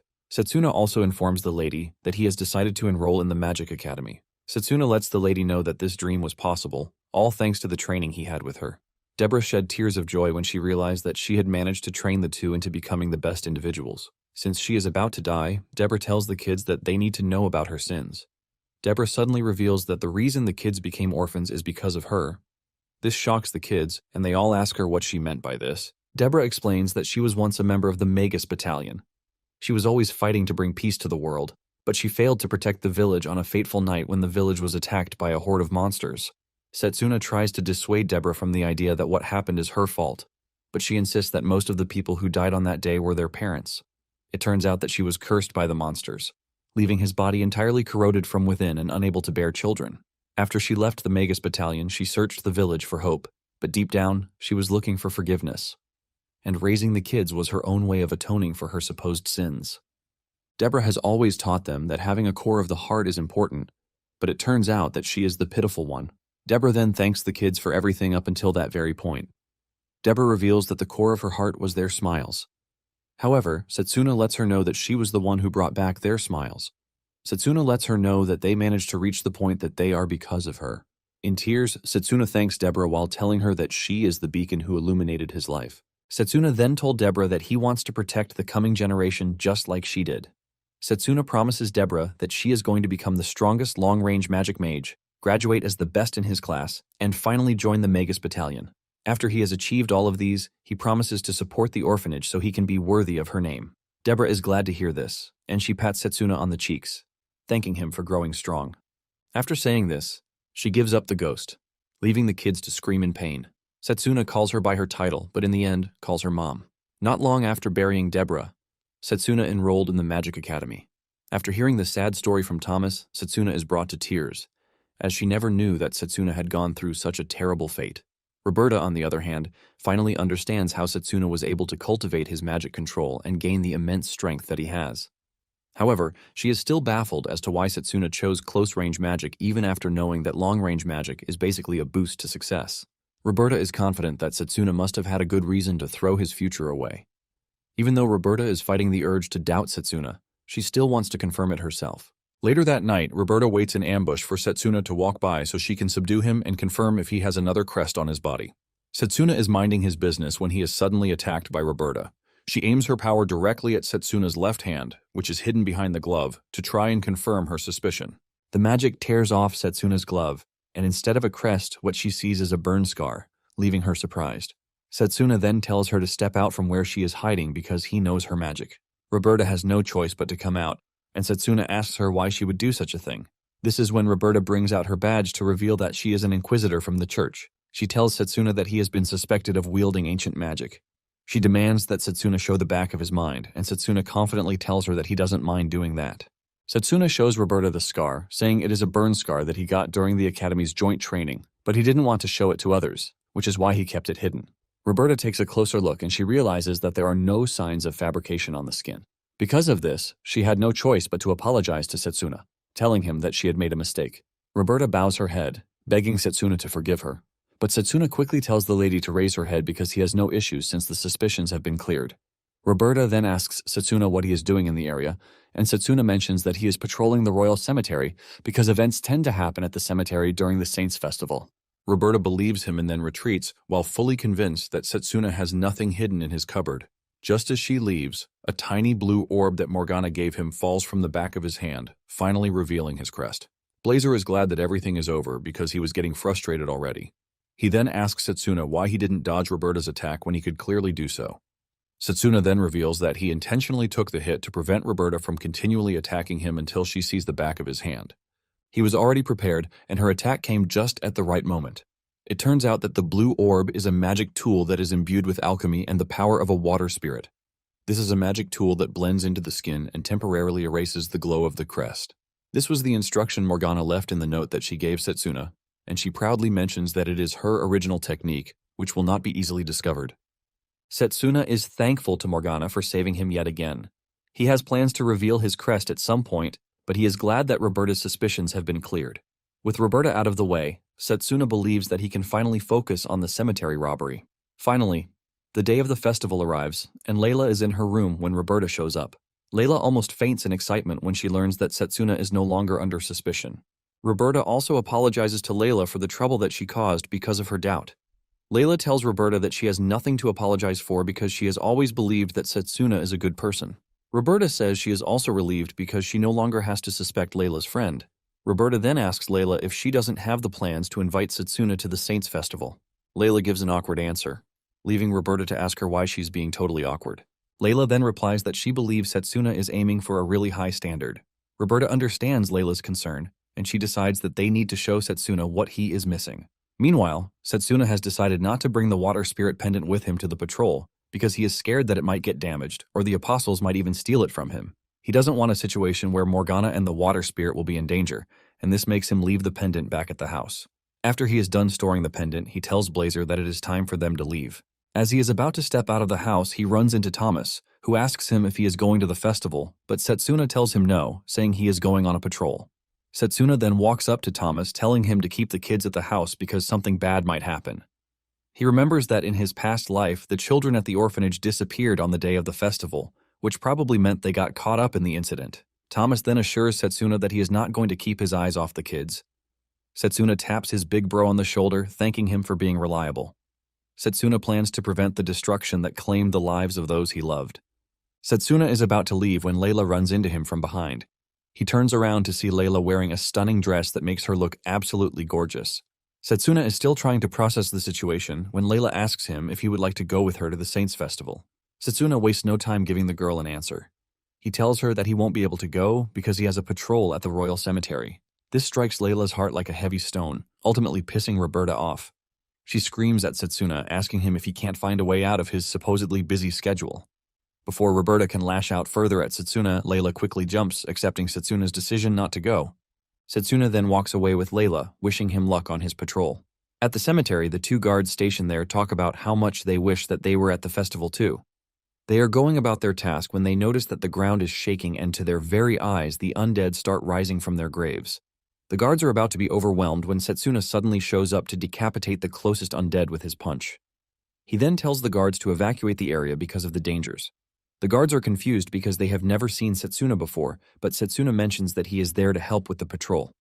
The guards still question his presence because no one told them anything about what he just said. In addition, the guards believe that Setsuna should run because there is no way he is engaging all of the monsters on his own. However, Tsukuyomi is able to dodge his strike, leaving him to cut down undead monsters instead of her. Tsukuyomi smiles instead of getting scared, and she commends Setsuna for getting to her pretty fast. Setsuna, on the other hand, is confused about who Tsukuyomi is because he doesn't know she is an apostle yet. At the same time, she resembles Yuzuha, forcing her to ask the lady if she has any connections with Yuzuha. Tsukuyomi decides to have a chat with Setsuna since he asked about Yuzuha. Tsukuyomi mentioned that Giovanni had Yuzuha committed to him, and in return, Giovanni worshipped Tsukuyomi. Tsukuyomi believes that Giovanni picked Yuzuha because she resembles someone he respects and worships. However, Tsukuyomi is disappointed that Yuzuha didn't perform to expectations. After she is done explaining herself, she turns to Setsuna, telling him that it is his turn to answer her questions. She then asks him how he found her. Setsuna mentions that he enhanced his hearing with a physical boost, and then he traced the undead appearance back to the central point. In addition to this, the magic infused in the earring that was given to Yuzuha was totally different from Giovanni's magic. Since the magic he was sensing was very ominous, it was easy for him to follow the magic. After hearing this, Tsukuyomi commends Setsuna, saying his instincts are one of a kind, and in addition to that, he is combat capable too. Tsukuyomi finally understands why Giovanni wanted him at all costs. However, Tsukuyomi says everything he has explained doesn't mention how he was able to figure out the particular day and time she wanted to carry out her plan. Looking at his surroundings, Setsuna realizes that the undead are already gathering, and it dawns on him that this is the reason Tsukuyomi is holding back. Setsuna is not ready to continue playing her games, and he resorts to attacking the lady again. Setsuna throws an energy punch at Tsukuyomi, destroying everything in its path until it reaches Tsukuyomi and stops. A shield appears in front of Tsukuyomi, ultimately blocking the attack. Tsukuyomi makes fun of Setsuna, telling him that she had a backup plan before coming to the cemetery. Setsuna is shocked because the magic he just witnessed is one of a powerful summoning mage, known as the Iron Wall of Wallace. Basically, the shield has a time limit, but during the time that the shield is up, nothing will essentially pass through it, and the shield has a special counterattack after deflecting an attack. The counterattack is known as the Magic Sword's Vacuum Slash, and because Setsuna already knows this, he is able to bend at the right time to dodge the sword from decapitating him. As if Setsuna doesn't have enough on his plate already, another knight known as the Severing Iron of Ordino shows up. Setsuna is now going up against the strongest shield and spear in the history of magic. They are the legendary duos that the teachers in the academy always yap about. Setsuna is utterly blown away, and he asks Tsukuyomi how she brought the legendary duo to help her. Tsukuyomi mentions that she already revived them at the southern mausoleum before coming to the cemetery to carry out her grand plan. Tsukuyomi makes fun of Setsuna, saying she gathered all of the warriors because of him. Tsukuyomi then creates an undead throne for herself to see how Setsuna wants to break through her defenses. The undead swordsman swings its blade at Setsuna, but he manages to dodge it. Setsuna doesn't hold back before going after the shield bearer. He almost gets it by the head, but the shield appears right on time to save it. Setsuna is frustrated about how tough the shield is and by how fast the shield emerges.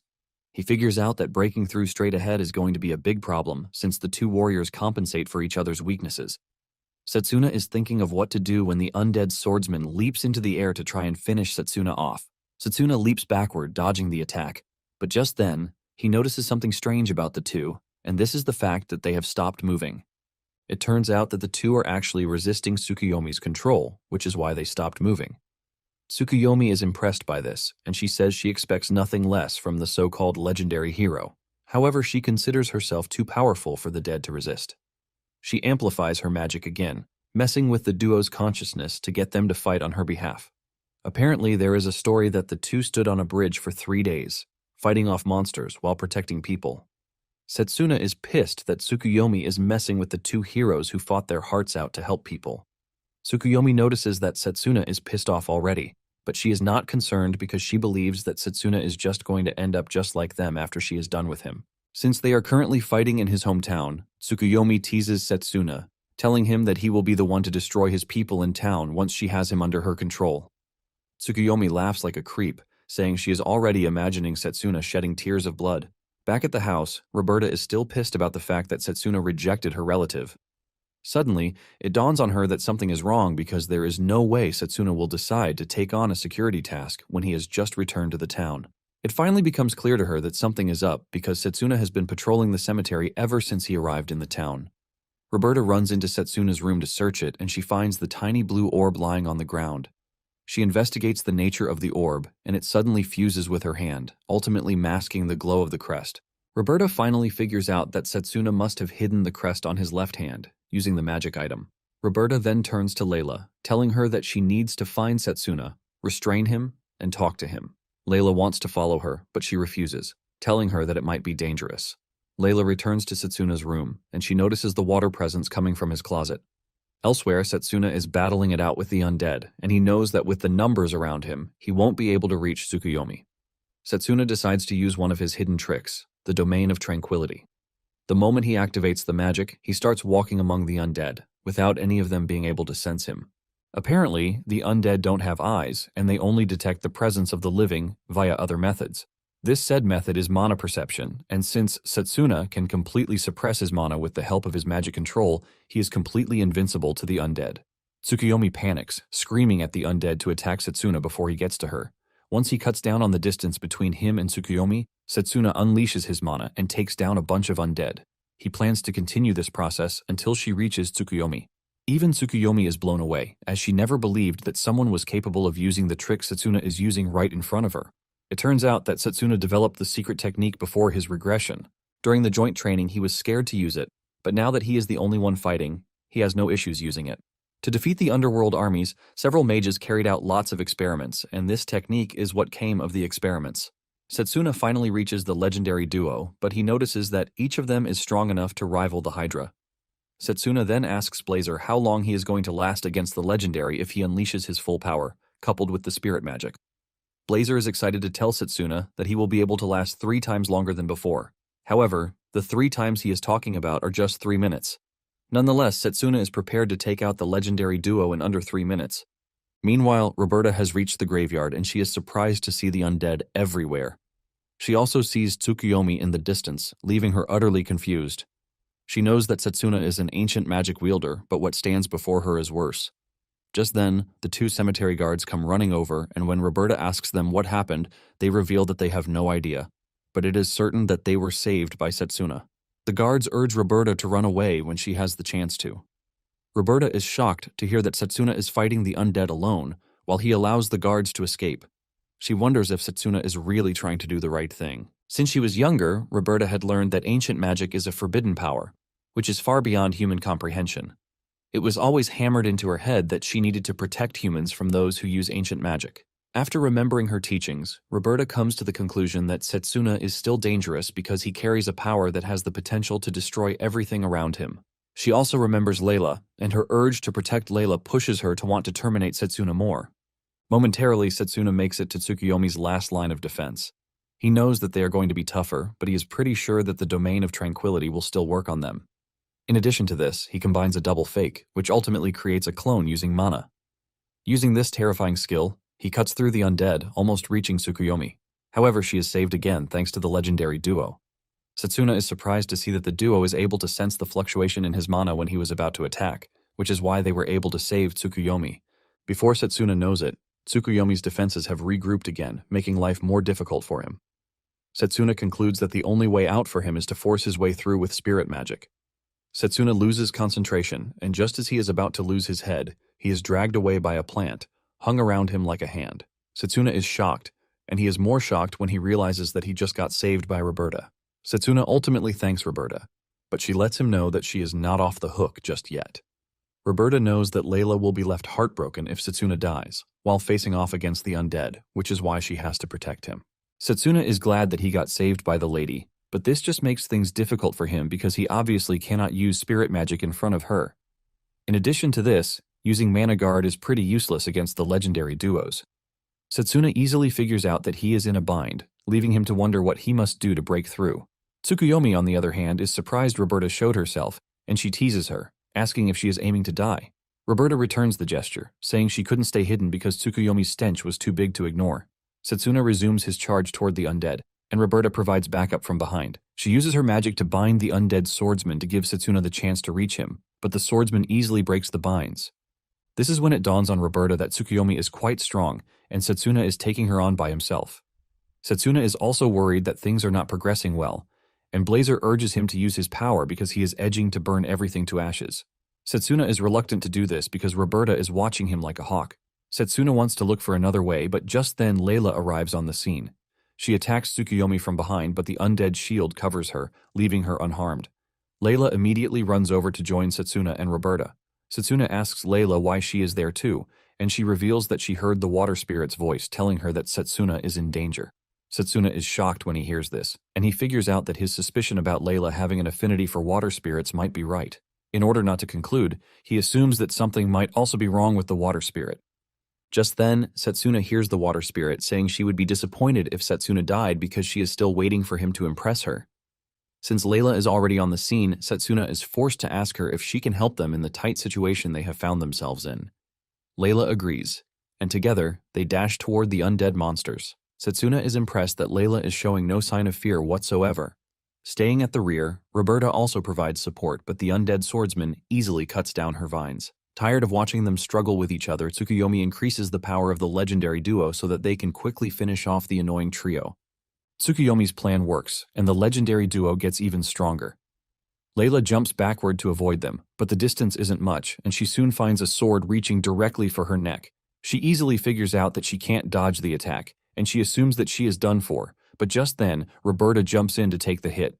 Roberta gets hit right in the chest, knocking her to the ground, leaving Layla to scream out her name. She rushes over to check on her, and Tsukuyomi makes fun of them for being just weak-hearted. Tsukuyomi then tells Layla that she's going to turn her and Roberta into undead monsters to attack Setsuna. While Layla is busy attending to Roberta, she is attacked by the undead swordsman. Just as they are about to be struck down, Setsuna comes in, blazing hot, to save the girls. Just the trail of fire from him running leaves the undead burn to a crisp. This is when Roberta finally confirms that Setsuna is a wielder of ancient magic. Blazer is excited to unleash his wrath on the enemy, and he asks Setsuna how he plans to deal with the legendary duo. Setsuna then tells Blazer that he has nothing to worry about because he has found the duo's flaw. Setsuna immediately charges toward the two, throwing punches at them, while also dodging their attacks. Tsukuyomi finally witnesses what spirit magic is, and she realizes why Jagan had no chance against it. However, she is confident that she has everything sorted out because the undead don't get tired. She smiles with the realization that Setsuna is just going to run out of mana before he can reach her. Blazer is pissed at this, and he tells Setsuna to pierce through the shield, stopping them. But Setsuna disagrees because he knows that too much firepower will take a toll on their mana. Setsuna assures Blazer that there is another way that he can deal with the two. Setsuna remembers Lionel telling him a story about the legendary duo. Setsuna notices that the two have been fighting him since the battle started, but they have not really shown the coordination needed to be called heroes. With this in mind, Setsuna takes on the two pretty easily. He jumps in between them, forcing the swordsman to try and strike him, but Setsuna bends down to dodge. The strike from the sword ends up hitting the shield, ultimately making a dent in it. Setsuna's genius move shocks the girls, but Setsuna is not done yet as he whips out his fiery blade.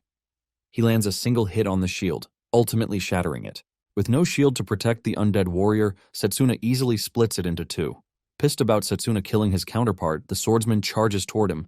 It turns into a sword battle between the two, and Setsuna doesn't hold back while engaging the swordsman.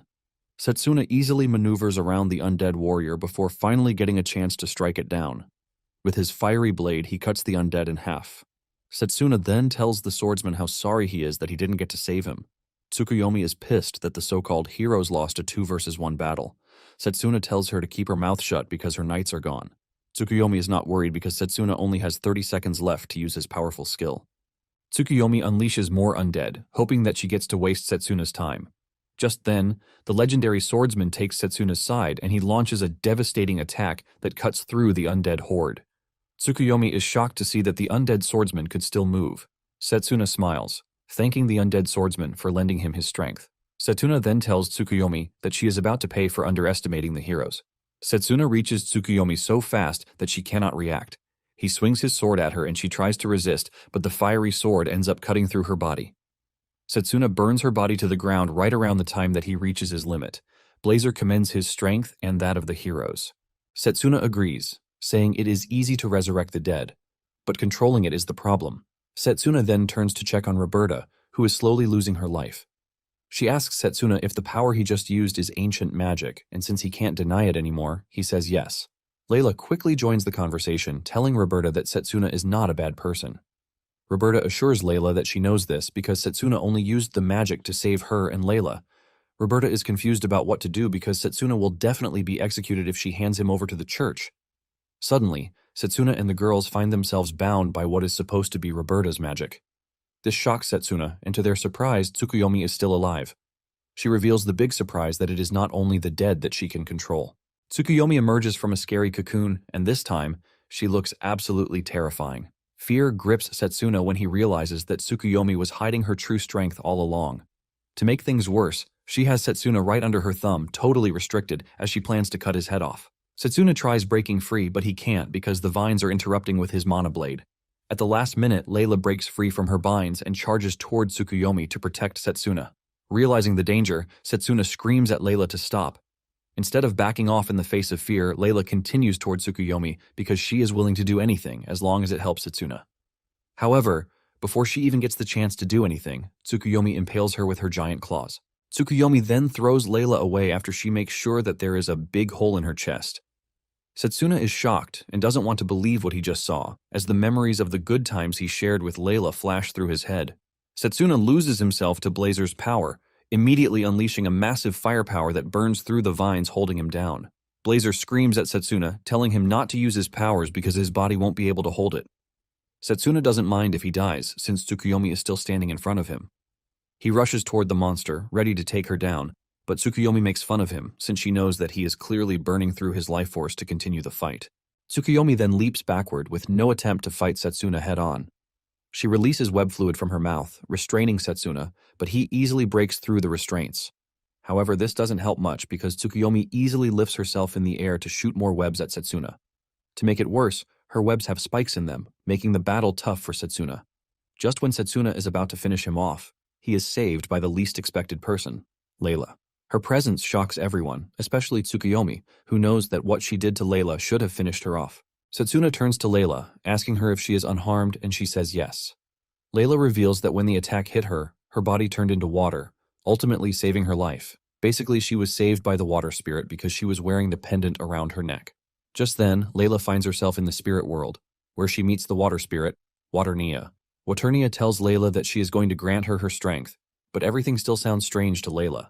Layla then asks Waternia why she would lend her strength, since she hasn't even done anything. Waternia then corrects her, telling her that she actually did by showing her an emotion that she never knew, which is true love. Layla is confused by this, and Waternia explains that she has always wanted to lend her power to those who inspire her. Waternia has seen a lot of good things, but she never felt moved. However, she witnessed a man who used spirit magic for a woman, even though he might be executed for it, and a woman who risked her life to save the said man. Waternia calls this true love and mentions that it is worthy of surpassing her trial. Waternia mentions that the spirit world is actually lonely, which is why she is drawn to the beauty of mortal life. She knows that the act of sacrificing oneself for another can only be done by humans. With this, she considers human love truly wonderful.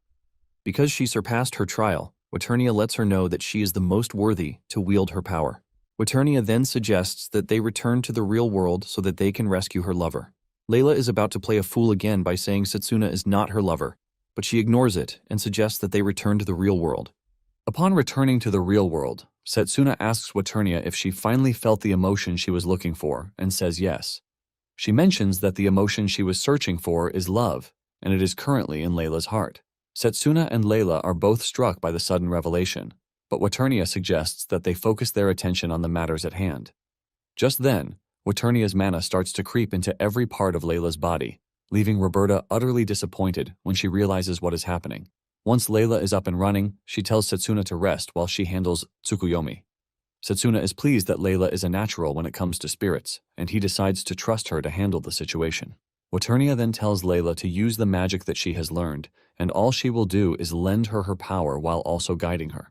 Just then, Layla whips out her mana blade thanks to the fact that she has been training just like Setsuna did. Instead of a regular sword, she makes a whip. After they are done deliberating and making weapons, Layla finally goes after Tsukuyomi. Layla swings her whip at Tsukuyomi in a very irregular way, making it very hard for her to catch the trajectory. Tsukuyomi fails to block the attack, and she gets hit instead. In addition to this, the whip is faster than the sound it produces. Setsuna wonders if Layla is enhancing the flexibility of the water's flow speed. Layla doesn't give the monster any chance as she continues throwing her whip at her. Tsukuyomi wants to run backwards, but Layla catches her, assuring her that she has nowhere to go. Tsukuyomi then does something crazy by shedding her skin to escape the whip's grasp. Tsukuyomi then runs around the battlefield while boasting about her beauty. Surprisingly, she reaches Setsuna's back before he can react. Tsukuyomi raises her hand, ready to eliminate him. Setsuna is able to dodge the first strike, but Layla blocks her second strike with her whip. However, just like before, Tsukuyomi sheds her skin again, making everything very difficult. Layla figures out that she has to do something about the molting if she is going to defeat Tsukuyomi. Setsuna then runs over to Layla, telling her that Tsukuyomi might not be able to escape if her entire body is wrapped in the whip. Waternia figures out that she will have to extend the whip to an incredible length, but unlike Blazer, who burns and turns into fire, the creation of water is quite inefficient. Waternia mentions that she is going to need a massive amount of water ready before she can do it. When Waternia mentioned this, Setsuna remembered Lionel telling her that Morgana used the lake's water to create massive water spheres. With this in mind, he comes up with a solid plan. He then tells his allies to prepare themselves to listen to what he is about to say, because with this, they are going to end the fight. Setsuna and Layla then stand back to back, emitting a crazy amount of aura from their body. Even Tsukuyomi gets shaken by the excessive aura coming from their body. However, she is confident that she can dodge the attack, since it is their final blow. In addition to dodging it, she can also molt, and she believes that as long as she protects her core, she will get to revive as many times as she wants. Confident about this, Tsukuyomi makes fun of them, telling them to give up because they are going to make for very good undead warriors. Just then, Layla uses the blue whip technique, but Tsukuyomi is not bothered since it has not been effective against her since she started using it. In return, she unleashes her spikes at Layla, but she easily dodges and finally uses the extended version of the blue whip, ultimately wrapping around Tsukuyomi.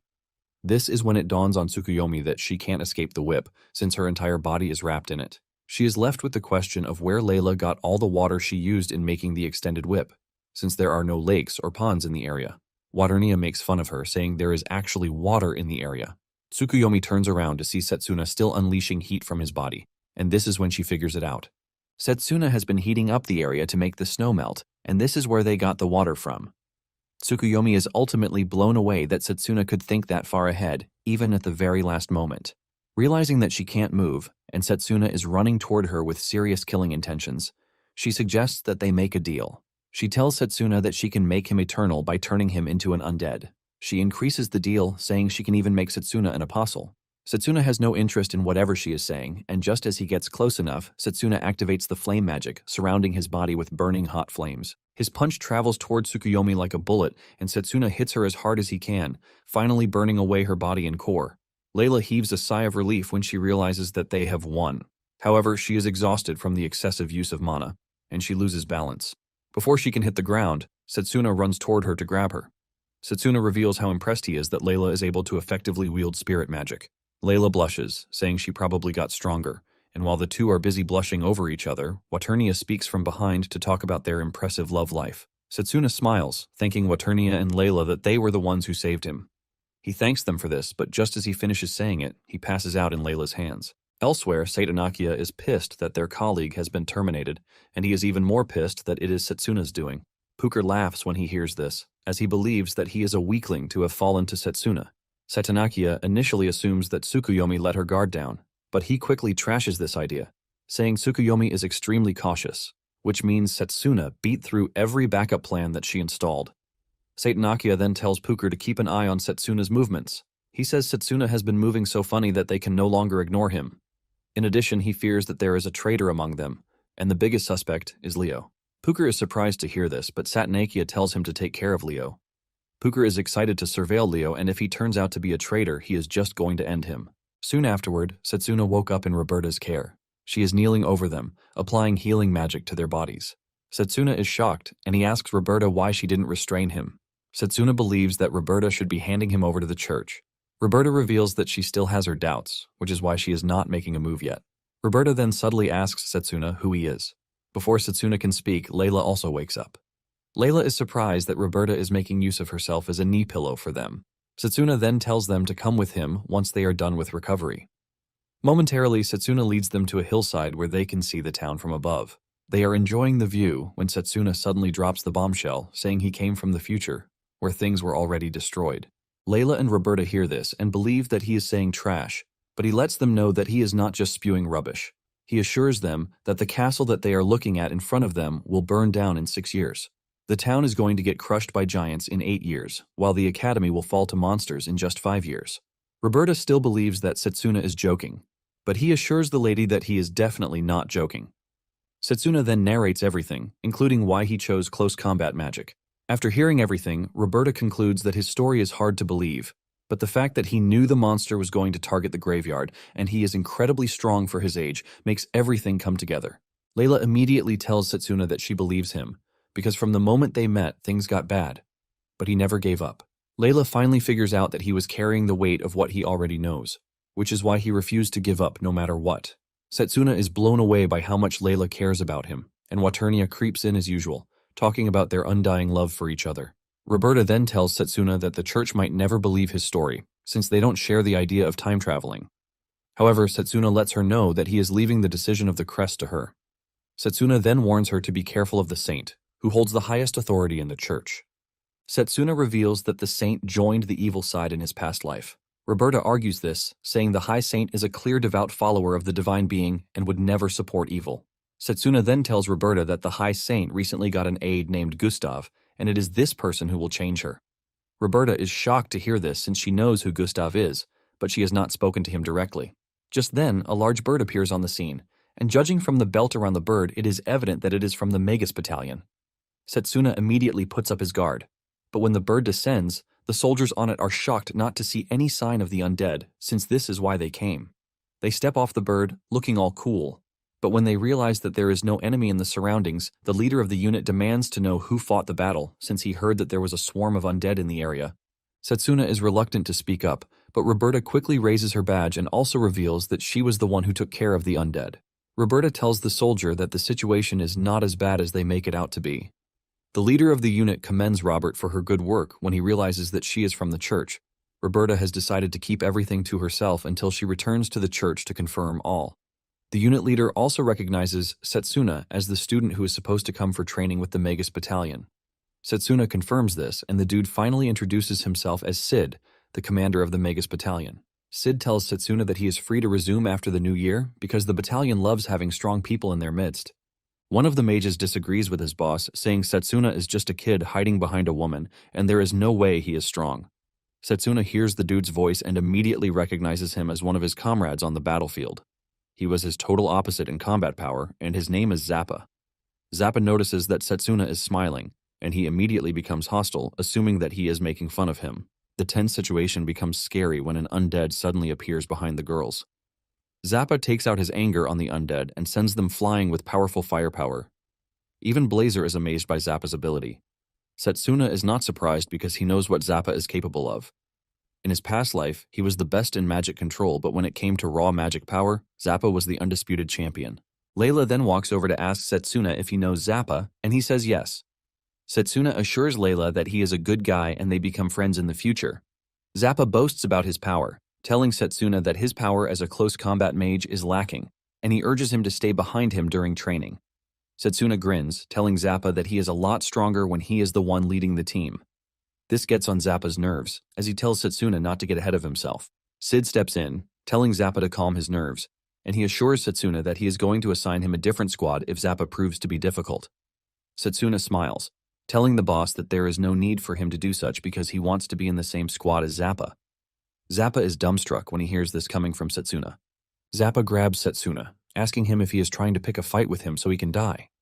He suggests that he remain in school, where he can continue studying. Sid grabs Zappa's hand off Setsuna, telling him to prove his strength in training instead of running his mouth. Zappa is dissatisfied, and he angrily walks away. Layla is worried about Setsuna because he would have to train with Zappa, who appears to be a very tough dude, but Setsuna doesn't care, since all he wants is Zappa's strength. Since it is already dawn, Setsuna suggests that they head back to the orphanage. Upon returning to the orphanage, Roberta doesn't waste time before returning to the church, leaving the two back at the village. Not long after this, Layla also leaves the village, and Setsuna is left to help the villagers out. A few days later, Setsuna also says goodbye to the orphanage, and he returns to the academy to continue his studies. When Setsuna and Layla return to the academy, they tell Carol and Drago about their experience, leaving the two utterly shocked. Drago, on the other hand, tells Setsuna that he was able to learn a new skill during the break, which he will show off during training. Apparently, the training lasts 3 weeks, and Layla is planning to also use it to the best. She wants to improve her bond with Waternia to properly train spirit magic. Carol is jealous of Layla because she had a really good break. Layla tries to reduce the importance of this, but Carol assures her that she doesn't need to downplay her break. While the girls are having fun, Setsuna is thinking of how he is going to stop the incident that is bound to happen during training. However, he needs Zappa's cooperation if he wants to be successful. Later on, Setsuna visits a store to get what he needs for the training. He is leaving the building when he is suddenly attacked from behind. Surprisingly, Setsuna easily dodges the attack, which actually came from Actar. Setsuna is ultimately disappointed, forcing him to ask Actar why he is acting all stupid. Enraged, Actar reveals that he is after Setsuna because he wants revenge, as he had the chance to have everything he wanted if not for Setsuna. Initially, Actar was a trash background character, but after his aptitude for long-range magic was discovered, he started getting better treatment from people. Because he enjoyed the treatment, he started working really hard to maintain his status. However, Setsuna came to ruin everything for him. Actar doesn't hold back from shooting a powerful wind blast at Setsuna, but all Setsuna does is cut down the attack with his bare hands. Actar is left stunned when he sees Setsuna block his attack with little to no effort. Setsuna grins at Actar while telling him the technique and how to manage it. Actar is pissed as he calls Setsuna a useless close combat mage. Actar refuses to back down, and he attacks Setsuna again, hoping to injure him so he will replace him in the training camp. He is desperate to win everyone's attention, including Carol's. Setsuna is confused when Actar mentions Carol, and Actar reveals that she is the perfect girl because she has the looks, and she is also a top student. Actar wants Carol to be by his side, and after he says this, Setsuna gets really mad. Actar attacks Setsuna again, but he blocks it, calling Actar a scum because he is not even checking on Carol, whom he claims he likes. In addition, he lets him know that working hard to become great is the only way to impress people. Meanwhile, Cyrus is hiding behind a tree, hearing everything that they are talking about. Cyrus is not happy with Actar's progress because it has dwindled since he lost the tournament. On the other hand, Setsuna has been developing himself non-stop. Cyrus knows that Setsuna might have become the greatest mage of all time if he had chosen long-range magic. As the fight continues, Cyrus notices a student running toward them. Actar tries everything he can, but can't land a single hit on Setsuna. Actar is frustrated, since he is supposed to be the strongest long-range mage. Setsuna moves around zigzag until he gets close to Actar. Actar senses the punch coming straight at him, leaving him to wonder if he is about to die. Setsuna holds back a little before finally punching him in the head and knocking him to the ground. Setsuna then reveals his intentions to expose Actar to the authorities so he can be duly punished. Setsuna lets him know that he even faces a risk of being expelled from the mage's world. Just then, the unknown students come rushing over to protect Actar. Setsuna is shocked when he realizes who the person is, and it is none other than Carol, leaving Setsuna to ask her why she is protecting Actar. Setsuna asks Carol if she knows the horrible things Actor has done, and she says yes, but she has a reason for doing what she is doing. Apparently, Actor was a totally different person when they were in the first year of school. Carol explains that Actor was just a commoner like her, but he was always getting bad treatment from the other students. However, he remained kind, and would even share his healing potions with others, even when he himself needed them. Setsuna is shocked to hear that Actor was a totally different person from what he knew. Carol then mentions that Actor totally lost himself because of the overwhelming power that he obtained the moment he joined the long-range magic department. Nonetheless, Carol still believes in Actor even if people say she is being delusional. Carol wants them to give Actor a chance to correct all the evil things that he has done. Just then, Actor gets on his feet, and he tells Carol to stop talking. With his disfigured face, he mentions his plan to submit his withdrawal form the next day. Actor bows to Setsuna, saying he is not expecting forgiveness, and he is also free to report him to the authorities if he wants. Actor then finally summons the courage to tell Carol what he has always wanted to tell her, and this is the fact that he likes her. Carol thanks him for the compliment because it makes her feel like Actor's old self is back. However, she confesses that she has someone she likes, and Actor takes it like a big boy, saying he has no more regrets. Actor then tells Setsuna to give his all during the Magus training because it was always his dream. Setsuna smiles, assuring Actor that he is going to carry his hopes with him. In the end, everything gets resolved peacefully, and Cyrus walks away with a smile. The following day at the Magus Corps Western Branch, Zappa and his colleague Valerie prepare themselves to receive new trainees. Zappa and Valerie join their boss on the assembly ground, where the trainees are all waiting. Sid stands before the new members to address them, and he informs them that they are going to be serving as real mages for 3 weeks. He lets them know that he is expecting great things from them because they are not there to have fun. Apparently, Drago, Setsuna, and Mifune are the 3 who came from their academy, Elmridge. The other academy students waste no time discriminating against Setsuna and Drago since they are both from the close combat magic department. Although some believe that Drago will have some uses since he is big, they totally write Setsuna off. Rumors are also flying around that he was saved by Roberta in Eldinia. Most of the students are already rejecting Setsuna as their teammates before they even get the chance to work with him. When it is time for the team assignments, the commander tells them that they are all going to state the unit that they would like to join. Zappa is thinking of adding Mifune to his Sid unit when Setsuna suddenly raises his voice to say he would like to join the Sid unit. Zappa is pissed already when he hears this, but at the same time he doesn't think he is going to get picked because it all depends on the tests that are going to be conducted. The commander then calls them together, telling them that the battalion is based on merit and the assignments will be based on their abilities. To know their worth, the commander tells them that they are going to take turns attacking the golem, and its damage intake will be measured and projected as their score. The commander calls on a trainee who hits the golem with fire magic, ultimately earning him a whopping 382 points. One after the other, the trainees step up to attack the golem and know their score. One even fails the test, ultimately earning a big 0 points. When it is Mifune's turn to display his skill, he calmly unleashes his formation magic, impressing those who are watching. When his points came out, he got close to 600 points, which is a big deal. When it is Drago's turn, he excitedly steps up to take on the golem, and the other students are already expecting him to fail against the golem. However, they are all left stunned when Drago beat the golem up so badly that he obtained close to 800 points. The other trainees are left in awe as they never expected a close combat mage to be that powerful. Some then assume that his big size is his strength. After Drago is done wreaking havoc on the golem, Setsuna is called forward. To make things harder for Setsuna, Zappa suggests that they put Setsuna up against a demon-type golem. Valerie tries to point out the dangers of doing this, but Zappa doesn't mind, since he is aiming to break Setsuna's ego. Valerie sympathizes with Setsuna's condition because the demon type is known to be very difficult to deal with, thanks to the ability to fly. Because he is a close combat mage, Valerie believes that he has no chance whatsoever. Setsuna steps forward, and when he realizes that he is going up against a demon-type golem, he grins without fear. On the other hand, the trainees believe that Setsuna is done for since experienced mages even have trouble dealing with a demon-type golem. They assume that he is going to give up, but unknown to them, he was once the strongest mage in the Magus battalion. They start making fun of him because they believe that he is going to have the lowest score among all the trainees. They know that once the demon type leaps into the air, it is all over. The commander orders that the battle begin, and Setsuna wastes no time, dashing at the golem before it even has the chance to do anything. He unleashes his mana swords and delivers precision cuts to the golem, ultimately destroying it in front of everyone.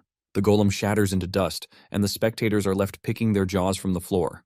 Even the system was not able to register a particular test point because Setsuna was too fast. Setsuna is initially worried that he might have overdone it until he realizes that the Magus Battalion is all about eliminating threats as fast as possible. Valerie assumes that there was a malfunction with the system, which is why it was not able to read Setsuna's score, but Zappa clears the air, saying that Setsuna basically dealt so much damage that it broke the system. Zappa painfully admits that Setsuna's score is over 1,000.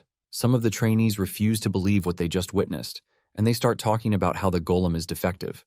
The trainees urge Setsuna to be ready because the real thing will never be easy, the way he just handled it. The next day, Valerie and Zappa head to the commander's office, and he tells them about how everyone wants to get their hands on Setsuna. In addition to those who performed well, is Han from the Issei Magic Academy, who casually scored over 700 points.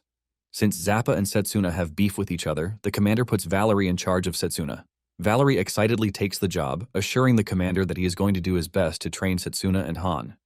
Momentarily, Valerie gets the two under his wing, and he tells them to follow him so he can give them a tour of the facility.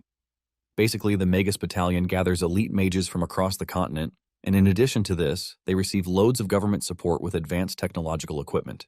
Valerie explains that each unit is made up of 5 members, and as trainees, they are going to be joining up as the 6th and 7th members of the SID unit. In addition to this, they are going to be participating in regular combat missions, which is basically a warm-up for special operations.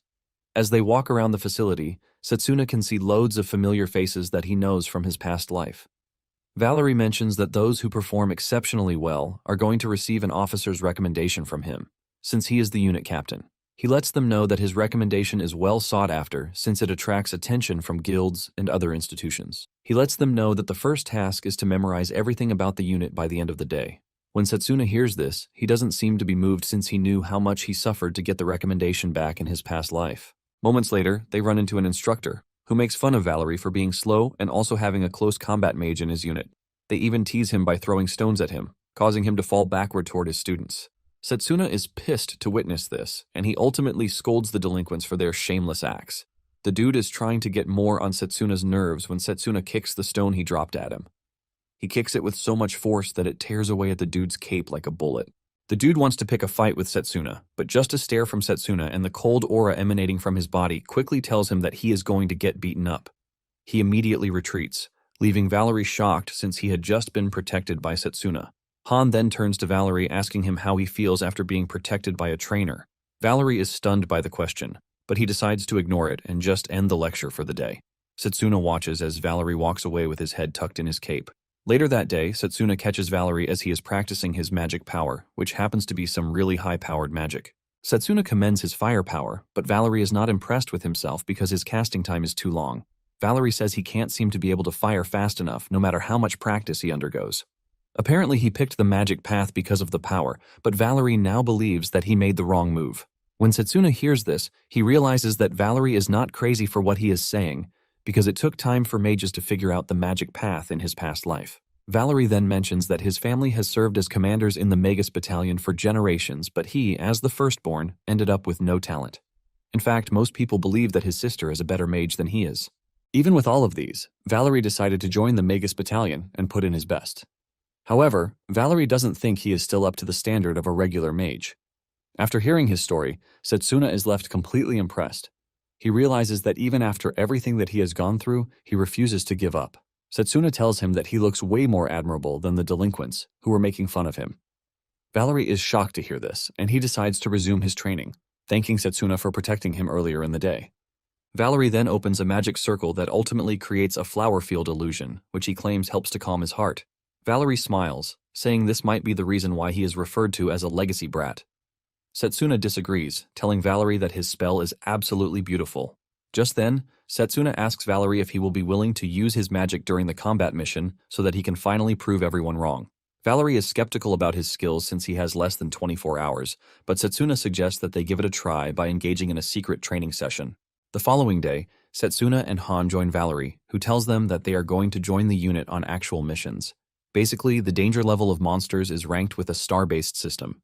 Setsuna is not surprised by this since it is something he learned in school. Apparently, goblins and undead are 1-star threats, while the Death Lord that they encountered in the dungeon was a 4-star. Valerie reveals that the Magus Battalion handles 3-star threats and above. Valerie mentions that they are stepping out to check out the monster sighting happening in the wetlands.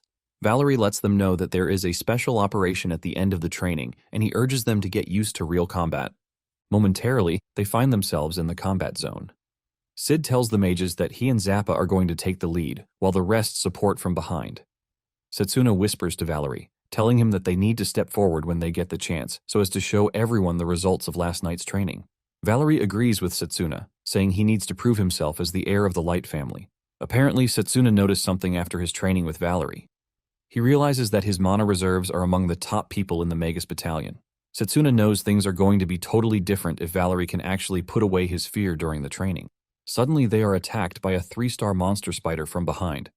Valerie is grabbed by the monster, leaving him to scream out in fear. Setsuna rushes toward the monster, cutting off its tentacles to free Valerie.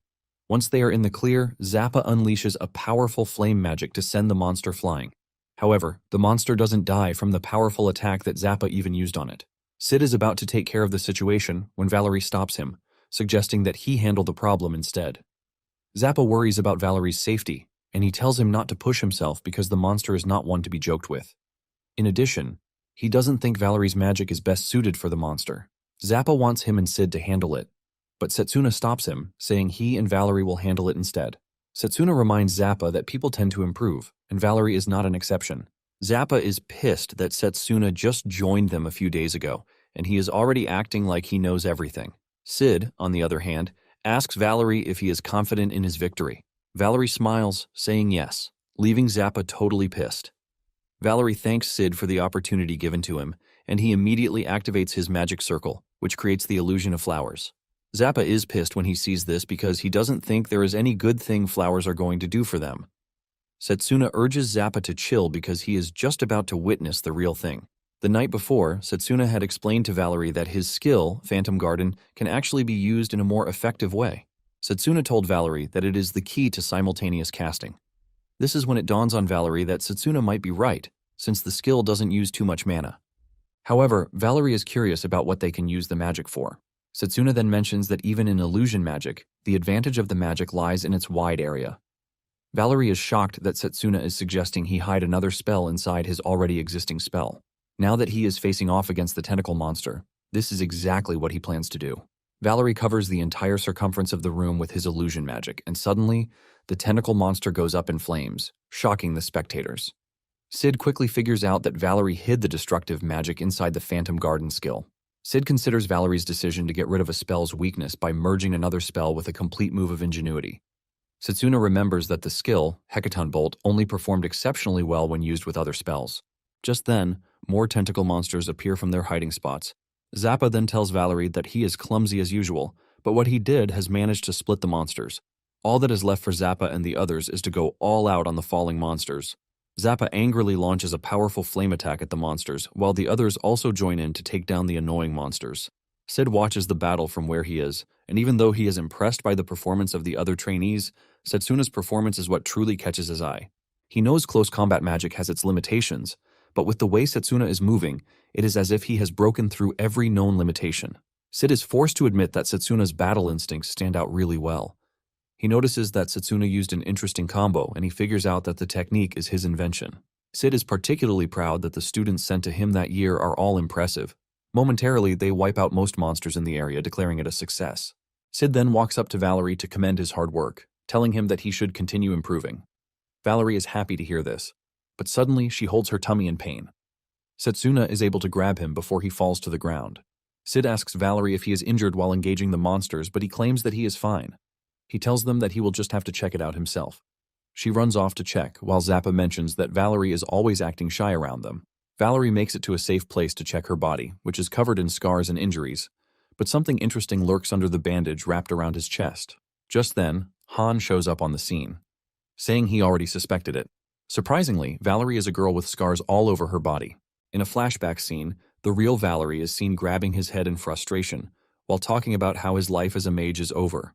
He refuses to leave his room, and when his little sister saw this, he decided to take matters into her own hands to make sure that the family's name is not ruined. She cut her hair so she could look like a guy, and then she joined the Magus battalion, hoping that her family would be recognized again if he picked up enough achievements. However, the most important thing that she needed to do was make sure that her identity remained a secret. Han finally understands why Valerie's sister is doing what she is doing. He knows that people will also be shocked, and she might be expelled too. She begs Han not to tell anyone about what he just found out, promising to do anything that he wants her to. Just then, Han grabs her by the cheek, telling her that he is there to earn the officer's recommendation so that he can quickly rise through the ranks. Since this is his mission, he wants the lady to give all the training achievements to him. She is frustrated but can't do anything about what she just heard, and when the two return to the rest of the group, Valerie looks totally down. Setsuna also notices that something is weird, forcing him to ask the two what they were doing. Han replies that they are up to nothing because he was only asking her about training and the like. By the 10th day of the training, Setsuna can see that they have gained a ton of experience, which includes logistics and combat too. However, with all the progress, he knows that something is definitely wrong with Valerie.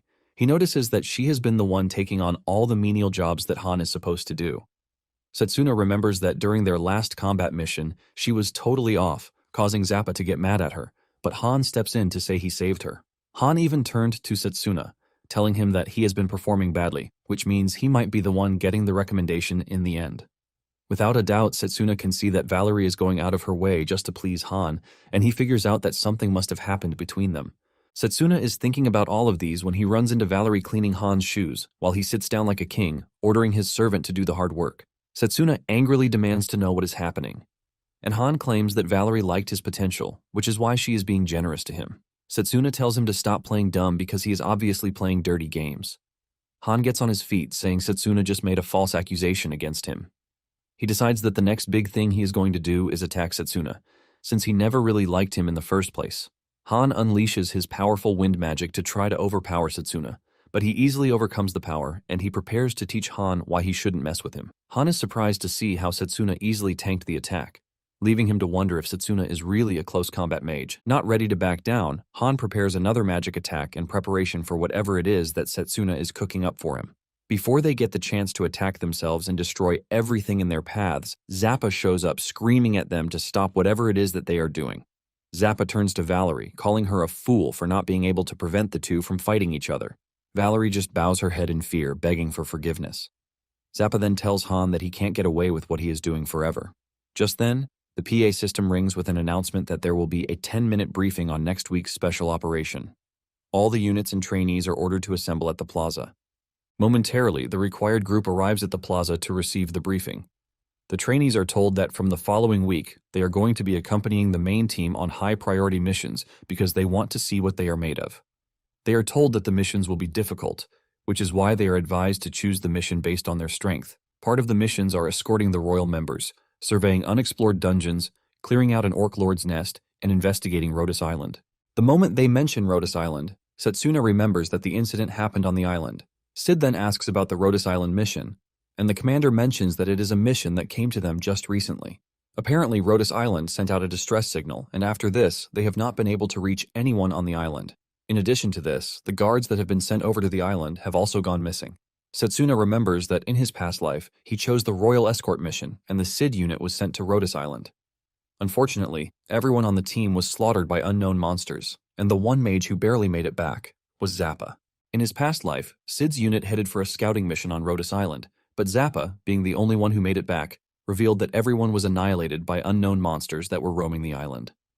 The Magus battalion immediately headed to the island, but by the time they got there were no traces of any monsters. All that was left was a wasteland with no single living creature. The vanished monsters later appeared again when the evil god showed up. The monsters were so strong that they were having a field day with the Magus battalion, ultimately wiping out the Magus battalion. Setsuna figures out that the foundation of the monsters will be on the island, and he is prepared to know the truth this time around. The commander then tells them that the missions will be assigned to the units on merit. Basically, they are going to hold mock battles to determine this, and the commander urges each unit to show their strength. Drago smiles at Setsuna, telling him that his unit will definitely not lose to his own unit. Deep down, Setsuna is thinking of how he is going to win the Rhodes Island mission. On the night before the mock battles, Layla communicates with Setsuna via the pendant, asking Setsuna about his training with the Magus battalion, and he reveals that it has been going well. Layla mentions that she has improved on her spirit magic, and Waternia cuts in, saying she lacks a huge source of mana, but she is compensating for this by channeling her anger. With this, she has been able to learn so many spells, and Waternia mentions that Setsuna might end up meeting another spirit, Bifrost, on the course of his journey. Blazer knows who Bifrost is, and he mentions that he is the Rainbow Spirit, who is basically a legend. It is said that he is a king who saves all spirits, but even though Blazers have been alive for thousands of years, he has never seen him once. Blazer starts to wonder if someone like that actually exists. This excites Setsuna because he knows that borrowing the Spirit King's power would mean a lot against the evil god. This makes him want to meet the Rainbow Spirit even more. Layla then asks Setsuna if he's getting along with the people in his squad, and Setsuna replies that there have been no issues so far. Apparently, the issue between Han and Valerie has also been resolved. In addition to this, Setsuna feels that there is something off about Han's magic. Blazer also agrees to this, saying he gets a really bad feeling from him. Waternia quickly steps in, telling Blazer that this is not an excuse for him to go burn Han, but Waternia says it just wants him to do it more. The next day, the trainees gather for the mock battle, and they are informed that a special formation magic has been cast on the arena. Apparently, the effect of the healing magic can heal any injury sustained from the fight. However, it won't bring back the dead, and because of this, they are required to be careful. Before the mock battle begins, Setsuna figures out that Han is not the only dude he has to look out for. Basically, the rules for the mock battle are a 5-person team fight.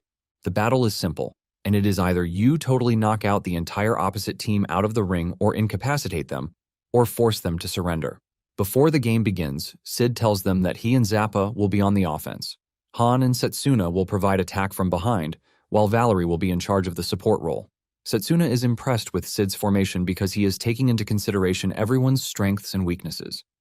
Setsuna admits that he respects Sid a lot, and this is coming from him, who has met a bunch of captains.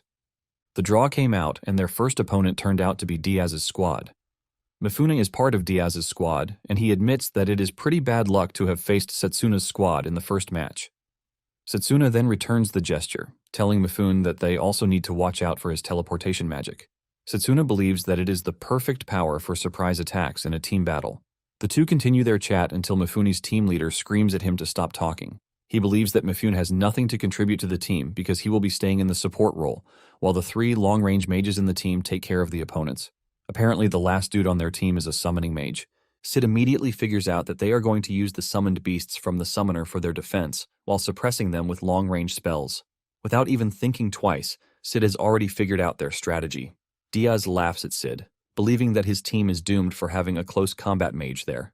Setsuna believes that Diaz is just jealous of Sid for becoming a commander at such a young age. Setsuna partially admits that his formation is quite good, but he can't believe that he is pushing Mifune to the side just because he is a formation mage. With this alone, Setsuna can see that Diaz has no eye for talent. Diaz gins at Setsuna, telling him to prepare himself to be dealt with. Sid notices that they are locked in on Setsuna, and Setsuna assures Sid that he is going to correct the popular belief that long-range mages are the stars of the battlefield. Momentarily, the battle begins, and just as predicted, Diaz's squad uses long-range attacks while defending with a summoned scorpion. Setsuna dashes toward the team while Sid tells his team members to intercept the long-range attacks. While the long-range mages are dealing with each other, Setsuna has reached the summoned beast. He tries to cut down the scorpion, but he ultimately fails. Setsuna pushes back a bit, and when Diaz sees this, he is confident that there is no rookie who can cut the scorpion because its hardness surpasses that of a golem. Momentarily, Diaz's team starts getting frustrated because they can't break through Sid's formation even though he is engaging them with just 2 long-range mages. Diaz encourages his team, telling them not to give up because Zappa will be the first to run out of mana. Diaz is confident that his team will come out on top, but suddenly, an attack comes flying at him from nowhere. He is bound to be struck down by the attack, but fortunately for him, Mifune steps in and uses his teleportation magic to get him out of the way. Diaz is shocked to see this, but Han, on the other hand, is pissed that Mifune ruined his plan. Basically, Mifune has what it takes to pinpoint Han's location thanks to the fact that he can sense his mana. Because of the stunt that Mifune pulled, Diaz starts celebrating, saying victory belongs to his squad. Mifune knows who he is up against, and he is not foolish enough to say they have automatically won. Setsuna, on the other hand, is still battling it out with the scorpion. While he is doing so, Han is watching him and monitoring his movements and techniques. Diaz continues laughing at Setsuna, saying there is nothing a close combat mage like himself can do. Unknown to them, Setsuna has been cooking his charge bullet skill while creating a diversion with his mana blades. Once the skill is ready, he aims straight at the scorpion's head and he delivers a powerful blow that shatters the scorpion with no stress. This ultimately destroys the defense that Diaz was relying on, leaving him stunned. Diaz doesn't want to believe that he just witnessed a beast get shattered by mere fists. Since their defense is broken, he screams out to his team to regroup, but this is too late because Setsuna has broken through their ranks. Setsuna is so fast that he knocks down one of the long-range mages before he even realizes it.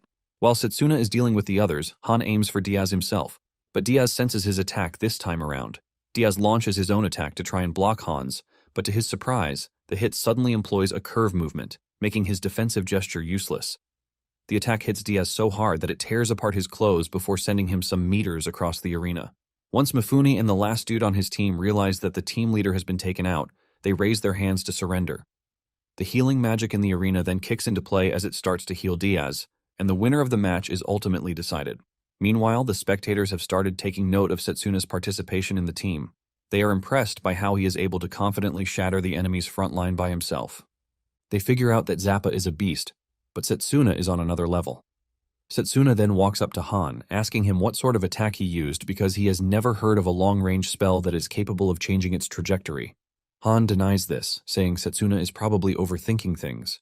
Setsuna also demands to know why Han put on his robe before he used the last attack, since he isn't in a situation where he needs to conceal his location. Han then replies that he did so to prevent a counter, claiming that he is a cautious dude. The tension between the two rises, but Zappa steps in, telling them that they can't be arguing or fighting after they have won. Han, on the other hand, figures out that Setsuna is onto him already, and he decides to step away for what he is about to do next. Just then, Drago shows up, telling Setsuna that he will be fighting his squad next, but his unit captain, Cha-Cha, is a good dude who recognizes the power of a close combat mage. Drago assures Setsuna that he is going to pay him back for what happened at the academy, since he has no intentions of losing. Since the winner of the next round gets to choose the mission that they want, Setsuna is ready to give it his all to win and get to choose the Rhodes Island mission. Moments later, Drago's team enters the arena, and Setsuna finally sees Captain Cha-Cha, who appears to be a cute little girl. Just as the game is about to begin, Cha-Cha sets her formation, with Drago being the heart of it. Drago takes off his chest and unleashes the secret technique of his family, which ultimately turns him into the Red Hulk. Even Setsuna becomes cautious because he can sense the immense aura coming from Drago's body. Setsuna wonders if Drago is controlling a burden that the human body could never withstand with his steel-like physique. Since he is unaware of his secret technique, Setsuna becomes more interested in the fight, and with this, their legendary fight goes down. Drago charges at Setsuna and aims his punch at his head, but he dodges it. However, the pressure from the fist alone leaves Setsuna's skin bruised. Setsuna figures out that taking a direct hit from Drago's punch might automatically knock him out. Realizing this, Setsuna applies a physical boost to his arms and feet and grabs Drago like a pro wrestler. He wants to push Drago to the ground, but to his utmost surprise, Drago is unmovable. Drago grins, while telling him that his techniques won't work against his Hercules skill. The moment Setsuna realizes that he is being overpowered, he changes tactics and runs to Drago's back to try and cut him down. However, this also fails woefully, leaving Setsuna stunned, while Drago just smiles at him. Han then decides to attack Drago while he is distracted with Setsuna, but to everyone's surprise, Drago pulls out a rock boulder to block the incoming attack. Setsuna figures out that the Hercules skill is one that enhances physical strength, and since Drago's body has been trained since he was a kid, it basically makes it a cheat code. Setsuna can see that Drago is displaying a power that surpasses magic just by using pure physical enhancement. Setsuna is impressed because he never expected to be pushed so hard in a short-range combat. Because of the challenge, Setsuna is more obliged to win the match. Zappa releases a massive firepower at Drago, but he easily blocks this with his palm. Zappa is pissed about this, and he immediately follows through with another attack. This time around, the attack hits, but it still fails to burn Drago. Drago confidently reveals that his body is armor, and nothing that they throw at him can overcome his powerful muscles. Zappa figures out that Drago is protected by enchantment magic, and in addition, his mana guard is so overpowered that everything he does will only tickle Drago. To make things worse, Drago is getting buffs from his teammates, making him seemingly invincible. Zappa is left to wonder just how many buffs Drago is operating on. Sid, on the other hand, figures out that Drago is using an ancient warrior's formation. Apparently, there was a class in the old times that was called warrior, and they fought monsters with only their bodies and martial arts. Back then, magic wasn't properly developed, and mages were nothing but a support class for warriors. However, as time passes, warriors find it difficult to handle the rapid increase in monster activities, since they are mortals after all. Not long after, magic also developed, which essentially made the technique totally obsolete. However, Drago is able to pull off the technique because he is an exceptional close-range mage. Sid is also impressed that Cha-Cha is betting everything on a trainee, and a close combat mage at that. Sid figures out that if things continue the way they are, his squad formation will automatically be broken down.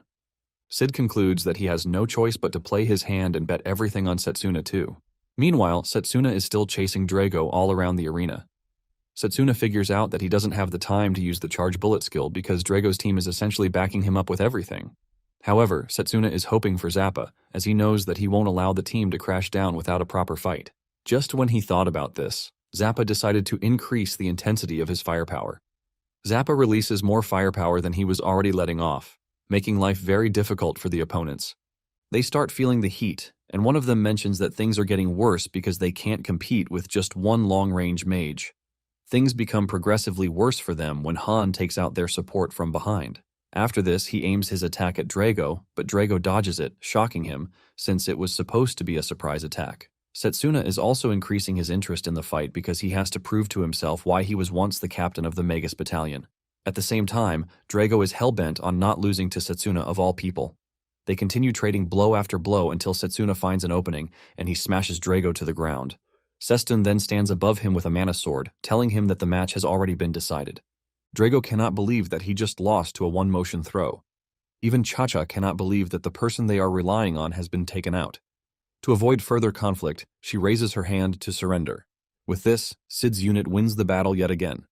Setsuna once again impresses those who are watching, since he changes the entirety of how mages are supposed to fight. Setsuna then tells Drago that his skill was excellent, but he only managed to decipher its weakness. Drago is impressed by this, and he shakes Setsuna before telling him that their next battle will not end the way it just did. After this, they conclude the mock battles, and Sid gets the choice to pick a mission that he wants. Zappa runs over to Sid, asking him what mission he plans to choose.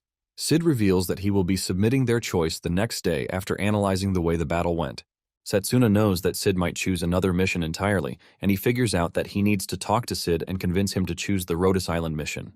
On his way to Sid's office, he figures out that this is the first time he will be having a proper conversation with the man. Setsuna figures out that he didn't know Sid in his past life, most likely because he died on Rhodes Island. In addition to convincing him about the mission, he wants to talk to him about Han and Valerie.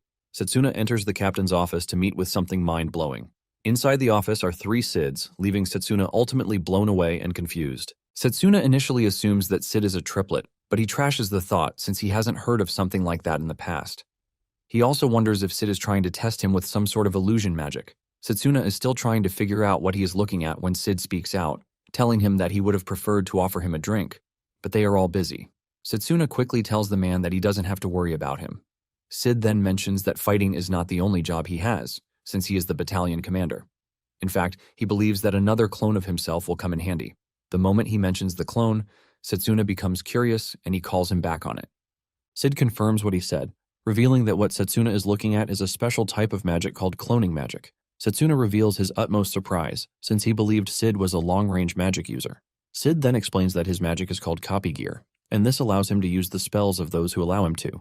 Basically, he is currently borrowing the cloning magic from another member of the team, and the same goes for the long-range magic that he used in their mock battle. Setsuna is blown away because this is his first time seeing such magic that doesn't fit into any of the existing systems. Sid mentions that it is actually a good spell, but he can only save up to 3 types of magic, and in addition to that, the retention period is not more than a day. Because his mana tank is not that large, he has limits to how he can use it.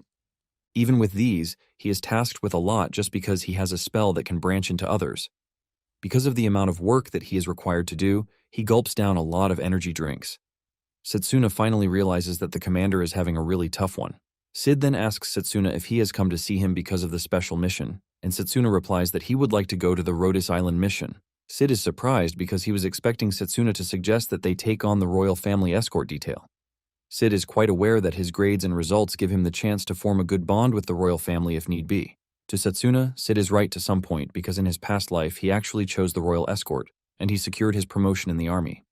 However, in this current life, he now has something that he needs to prioritize over promotions. Just then, one of Sid's clones passed him accumulated data on Setsuna.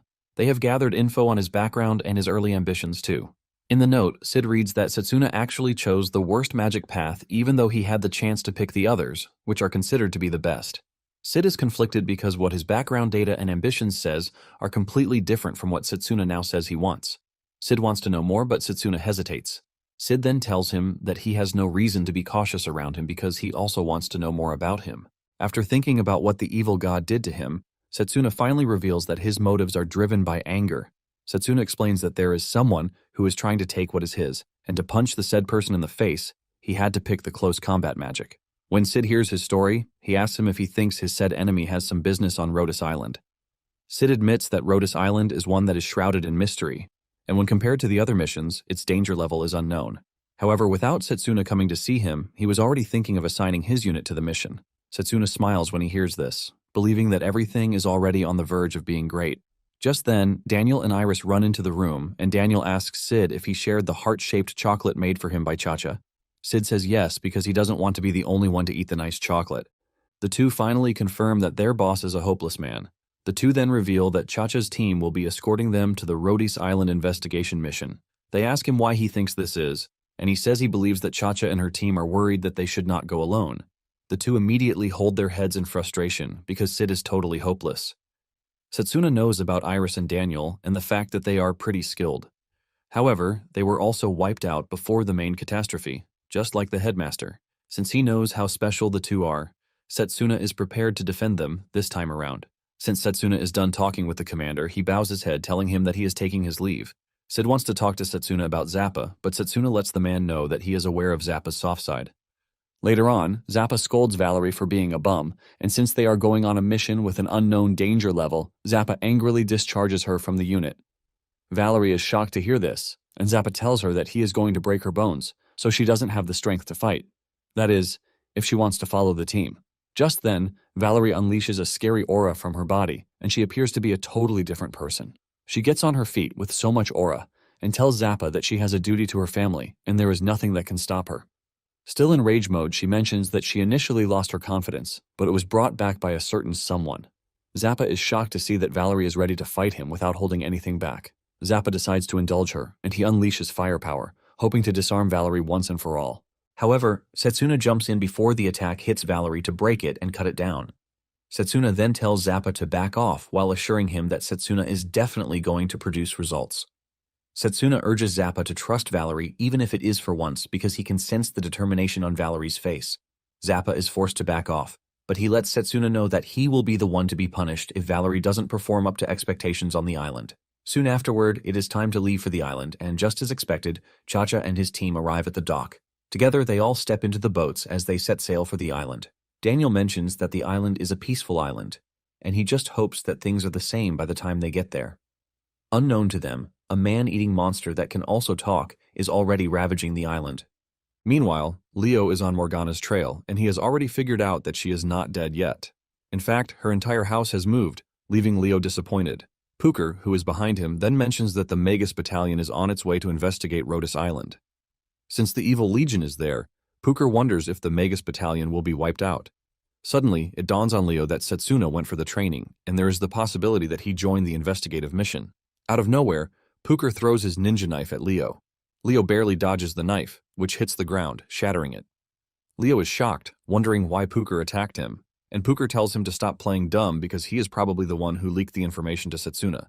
Puker tells Leo that he is a traitor and that he has to atone for his sins with his life. Leo is surprised that Puker has come to a conclusion already, but he doesn't mind fighting Puker. In fact, he is hyped to fight Puker, since it is going to be the first in history. Puker, with his Joker face, also grins brightly as he gets ready to fight Leo.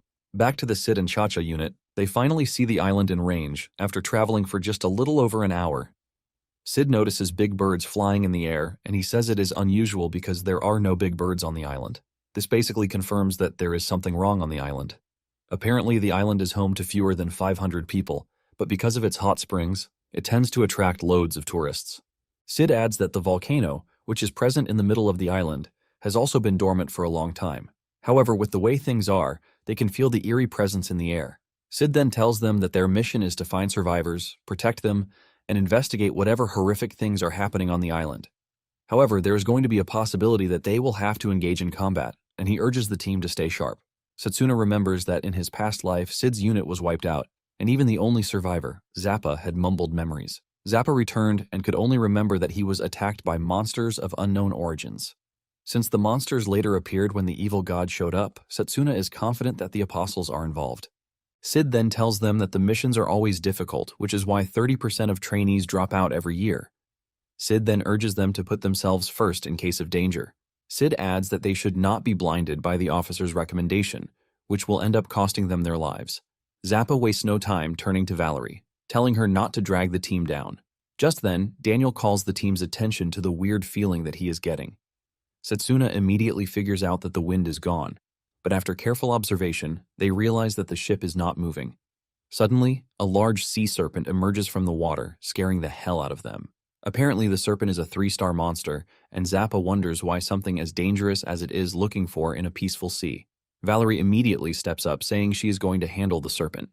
Using her magic, she creates a barrier that prevents the monster from reaching the ship. Sid then screams out orders, telling his unit that the monster's weakness is lightning. Sid hits the monster with a powerful lightning attack, which gets amplified by the fact that it is in water. The monster screams in pain before losing consciousness, and it slowly sinks into the water. However, the serpent shocks them when it emerges again, but this time, it hits the ship with a tentacle. Iris is shocked because a sea serpent has no business having tentacles. Setsuna starts to understand what they are up against, but suddenly, a tentacle comes flying into the ship. Before it can do any serious damage, Setsuna cuts it down with his bare fists. Just then, several monster heads appear from under the water, ultimately surrounding the ship. Zappa finally figures out why the ship was unable to move from where it is. Even though the monsters are scary, the team stays together to launch several attacks at the monsters. Suddenly, the ship gets so rocked that Daniel almost falls off, but Sid saves him. Since he is the summoner, Sid tells him to summon the divine bird so that they can escape from the already doomed ship. Daniel is worried about Cha-Cha and her team because they have their hands full too, but Sid urges him to trust the other team to make it out. Sid reminds Daniel that they won't be able to form a rescue plan if they all fall into the abyss. While Daniel is summoning the bird, Valerie uses her barrier magic to protect the team. The bird manages to get them out just in time before the ship is ultimately crushed by the monster. The team is still catching their breath from the near-death escape that they had when flying, ugly-looking monsters with human faces appeared above them. Before they know it, they realize that they have been surrounded, and Sid suggests that they descend to the island, while Setsuna intercepts the monsters. Zappa and Han engage the monsters, helping the divine bird to safely land on the island. Sid immediately realizes that escaping the island will be very difficult since the ship is gone. Without a doubt, he realizes that they were lured to the island. Iris is worried about Cha-Cha's team, but Sid tells her that she has nothing to worry about because Cha-Cha's team is stacked with enchantment-type mages. Zappa believes that they should be able to make it to shore, but the only hope is that they get to regroup with them later on. Sid then tells the team that the only choice they have is to proceed on foot. He can't believe that the once peaceful island is now crawling with creepy and ugly monsters. Iris notices that Valerie is trembling with fear, and she urges her to stay strong because things are not as bad as they seem. Iris walks up to a flower bud to try and make Valerie better, but the moment she gets very close, the flower bud transforms into a monster with loads of serrated teeth. With no way to move, the monster grabs Iris with its scary mouth while the team members scream out her name. Just before the monster can fully take Iris away, Setsuna is the first to make a move, and he cuts down the monster's neck, causing it to spill Iris out. Iris is badly injured, but it wasn't much thanks to her shield that she activated at the right time. Setsuna asks her if she is fine, and she assures Setsuna that she is okay. Iris says things would have been bad for her if she hadn't activated her shield just in time. Iris mentions her determination to stay alive, since she is the team's healer after all. Valerie is relieved that Iris is still alive and with them. Daniel then mentions that the monsters on the island are basically vicious and are more diverse than they anticipated.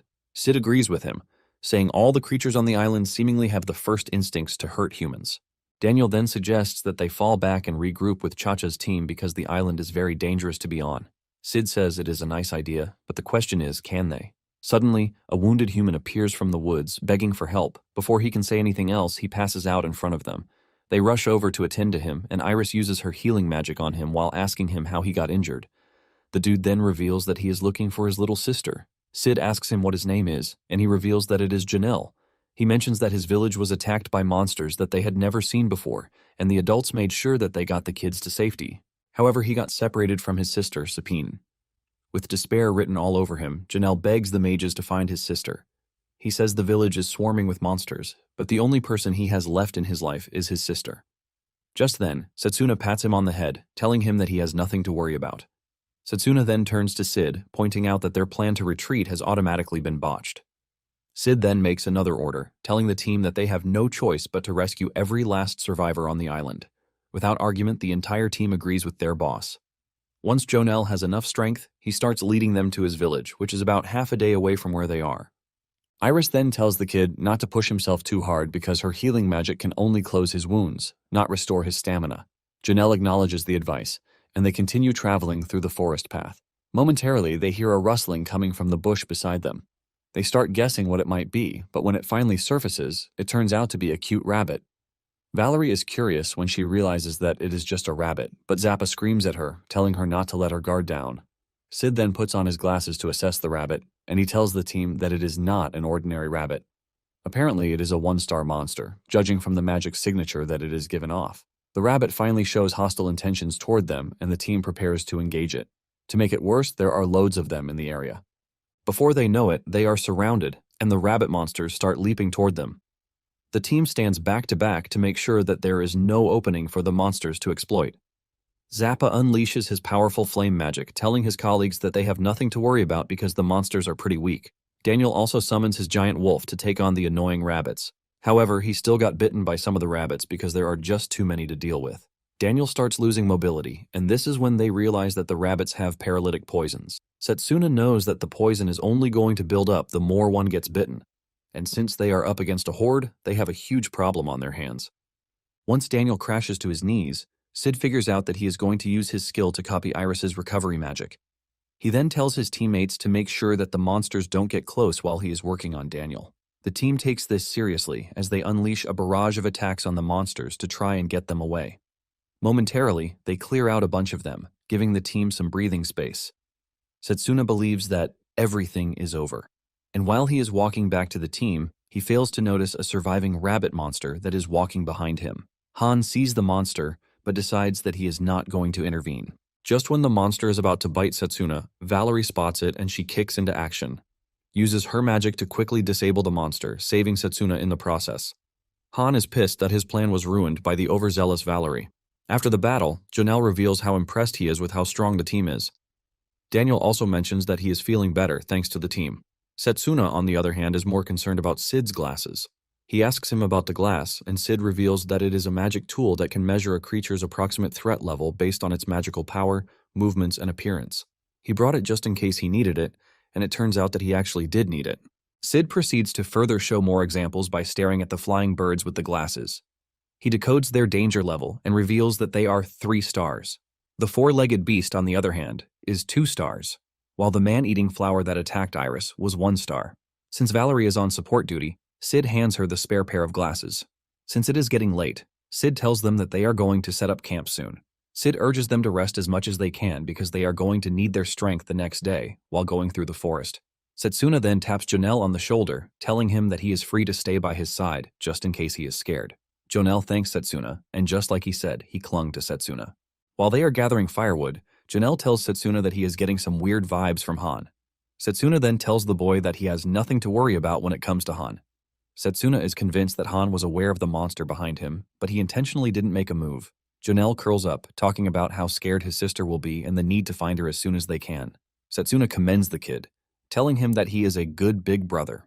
Han then asks Janelle if there is a way for them to identify his sister, and he reveals that his sister wears a red pendant around her neck, which was a birthday present that he gave her. Setsuna then assures Janelle that they are going to find her sister, and he even swears in the process.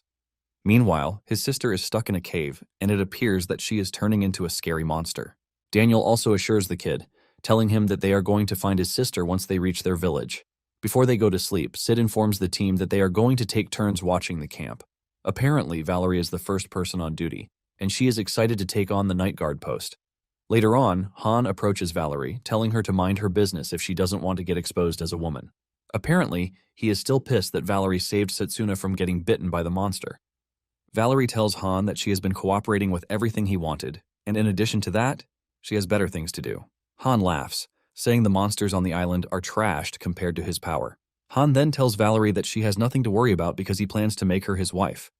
Valerie is shocked to hear this, but Han just tells her to shut her mouth because she should be scared and honored to be his wife. He believes that by marrying her, she gets to save her family from the impending doom. Valerie slaps Han's hands off, telling him that she is not interested in his game. Before things can escalate, Setsuna shows up, telling Han to back off. Both Valerie and Han are surprised to see Setsuna appear on the scene. Setsuna then mentions that he already had his suspicion that there is some sort of blackmail involved in the whole thing. Setsuna believes that Han is acting irrationally because of the nature of his magic. Han is surprised when Setsuna says this, and he assumes that Setsuna is playing some sort of psychological trick on him. Setsuna then tells him to be careful because he is biting more than he can chew. Han refuses to take Setsuna's advice, claiming that he has better things to do instead. As Han walks away, he is left to start wondering just how much information Setsuna has. Han makes up his mind that he will make sure that Setsuna dies on the island. Setsuna then asks Valerie what happened since he couldn't hear the entire thing that they were talking about.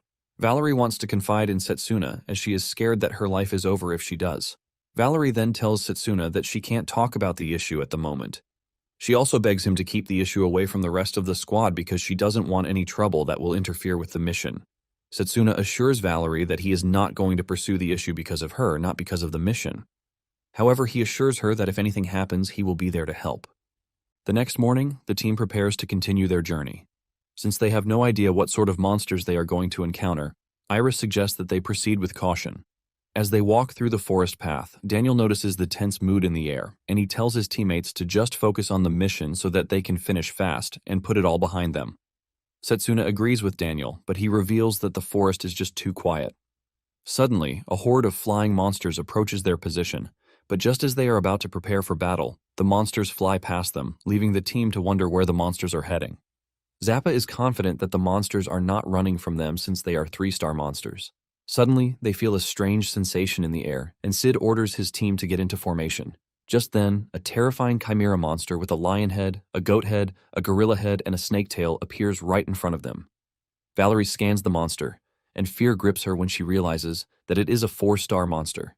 It finally dawns on the team why the bird monsters flew away. Sid is surprised that they could run into a 4-star monster inside the forest.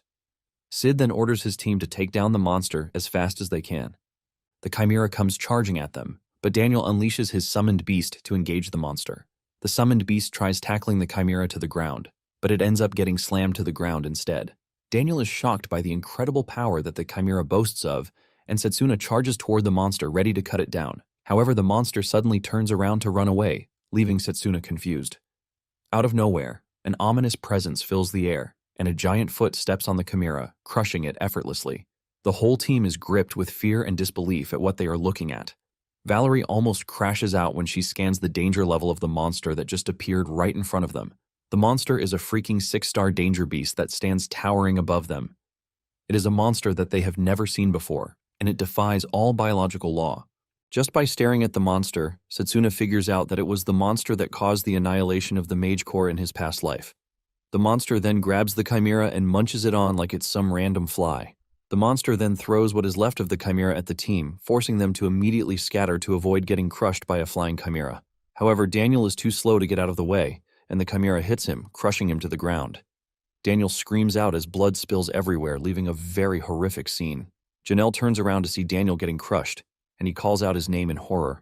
Setsuna, on the other hand, wastes no time taking the fight to the monster. He tries cutting off its leg, but his sword bounces off, proving his suspicion that the monster's skin is pretty tough. In addition to its toughness, it boasts immense strength. Sid then screams at Iris, telling her to take care of Daniel, while telling the rest of the team that they have a chance to defeat the beast if they all attack it at the same time. Iris acknowledges the order and runs toward Daniel. But just as she is about to reach him, another of the giant monsters appears in front of her. This further piles on their mystery, because one of the monsters is enough work already, but now they have to deal with 2, or possibly more. Just as predicted, more of the giant monsters show up, numbering at least 6, and they surround the team, leaving no escape route. Apparently, Setsuna knows the monster as Gorfont, and this is thanks to his knowledge from his past life. Basically, it was a monster that wiped out the battalion, even though it was filled with long-range mages. The monsters try to overrun the team, but they manage to stand their ground. Valerie in particular holds the team together with her barrier magic, but holding too long starts taking a toll on her as blood drips out of her nose. Suddenly, Janelle screams and points to a monster in the distance that turns out to be his sister. Janelle cannot hold back as he tries running toward his sister. Sid doesn't want them to break formation, since it is going to make things harder for them. Just then, Zappa tells the team to go on ahead while he holds down the monsters. Valerie refuses, saying she wants to stay back and fight with Zappa until the end. Zappa scolds her for being naive, and he reminds her that she has a family to rebuild. Zappa smiles at her, telling her that it would be unwise of her to throw her life away on the island. Setsuna is not surprised by this since he knows that Zappa has a soft spot for his comrades even though he pretends he doesn't. Setsuna reveals that Zappa is the kindest but most awkward person. Zappa smiles, saying he considers the monsters a challenge for him, since he is a strong dude. Sid finally decides to give the order, and he tells everyone to break off so that they can chase after Janelle, while Zappa covers them from behind. Before anything else, Setsuna runs at great speed to get Daniel from where he is. Setsuna then follows the rest of the team, while Zappa stays behind, unleashing insane flames at the monsters.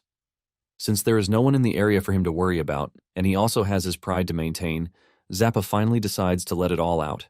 He releases scorching flames that burn the Gorfins, making things hard for them.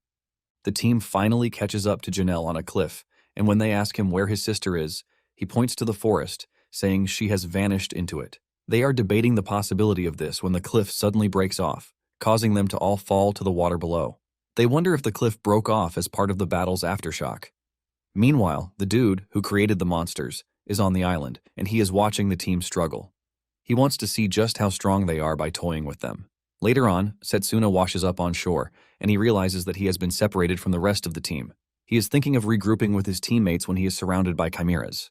Elsewhere, Iris and Han find themselves trapped together. Iris is talking about how they need to work together when she suddenly realizes that Han has vanished, leaving her to deal with the monsters. Han is running away without a care in the world, since he knows that he can take care of himself. Valerie, on the other hand, is being chased down by monsters. Sid is engaging a group of monsters when he hears Valerie's voice. Sid calls for Valerie, demanding to know her position. Valerie hears the captain's voice coming from inside a cave, even though it is not the captain's, and she is being lured in without even realizing it. Just as she reaches the entrance of the cave, she realizes that she has been duped because she is being called by a group of monsters that are mimicking the commander's voice. Sid notices that Valerie is in trouble, and he turns around to look at where her voice is coming from. This causes him to lose concentration, and before he knows it, a Gorfint appears from behind. He almost gets crushed to death, but he barely leaps away, and the monster ends up shattering the ground instead. Sid tries to make a stand against the monster, but he gets slammed so hard into a tree, leaving him open to the monster. Sid admits that the monster is crazily strong, which makes their efforts and tricks totally useless. Sid figures out that only the powerful mages like Zappa have a chance against the Gorfint. However, Sid is proud to be a commander in the Magus battalion, and he is not about to go off easily. He snaps his fingers and activates his copy gear skill, ultimately putting all of his units into overdrive. Sid finally gets back on his feet, but the monster doesn't waste time before coming after him again. Sid combines a healing spell with a formation spell and a long-range spell, which is infused with all of his power to properly face the Gorfint. All of these merge into one big spell, the Lightning Spear, and Sid throws it at the Gorfint. This cuts through the Gorfint, ultimately defeating it, leaving Sid with a proud moment. He might have been able to defeat the Gorfint, but at the same time, he is at a disadvantage because he will not be able to use magic for a while. As if he had the worst fate of all, two Gorfints appear behind him. One of them punches him, and with no magic support, Sid takes the hit, ultimately crashing to the ground. Sid is about to become spaghetti when Setsuna rushes in to block the hit with his fist. The force from Setsuna's mana-imbued punch causes the monster severe pain that it had to hold its arm. It turns out that Setsuna had saved Valerie before heading toward the commander. He apologizes for coming late, and Blazer is already excited that they are about to have some fun dealing with the Gorfints. Setsuna is in no mood to hold Blazer back, and he agrees with his suggestion that they go all out. His hair turns red as usual and his body starts to emit scorching flames.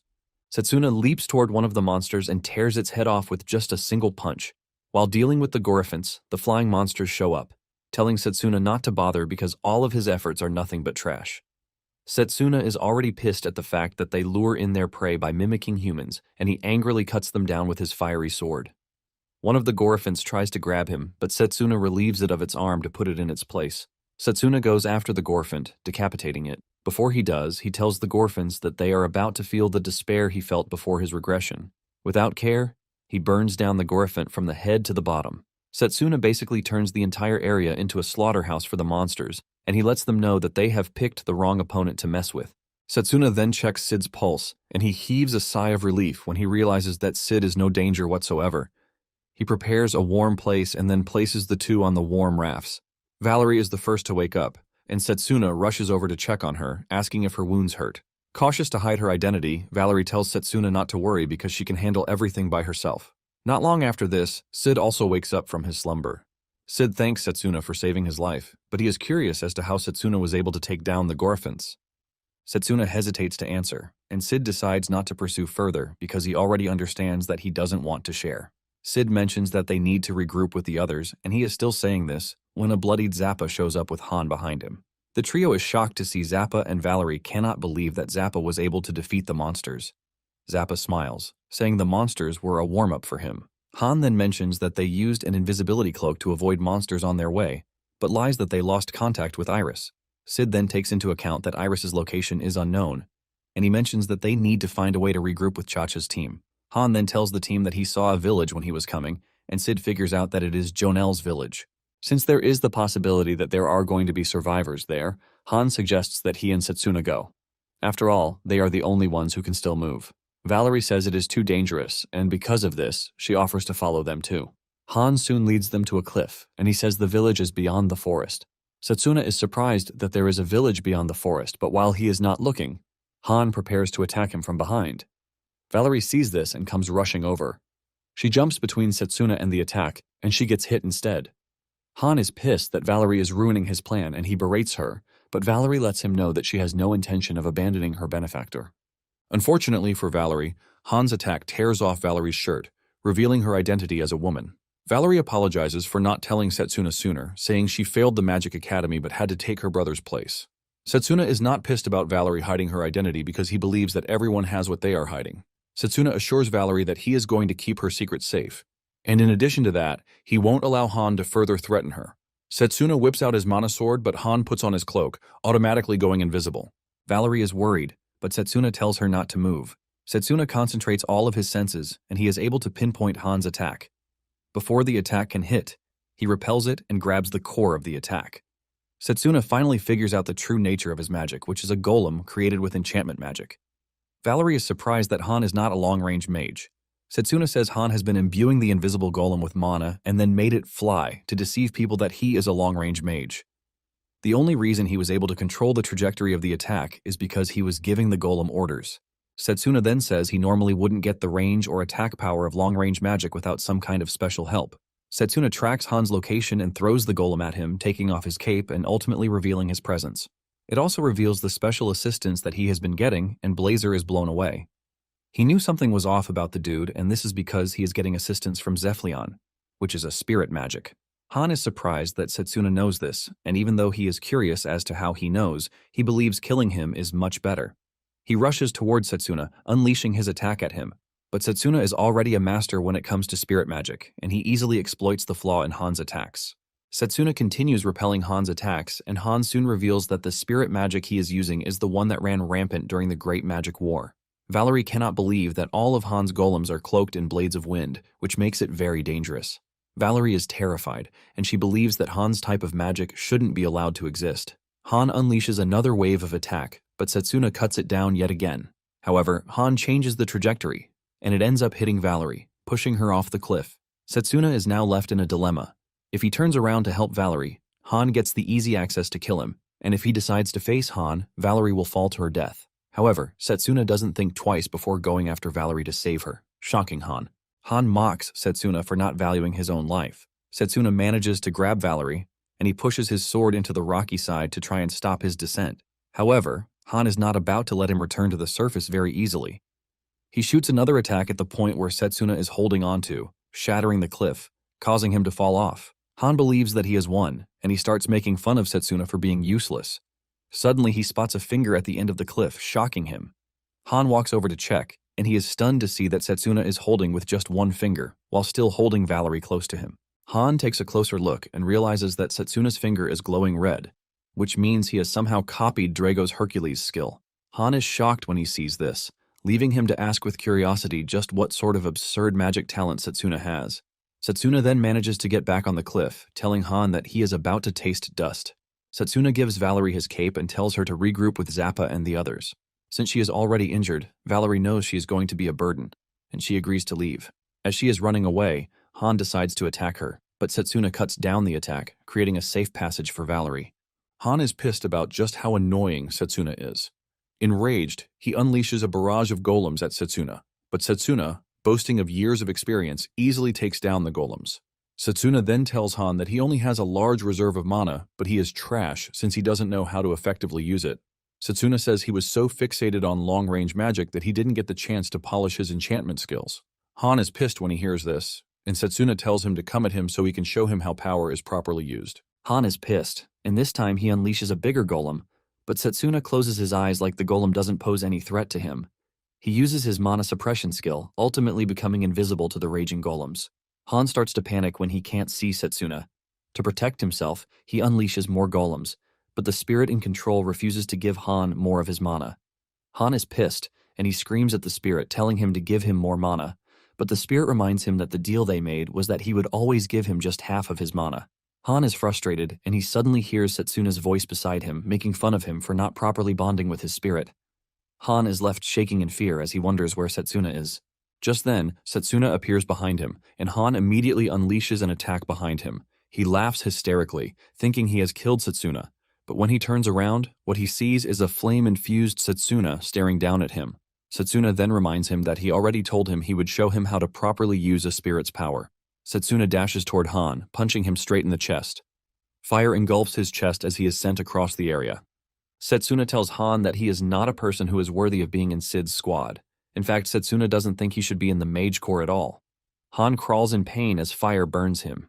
Realizing that he has lost, Han crawls off the cliff and falls into the water below. Setsuna knows that he is going to survive since he has a spirit magic backing him.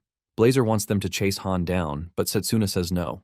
He wants them to return to Zappa and the others in the meantime. Later on, Han manages to make it out of the water, and he walks around weakly in the forest. He blames Zephylion for not giving him more power, and the spirit asks him if he is ready to undergo the trial again. Han is pissed at the little amount of mana that he is getting because he considers himself a great person. Apparently his family was a branch of a noble house, which means they were lower-class nobles. Because they needed the protection of the higher nobles, they were forced to serve them. Since he has little mana, he was taught since he was a kid that an incompetent man can only ever be a tool. He was forced to die or make a contribution for the family's benefit. His father ended up dying a trash death because he was weak. Because he is not ready to be like his father, Han decided that he was going to walk a different path. With this, he was able to obtain a relic left behind by a shadow chanter. Han spoke with Zephylion, overcame his trial, and then formed a contract. With Zeph's power, he was able to achieve great things at Sei Magic Academy. Now that he has been beaten by Setsuna, Han is burning to get back at him. Momentarily, Han arrives at a cave, and when he enters, he finds monsters in capsules. He is shocked and confused, but standing in the room is a strange person. This person welcomes him and reveals that he is in his workshop. It turns out that the strange person is Legion, and he is an apostle. He then asks Han one simple question, and this is, do you desire power? Meanwhile, the fight between Pooker and Leo has ended, and it ended in Leo's victory. He commends Pooker's power that allows him to manipulate gravity, which applies to anything he touches. However, Leo is convinced that Pooker was matched against the wrong opponent, which led to his utter defeat. Leo lays his back on the tree to rest, while concluding that Setsuna is dead meat already. Leo is convinced that Setsuna has no way out, since Legion is an upper league apostle, who is ranked 5th. Leo is convinced that Legion is on a completely different level from the lower apostles that they have both faced. Leo assumes that Legion is currently toying with Setsuna and his pals, and he is most likely using them as a test subject. Now back on the island, Han is still screaming at Legion, asking him who he is because he can clearly see his messed up experiments. Legion then replies that he is pretty confident that Han is not only concerned with his identity, but with the fact that he also wants more power. Han is stunned when he hears this, and Legion assures him that he can give him all the power that he wants. Legion then stretched forth his hand, telling Han to take it.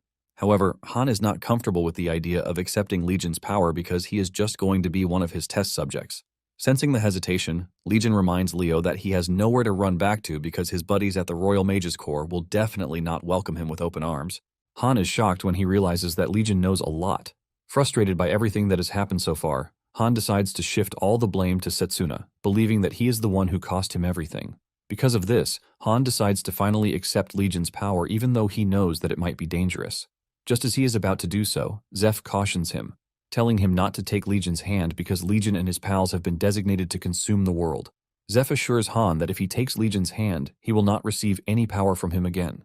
Instead of rethinking his decision, Han laughs out loud, telling Zeph that he doesn't mind because he is already tired of him in the first place.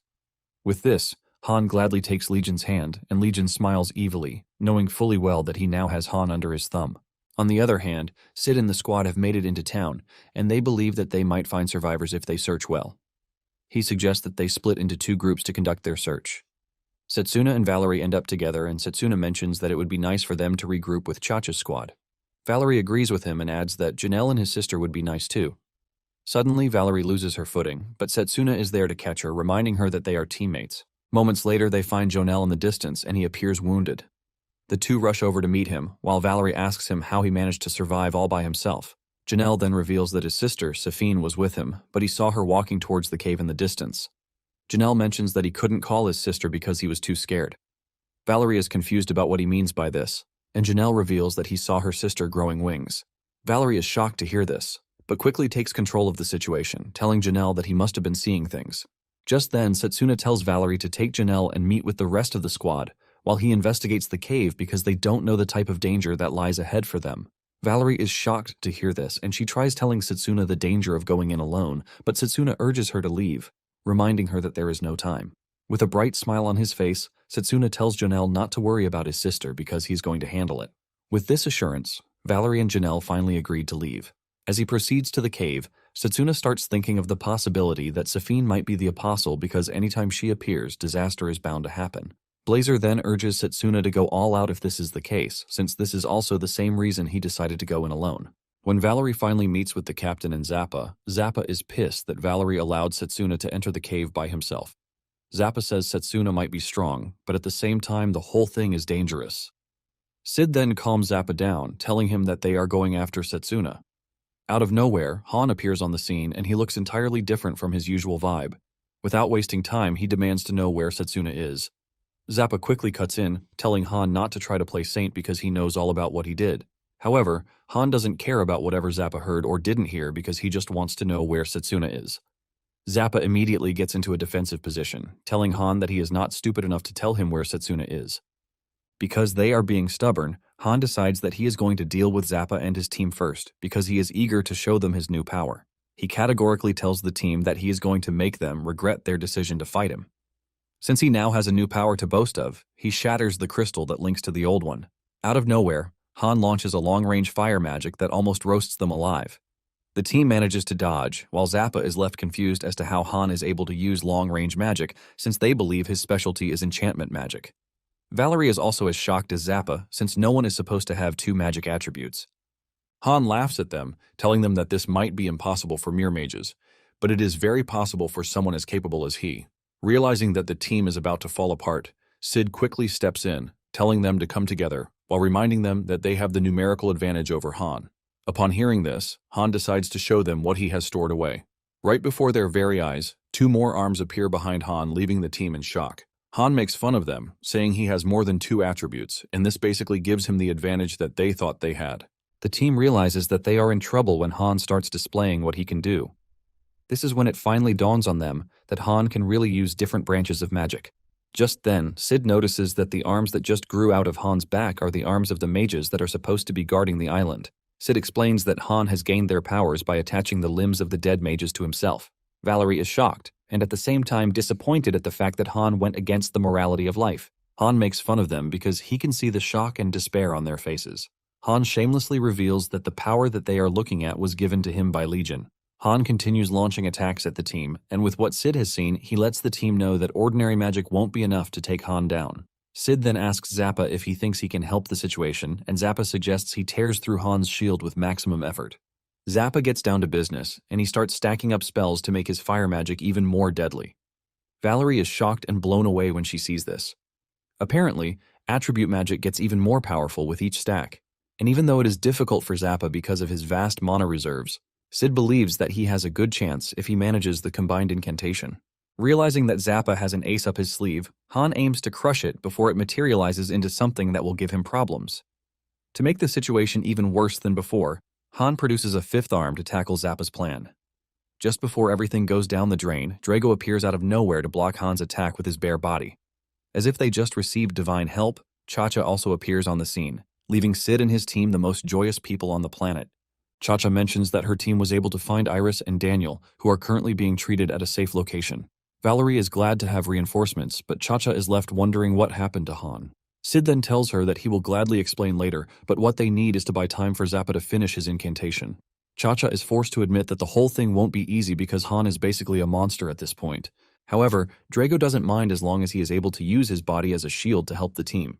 Han laughs at the team, telling them that they are not enough to take him on while Zappa is busy cooking up his trump card. However, his laugh doesn't last long because Zappa finishes his incantation pretty quickly, leaving Han shocked.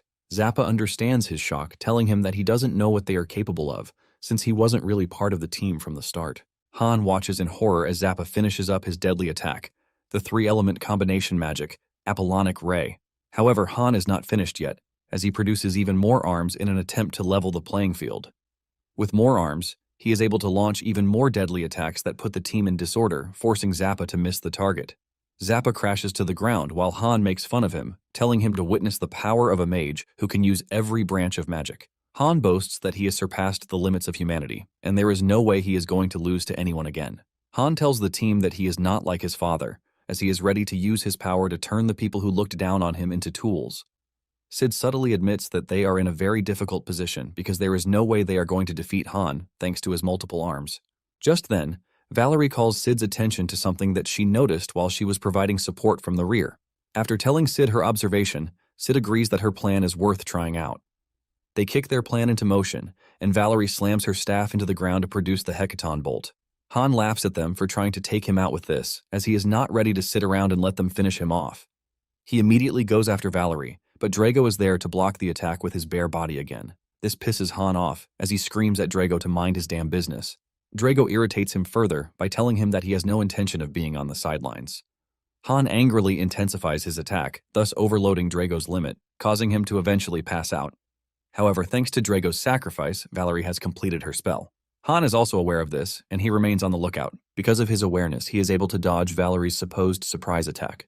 Han laughs at the team, telling them that they have no chance, but Sid cuts him off, reminding him what his magic is. This is when it dawns on Han that the attack he dodged was just a mere copy of the real thing. Before Han can make a move, he gets roasted by the actual attack. Han falls to his knees in despair, wondering how he lost to those who are supposed to be beneath him. Valerie then walks up to him, telling him that his weakness was that he was alone. Apparently, what Valerie told Sid was that no matter how many arms Han has, he still has only one brain. Valerie suggested that they do multiple things at once, which will ultimately divert Han's focus to give them the chance to deliver the final blow. In addition, Valerie's attack is not even the finishing blow. The rest of the team then prepares to take Han down. This is when he speaks out in despair, saying he is not ready to die like a tool the same way his father did. Valerie then cuts in, telling Han that there must have been a reason why he turned out the way he did. But at the same time, it doesn't give him the excuse to treat other people as tools. Valerie tells Han that he should have spoken up and pointed out what was wrong instead of going down the wrong path. Just as Valerie finishes her statement, Zappa delivers the finishing blow, burning away every ounce of strength that Han has left. This also cuts his ties with Zeph's power that is residing in him, and the earring falls off. Zappa walks up to him, and he grabs the earring.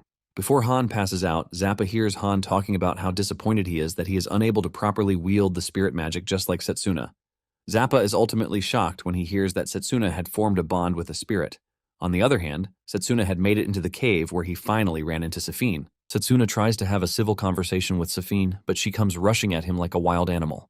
She tries to strike him down, but he easily dodges her strike without removing his hands from his pockets.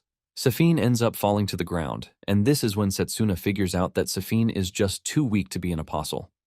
In addition, Setsuna realizes that he is not sensing any ill intent from her.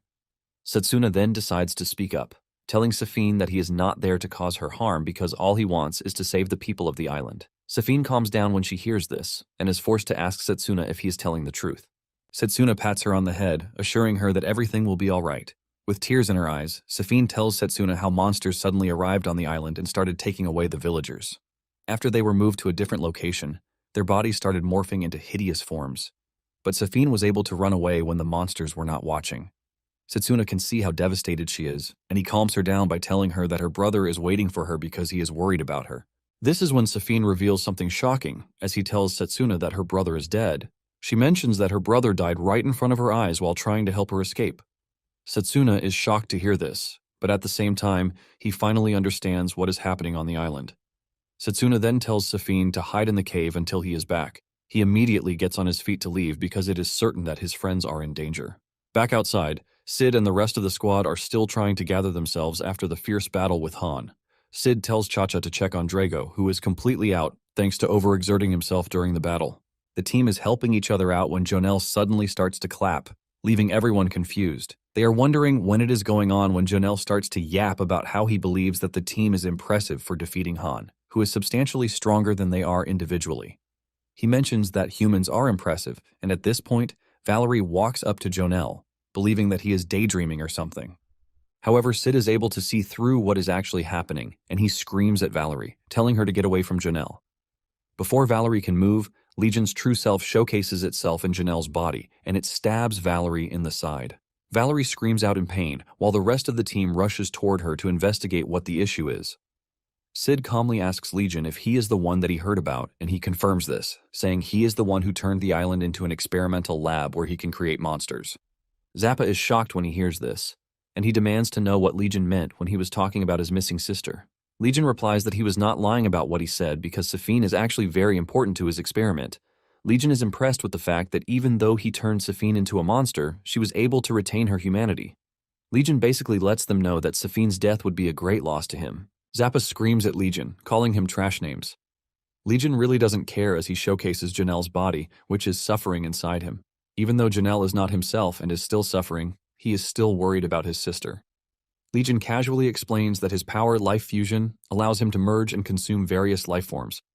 While Zappa is busy crashing out, Sid is analyzing the situation. Sid figures out that Legion's mana is too crazy to measure, which makes him much more powerful than the 6-star monster that they fought during the day. Even though it is hard to admit, Sid cannot help but come to the conclusion that Legion is a being that is beyond their comprehension.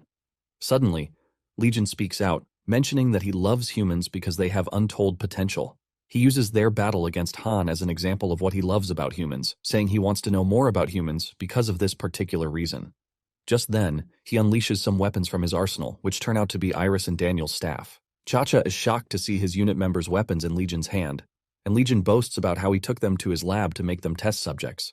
Legion then suggests that they stop struggling and voluntarily agree to be his test subjects. Being the hot-headed dude that he is, Zappa angrily shoots a fireball at Legion. The fire burns off his skin, but Legion doesn't look like someone who is affected. Zappa is pissed that even with his fireball, Legion is wearing a smile. Zappa is forced to ask him if he doesn't feel pain. Legion casually replies, saying he actually feels pain, but he is not a mentally fragile baby like humans, who concern themselves with biological impulses. Zappa then decides that the best thing for him is to continue attacking Legion with fireballs. Suddenly, he notices that Legion's skin color is changing. Legion laughs at Zappa, telling him that he has dragon skin, which is fire-resistant. Basically, his body reacted to Zappa's attack and instinctively found the best way to defend itself. The moment Sid hears this, his facial expression shows that they are done for. Legion then decides that it is time he shows them what he can do too. Legion goes after Sid, but he manages to create a shield in an attempt to protect himself. However, this doesn't mean anything as Legion easily broke through the shield.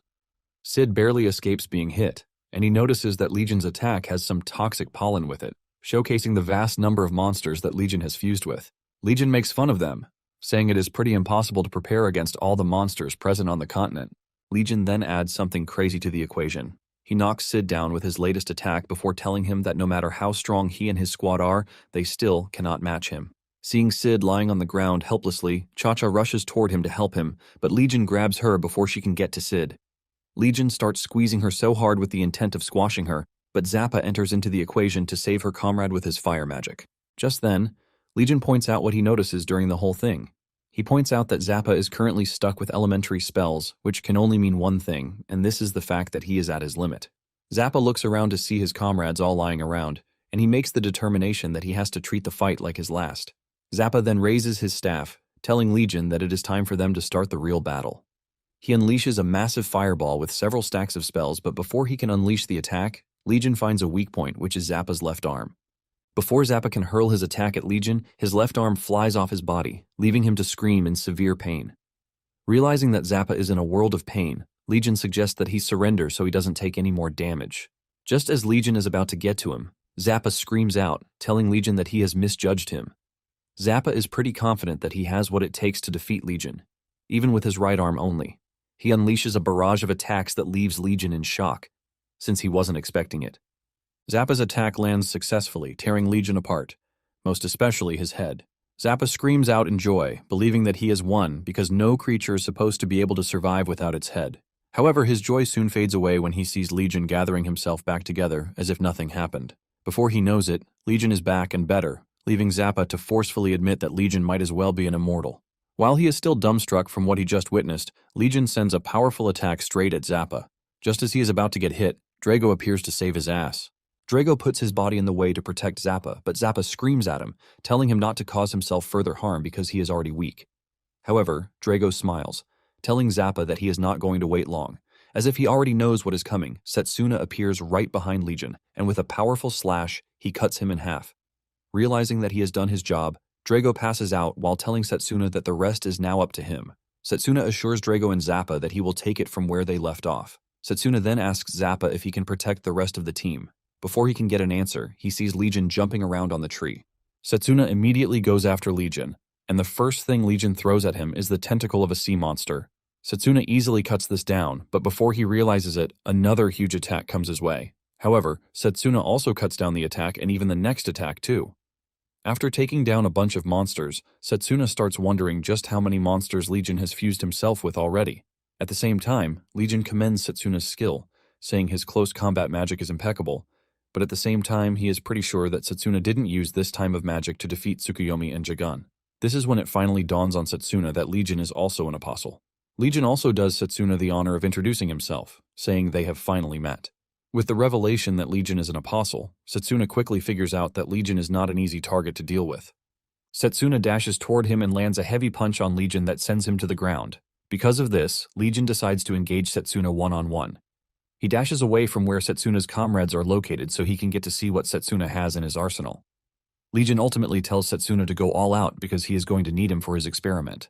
Setsuna immediately accepts Legion's offer, and he wastes no time tapping into Blazer's power. His hair turns red as usual, and with great speed he dashes toward Legion. With a fiery punch, Setsuna punches Legion in the head. Before Legion can react, Setsuna delivers a barrage of fire-laced punches to his body. Setsuna then finishes the combo with a powerful punch that sends Legion flying into the distance. From the dust, Legion gets back on his feet, shocking Setsuna because he wasn't expecting Legion to still be able to move after everything he just did to him. Legion admits that the spirit magic's power is quite impressive because it just made him use up a bunch of the lives he has been saving for his master's arrival. However, he is still not concerned with this, since he has over 10,000 lives that he has fused with already. Legion assures Setsuna that these creatures will eventually take the ideal form so that they can kill Setsuna. Seeing how strong Legion is, Setsuna figures out that he has to finish the fight as fast as he can because spirit magic has a time limit. Setsuna manages to reach Legion pretty fast, earning him an accolade from Legion. However, Legion decides to increase the stakes, asking Setsuna how he's going to cope against a winged opponent. Legion leaps into the air, leaving Setsuna in a struggle to try to get to him. However, Legion has it easy as he fires off a long-range attack from above. Setsuna's inability to cope in the air causes him to get hit easily. Setsuna crashes to the ground and Legion makes fun of him, telling him that he might be strong, but it is pretty useless when he can't touch him. Legion makes fun of Setsuna, saying this is the limitation of close combat magic.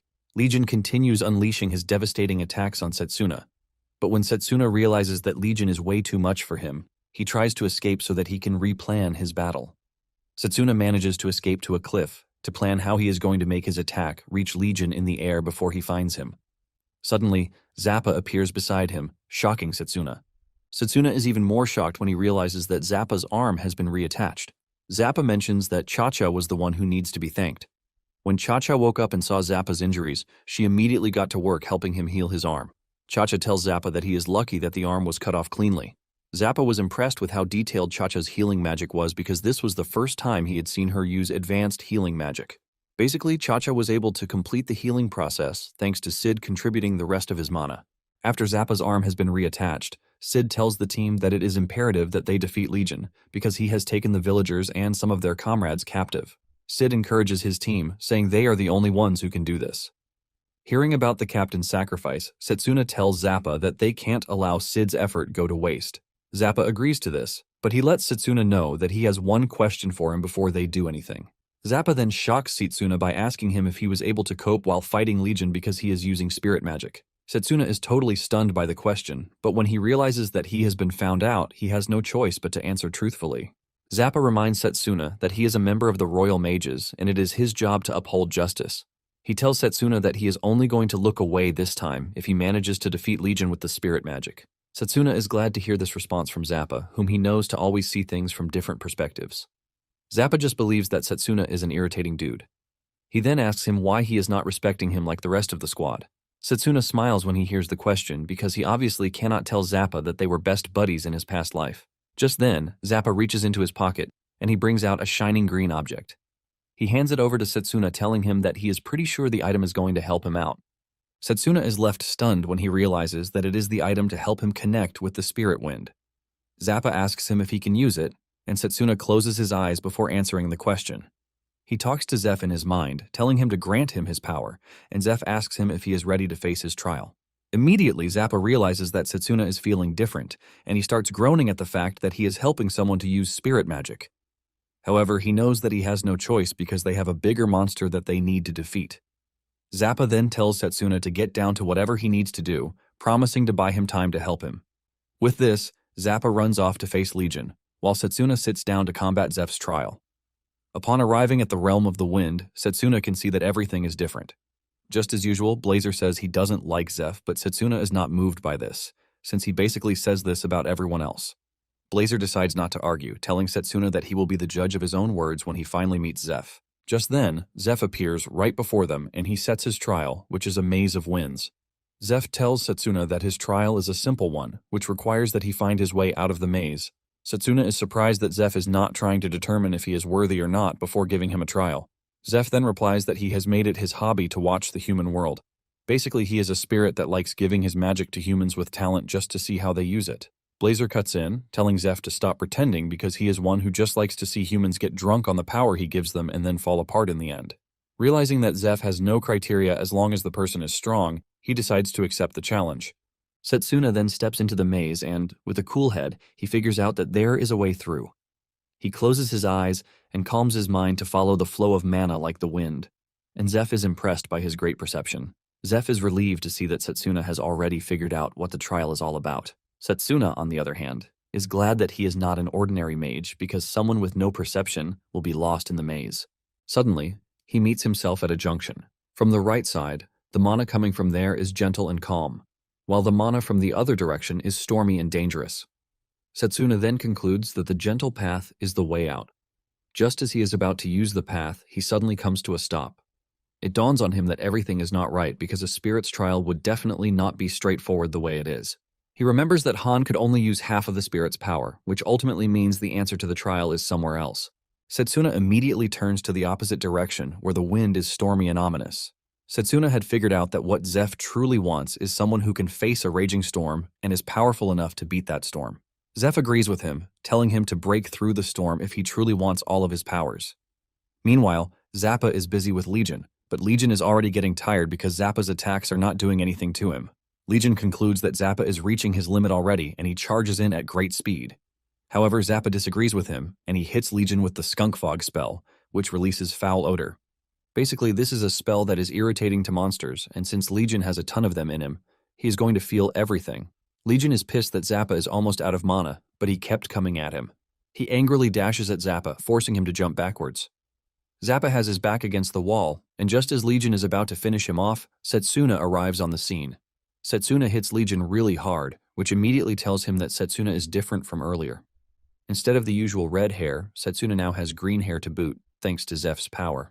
Legion starts talking about how he would like to take Setsuna as his test subject, but before he can even finish this, Setsuna delivers a powerful punch that tells Legion that the rhythm of the fight has changed. Legion almost loses all of his teeth with the realization that Setsuna can now fly, which makes it easy for him to reach him. The fight between the two intensifies, leaving Zappa totally blown away because he finally sees what the spirit magic can do. As the fight continues, Setsuna is able to use his speed against Legion, and he appears right behind him. Using a devastating spell, he sends Legion crashing to the ground. Legion is shocked that everything is not going his way. However, he is still not worried because even though the wind spirit is fast, it is not as powerful as the fire magic. Suddenly, Setsuna switches to the fire magic, and it turns out that Blazer and Setsuna already figured out that there is lava below them. With a powerful and devastating punch, Setsuna punches Legion straight into the lava, and he barely escapes the eruption of the liquid fire. Legion screams out in pain as he gets buried under the intense fire. Setsuna then grabs Zappa, and he leaps to the cliff close to them. The two watches as the magma consumes Legion, and Zappa concludes that there is no way Legion is surviving that. Zappa commends Setsuna's brilliance, saying he is glad that he actually bought him some time. Suddenly they start to sense movement in the magma, and this is when it dawns on them that it might not be over yet. To their surprise, Legion rises from the fire with fury, telling them that they have really pissed him off. Because of what Setsuna did, he has lost half of the creatures that he fused with, which is a major setback in his plans. Enraged, Legion lets them know that he is going to use everything else that he has to kill them. Legion steps out of the magma, looking even more dangerous than before, and he assures the two that they are not leaving the island alive. Without wasting time, he hurls a dangerous spell to send them running. Fear grips Zappa as he tries to escape because he cannot believe that Legion still has a high amount of mana left. Realizing that he can't dodge all the attacks, Zappa tries to hit back with his fire magic. However, Legion mocks him, telling him that he is now fire-resistant because he fell into the magma. Zappa finds himself at a crossroads, realizing that there is no escape route for him. Setsuna then jumps in to take on Legion. He cuts him, but his wounds regenerate right in front of him. With this, Setsuna figures out that he has no chance at cutting him down. Setsuna then escapes the scene by creating a whirlwind. He grabs Zappa and they manage to find a safe space to hide. Zeph then asks Setsuna what his plan is because his powers don't seem to be enough to take on Legion. In addition, Blazer's power is now useless against Legion since he is fire-resistant. Setsuna then tells Zappa that he has a plan in mind. He lets Zappa know that there is a crystal-like core at the center of Legion's body. Setsuna explains that this core shatters whenever an apostle is killed, which means it is the source of the apostle's power and life force. Setsuna urges Zappa to give him a slight opening, promising to destroy the core so that they can defeat Legion. Zappa assures Setsuna that he understands what he is saying, but at the same time, he is worried about how Setsuna is going to get the core out of Legion. Setsuna lets Zappa know that he is confident enough that he can do it. Setsuna says his plan is a gamble, but he has a technique that will finish Legion in a single blow if successful. Zappa smiles because he can sense the confidence in Setsuna. He then tells Setsuna that he is going to create the opening for him, even if it costs him his life. Zappa's words and his hand gesture immediately remind Setsuna of their battle in the past. Setsuna had told Zappa to help him create an opening against Vidrak, and Zappa had said the same words too. Even though Setsuna failed to save the world back then, he is confident that he can do it this time around. With the two in agreement, they kick their plan into motion. Legion is still raging when Zappa shows up to get his attention. Legion is about to go all out against Zappa when he screams out, telling him that he has a deal for him. Legion is wondering what the deal is when Zappa suddenly drops his staff and raises his hand. Legion is shocked to see this, and he is even more shocked when Zappa says he is surrendering, urging Legion to spare his life. Zappa tells Legion that he is ready to cooperate with his experiments, but Legion can see through Zappa's lies. He can see that he is only trying to buy time because he knows that Zappa would never surrender so easily. Zappa takes a deep breath before laughing out loud, telling Legion that he is actually right. He mocks him, saying his experiments and research were complete failures, but he was smart enough to see through his act. Legion is surprised that Zappa is calling his experiments a failure, and Zappa reminds him that they have already defeated all of his trash monsters. In addition to this, Zappa reveals that Safine is now under their protection. Zappa tells Legion that he is nothing but a piece of trash, who is now cornered and helpless. With a smirk on his face, Zappa lets Legion know that with everything he has said, his experiments are a total failure. Everything Zappa is saying is getting to Legion, but at the same time, he gets the idea that Zappa has an ulterior motive. Suddenly, Legion gets hit with a surprise lightning attack from Zappa. However, Legion is able to tank the attack because he used his horns as lightning rods. This is when Zappa finally falls to his knees, and Legion concludes that Zappa has reached his limit. Legion asks Zappa if he is trying to create a diversion for Setsuna because he clearly cannot see him around. Realizing that Setsuna is not done, Zappa starts cooking up another surprise spell to help delay him. However, Legion shocks him, telling him that his plans are trash because he can even see the spell that he is secretly cooking up for him. Zappa is stunned when he hears this, and Legion continues trash-talking, saying humans are mere test subjects to be crushed. Just as Zappa is about to be crushed to death, Legion gets hit with a magic blast from the side. It turns out that the blast came from Han, who is pissed at the fact that Legion believes that humans are nothing more than test subjects. Han screams out, saying he can take every other trash, but he cannot take the idea of being seen as a tool. Han loses his strength again and ends up passing out, but his little theatrics are able to save Zappa's life. Thanks to what Han did, Zappa is able to unleash a powerful lightning spell. He hits Legion with the spell, but before Legion can get back at him, Setsuna shows up on the scene. He commends Zappa's strength, saying this is the reason he is considered to be the strongest mage in the western branch of the Royal Mage Corps. Legion is surprised to see Setsuna looking down on him from above, but he has no idea what Setsuna is about to do. On the other hand, Blazer is fully aware, but he doesn't want Setsuna to go through with it. However, Setsuna apologizes to Blazer, telling him that he has no choice but to do this. As Setsuna prepares his ultimate attack, Legion is also ready to take him down. Suddenly, he realizes that he can't move, and when he turns around, he is shocked to see Janelle's head sticking out. Janelle appears to have stopped Legion using his strong will. With tears in his eyes, Janelle screams out, urging Setsuna to save his sister. Setsuna lets Legion know that he might have taken Janelle's body, but definitely not his spirit. Legion screams out, saying Janelle has no control over him because he is just a test subject. On the other hand, Setsuna is planning to take Legion out with just one fatal blow. Legion soon figures out that Setsuna is gunning for his core, but he is not scared because he believes that neither fire nor wind can do anything to him. Just then, Setsuna does something shocking. Even though Blazer is against it, Setsuna activates both spirit powers at the same time just so he can get the best out of the attack. Setsuna's plan is to combine the two elements so the attack can be more deadly, but Legion is rest assured that there is no way Setsuna can get this done because he won't be able to control such immense magical power. However, Setsuna's stubborn will is able to get him through the tough phase. He ends up combining both powers, leaving Legion terrified immediately. Legion screams at Setsuna, telling him that no matter what type of attack he throws at him, it will never work. On the other hand, Setsuna tells Legion that he is going to set free all of the people that Legion has exploited with his single powerful attack. Combining both the fire and wind magic, Setsuna dashes toward Legion, aiming to destroy his core once and for all. Before Legion knows what is happening, Setsuna has gotten to him, and he lands a fatal slash straight into his head that cuts him in half, including his core. The power from the slash is so devastating that Zappa has to cover his eyes so as not to go blind. As Legion loses his life force, he is left asking questions about how Setsuna is able to defeat him, even though he had the perfect and ultimate fusion. Setsuna then tells him that he might have fused with other beings by force, but he will never be able to bend their wills to his. Setsuna lets him know that this is exactly why he failed, and just then, Legion finally loses its life force and turns to dust. With Legion's defeat, the souls he has forcefully merged with start to gain their freedom. Before Janelle disappears into the afterlife, he thanks Setsuna for his help, and he urges him to look after his sister, Safine. Zappa then walks over to Setsuna to commend his last attack, saying it was truly magnificent. Zappa smiles as he fist bumps with Setsuna as if they are old-time buddies. Setsuna also commends Zappa's bravery, saying he was able to succeed in his plan because Zappa held out. Meanwhile, Blazer is still pissed that Setsuna combined his attack with Zeph's, but Zeph, on the other hand, believes it's a milestone that should be celebrated. Zeph is glad to have merged with Setsuna as he is hoping to see even more impressive ideas in the future. With Legion's defeat, all the creatures on the island start to lose their power, and his influence on Han also wears out. Setsuna carries the unconscious Han on his back, and he looks back in relief, saying the nightmare of Lotus Island is over. After the battle, the giant, scary creatures, Gorefants, that once triggered the annihilation of the Royal Mage Corps, ultimately vanished.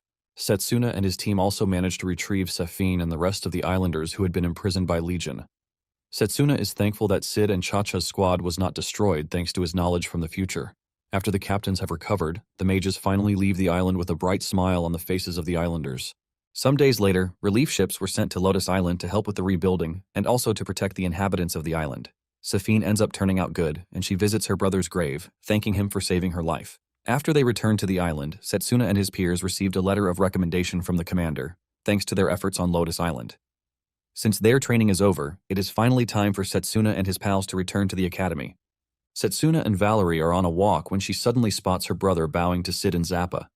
The dude apologizes for his sister's recklessness, saying it is all his fault because he didn't do his job as a mage. Her brother then bravely tells Sid that he is finally ready to join the Mage's Corps. He urges Sid to let his sister go home because he will do everything else that he has been running away from. Zappa screams at him, telling him that his sister has already become a key member of the unit, which means they need her. Zappa is pissed that the dude ran away from the Mage Academy and suddenly returned, believing that he can replace his sister. Instead of getting mad or giving up, the dude just keeps begging, assuring Zappa that he is going to do his best to protect his sister. Valerie is left in tears when she sees this, and she pats her brother on the shoulder, thanking him for saying what he said. However, she lets him know that she enjoys being in the Royal Mage Corps. Valerie then bows her head to Sid and Zappa, assuring them that she is ready to work hard to atone for her brother's sin. In view of this, Valerie urges Sid to allow her and her brother to serve in the Corps together. Zappa finds himself in a very tight spot, but thanks to the duo's tenacity, Setsuna tells him that he lost the fight. Just then, Sid reveals that he has been promoted to the position of a commander in the Western Branch. Since he was already planning to make Zappa the captain of the unit, Sid urges Zappa to take in the dude to fill the vacancy. Zappa is shocked when he learns that he has somehow become the squad's captain. Sid then gave the siblings their best news, saying they can take both of them into the team. Setsuna is glad to hear this because the glory of the Light family will eventually be restored to its former glory with the two working in the Mage Corps. Zappa then spices things up, telling the two that he has no room for weaklings. He lets them know that he is going to train them really hard, so they should be ready for what is about to come.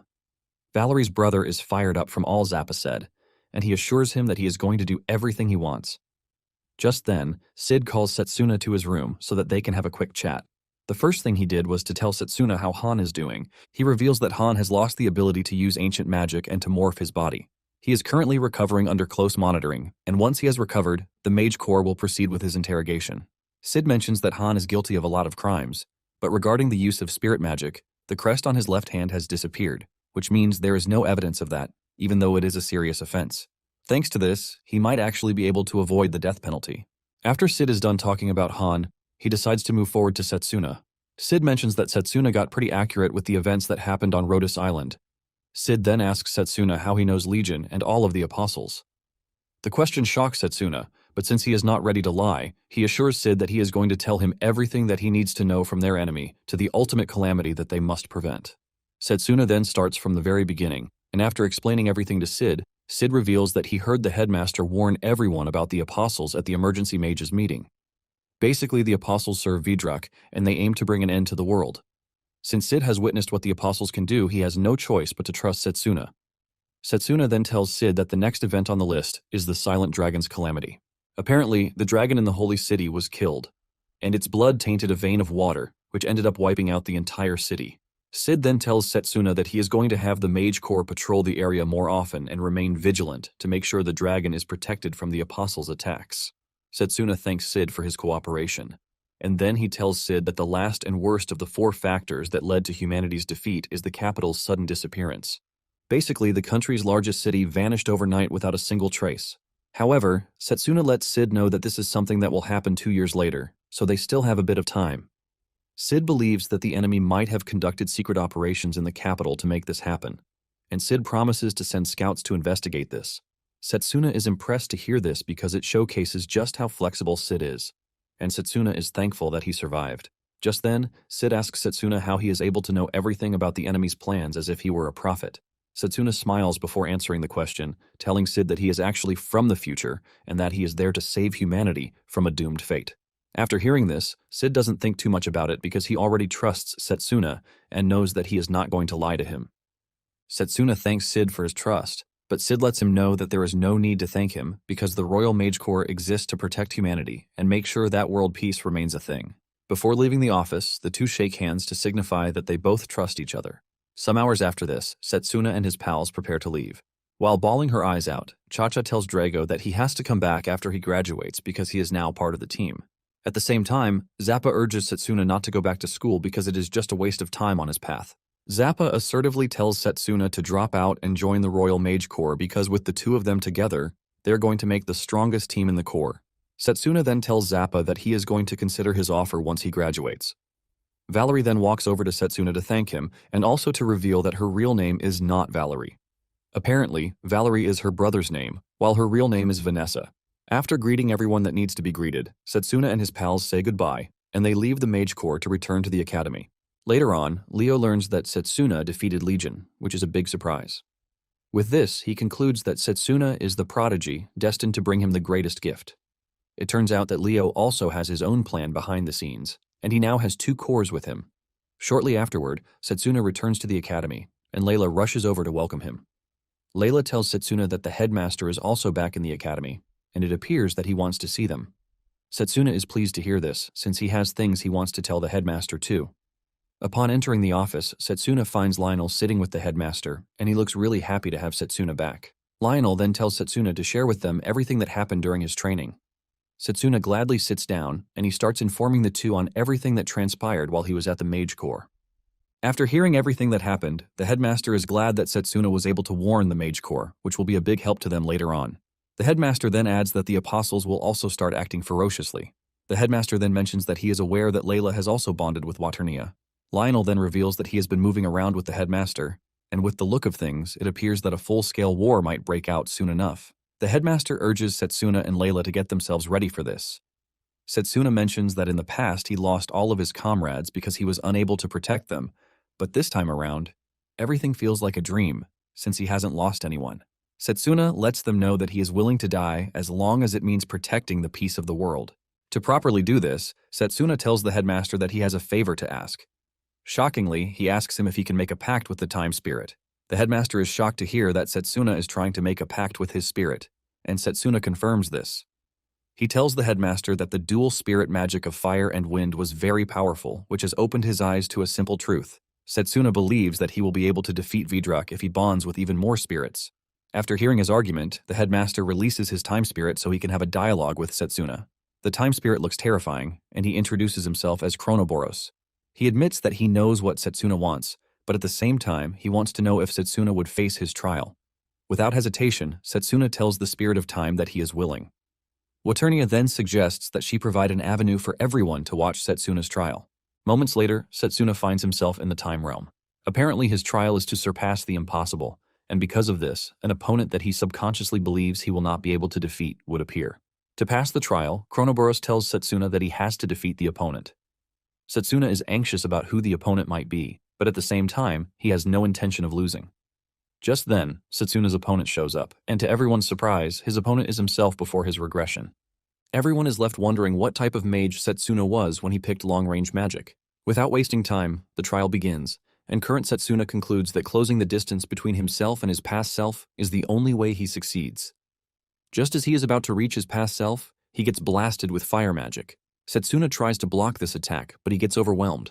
Layla is surprised that Setsuna is struggling against a fire attack that she once saw him block. The headmaster then explains that the fire attribute basically deals heat damage just by touching it. To make it worse, his past self is not making things easy for him. He launches another long-range attack that continues chasing Setsuna down like a heat-tracking missile. Setsuna continues running around, dodging all of the attacks, with the plan to attack from his blind spot. However, this ends up being a terrible decision, because just as he is about to get closer to his opponent, his past self surrounds himself with a mana barrier. With no time to react, he gets impaled in every part of his body, resulting in his loss. Everyone who is watching is shocked to see just how strong Setsuna's past self was when he chose long-range magic. The headmaster is forced to admit that past Setsuna is the strongest mage because he can clearly see that even he has no chance against him. Because Setsuna lost, Layla asks Chronoboros if he will no longer make a pact with Setsuna, but he replies that he is a merciful spirit. He reveals that as long as the person doesn't give up, he is allowed to challenge as many times as he likes. Waternia then tells Layla that there is no indication that Setsuna wants to give up. The battle between the two restarts again, and this time, Setsuna manages to block the fire attack to redirect it with the intention of reducing the damage. Even Lionel is impressed with what he is watching, but past Setsuna soon shocks them by unleashing a compound spell. Even the headmaster is left sweating when he sees past Setsuna combine 6 attributes together, which is an indication of his precise mana control. The headmaster admits that he has never seen anyone combine so many attributes together to form a deadly attack. On the other hand, Setsuna is not surprised but terrified because he remembers just how crazy the attack combo is. Setsuna tries to block the attack, but the attack's raw power surpasses his defense, and Setsuna gets roasted down to his bones. Layla starts to panic, as she mentions that Setsuna, before regression, is insanely strong. However, the reason she is panicking is that even with how strong Setsuna was, the evil god still defeated him. The headmaster then explains that magic decomposition, which Vidrak uses, is invincible to all other attributes aside from close combat magic. This is because there is no chant needed to use the close combat magic. Lionel is deeply troubled that there is a wall between long-range and close combat magic that can't be overcome.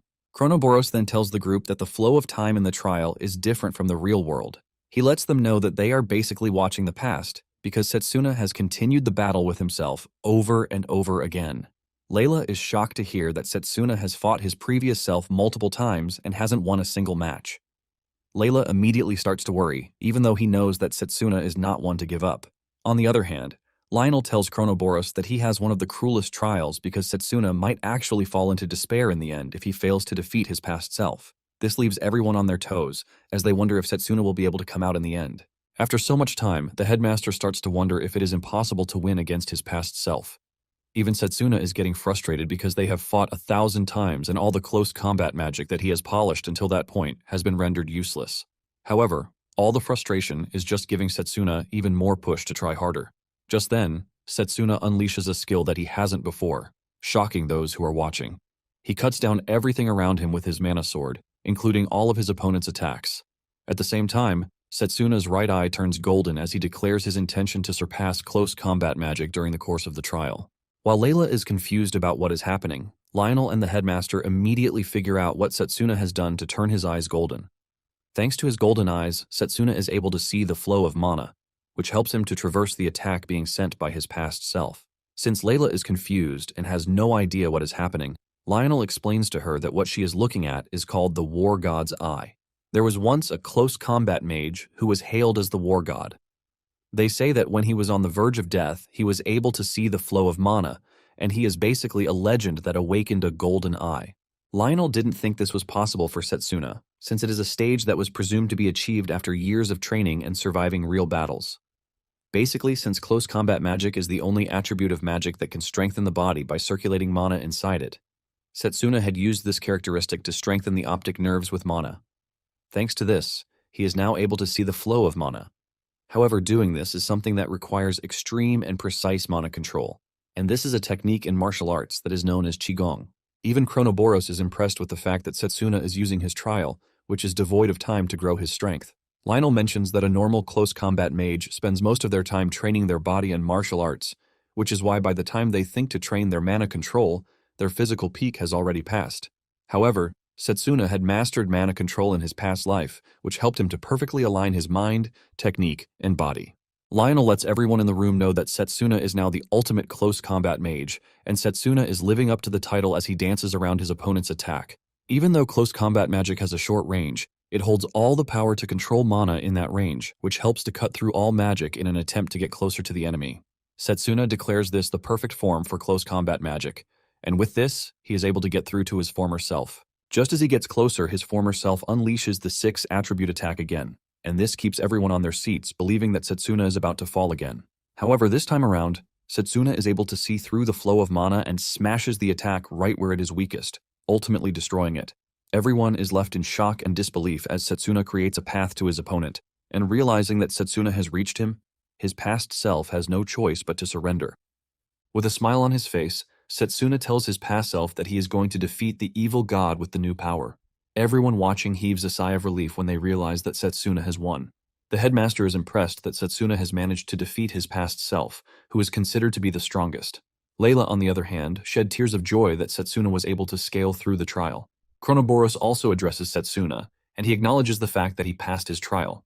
Once Setsuna joins them in the physical realm, Layla mentions that Setsuna now has 3 spirits with him. Lionel also reveals that Setsuna will be able to properly fight the apostles thanks to the power of the War God's Eye. Setsuna agrees to this, but lets them know that the main objective is to defeat Vidrak, who is above all the apostles. To do this, Setsuna believes that he has to make a contract with even more spirits. The moment he says this, the headmaster cuts in, saying there is a perfect place for him to contract with spirits. The headmaster mentions that this place is the hidden village of the elves, users of spirit magic, the Valley of Spirits. Layla is shocked to hear this because she never knew a place like this existed. The headmaster then reveals that they don't know it because it is a top-secret place which cannot be accessed by normal means. However, the headmaster assures them that he has a secret plan for this. Just then, they hear a knock on the door, and the attendant brings in a wounded saint, shocking Setsuna and the others. The wounded man mentions that he is from the Holy Church and he has a letter for Setsuna. Layla is surprised that Roberta is sending a letter to Setsuna, and this catches her attention. They quickly open the letter, and it turns out that the letter is about the highest-ranking priest of the Holy Church, the Great Saintess. Roberta mentions in the letter that there is something Setsuna needs to know before it is too late. Setsuna and Layla freak out as they continue reading the letter, only to see that it is blood-stained, leaving them to question what might have happened to Roberta in the course of sending the letter. After handing over the letter, the attendant lets them know that he will be taking the priest to the infirmary to receive help. Layla then reveals what has been bothering her, and this is the fact that Setsuna has never talked about saving the Great Saintess since the whole struggle started. Setsuna then reveals that the Great Saintess is the one person that he can't actually save, and he decides to give his reason for this. In a flashback scene, the Saintess was having her prayers when one of the priests, Gustav, showed up to talk to her. The Saintess demands to know why he has come to disturb her, because it is her duty to pray till the very day that the Creator will show up. The Great Saintess appears to be truly dedicated to her faith, as tears don't stop coming from her eyes. Unknown to them, Roberta was in the room because she was already suspecting something fishy. Gustav commends the Saintess for her great works and reveals that there is someone he would like her to meet. Just then, a small dimension opens right in front of them, and Satanakia appears from the dimension. Roberta freaks out when Satanakia introduces herself to the Saintess as the second apostle. The Saintess admits that she has heard of Satanakia, and she asks him if he got his power from the evil god that he serves. Satanakia confirms this, saying he was given the authority called Dimension Rend. This is a power that tears the world itself apart, thus creating scars that lead to different spaces and dimensions. Satanakia is in the midst of explaining this when holy knights barge into the room, demanding to know who Satanakia is. Roberta is stunned to see the knights acting without her permission, even though she was the one who told them to stay on standby. The knights believe that Satanakia is there to hurt the Saintess, and they rush at him. But Satanakia wipes them out with just one swing of his hand. Roberta is left pissing her pants as she witnesses Satanakia tear through the dimension while taking the knights along with it. The Saintess is pissed that Satanakia killed the knights, and the fact that Gustav is working with the apostles. Gustav then comes clean, revealing that he is also one of the apostles as he shows his true self. Gustav mentions that his authority is the thousand-faced illusions, which allow him to change form into whatever he wants. The Saintess then tells them that they might be confident, but it is foolish of them to say the names of their power in her presence. The great Saintess decides to show them why she said this. She whips out her tome and writes down the names of their powers in the book. After putting down the names of their powers, she lets them know that their power has now fallen under her control. To prove this, she tells Satanakia to try to tear her apart with his Dimension Rend. Satanakia agrees to this, but tells the Saintess that he is going to take her arm as a test. Satanakia stretches forth his hand, and he carries out his attack, but to his surprise, the attack doesn't work on the Saintess. She then reveals that the power, tome of sealed truth that they just witnessed, is the miraculous power that was bestowed upon her by the Creator God. She adds that the scripture inside the tome contains the description of the world itself. The Saintess mentions that she has the ability to change the very laws of the world just by rewriting their descriptions. Just as the Saintess is about to show them what she can do, Satanakia starts clapping for her, telling her that he is impressed by her power. Because of this, he lets her know that she has to meet his master. Just then, a bigger dimension opens behind Satanakia, and standing in the dark world is the Vidrak in the flesh. The moment the Saintess sets her eyes on Vidrak, she loses herself and starts trembling at the sight of greatness. Apparently, she believes that Vidrak is the Creator God, and the whole thing starts to confuse Roberta, who is watching from a safe distance. The Saintess kneels in front of Vidrak, saying he was the one who told them to keep the world safe. The Saintess then asks Vidrak why he is trying to destroy the world, believing that he is already disappointed in the world. However, Vidrak says it is the opposite of what she thinks. Vidrak mentions that humanity has prospered well and has beautifully decorated his supposed garden, which is why he is satisfied already. However, Vidrak believes that it is enough already because he is finally ready to purify humans before they become pests to him. Vidrak mentions that he was the one who ordered the Saintess to keep the world pure, while also revealing a shocking secret. Vidrak claims that the Tome of Sealed Truth is an authority granted by him. In a twist of things, it appears that the Saintess, Marianne, is the first apostle. Roberta is stunned when she hears this, as she doesn't want to believe that she is hearing right. Marianne, on the other hand, was initially shocked, but she wasted no time accepting her role in everything. Marianne concludes that the world needs to be destroyed and returned to the Creator, since he was the one who gave it in the first place. Marianne basically offers herself to Vidrak, telling him that he is free to do whatever he wants with her tears and body. Vidrak gladly accepts her sacrifice, and he stretches forth his hand to completely corrupt and take over Marianne's system. The moment Roberta sees this, she panics, and the first thing that comes to her mind is to let Setsuna know. She makes a run for it, but Satanakia figures out that there is someone in the room, and he attacks her. Roberta barely dodges, but her arm gets cut. Just as Roberta is about to get hit again, the knights show up to protect her. The holy knights urge Roberta to escape while they buy her time. In the end, this was how Roberta managed to escape the room so she could send the letter to Setsuna. After reading the letter, Layla couldn't believe her eyes that Marianne is actually an apostle. Lionel is also left in shock because he can't believe that they have to fight the god who created their world. The headmaster then mentions that it is time that they gain more power. To access the Valley of Spirits, the hidden village of the elves, the headmaster has brought someone who can help. Just then, the secret door in the room opens up to usher in Morgana, leaving Setsuna in shock. Setsuna finally pulls himself together, and he bows to Morgana, offering his greetings to her. Just as usual, the old Morgana, which is the decoy, is there, while the real Morgana, who looks like a kid, stands behind her. Setsuna is surprised to see that Morgana's body has healed up, and Morgana jokes that it was nothing serious.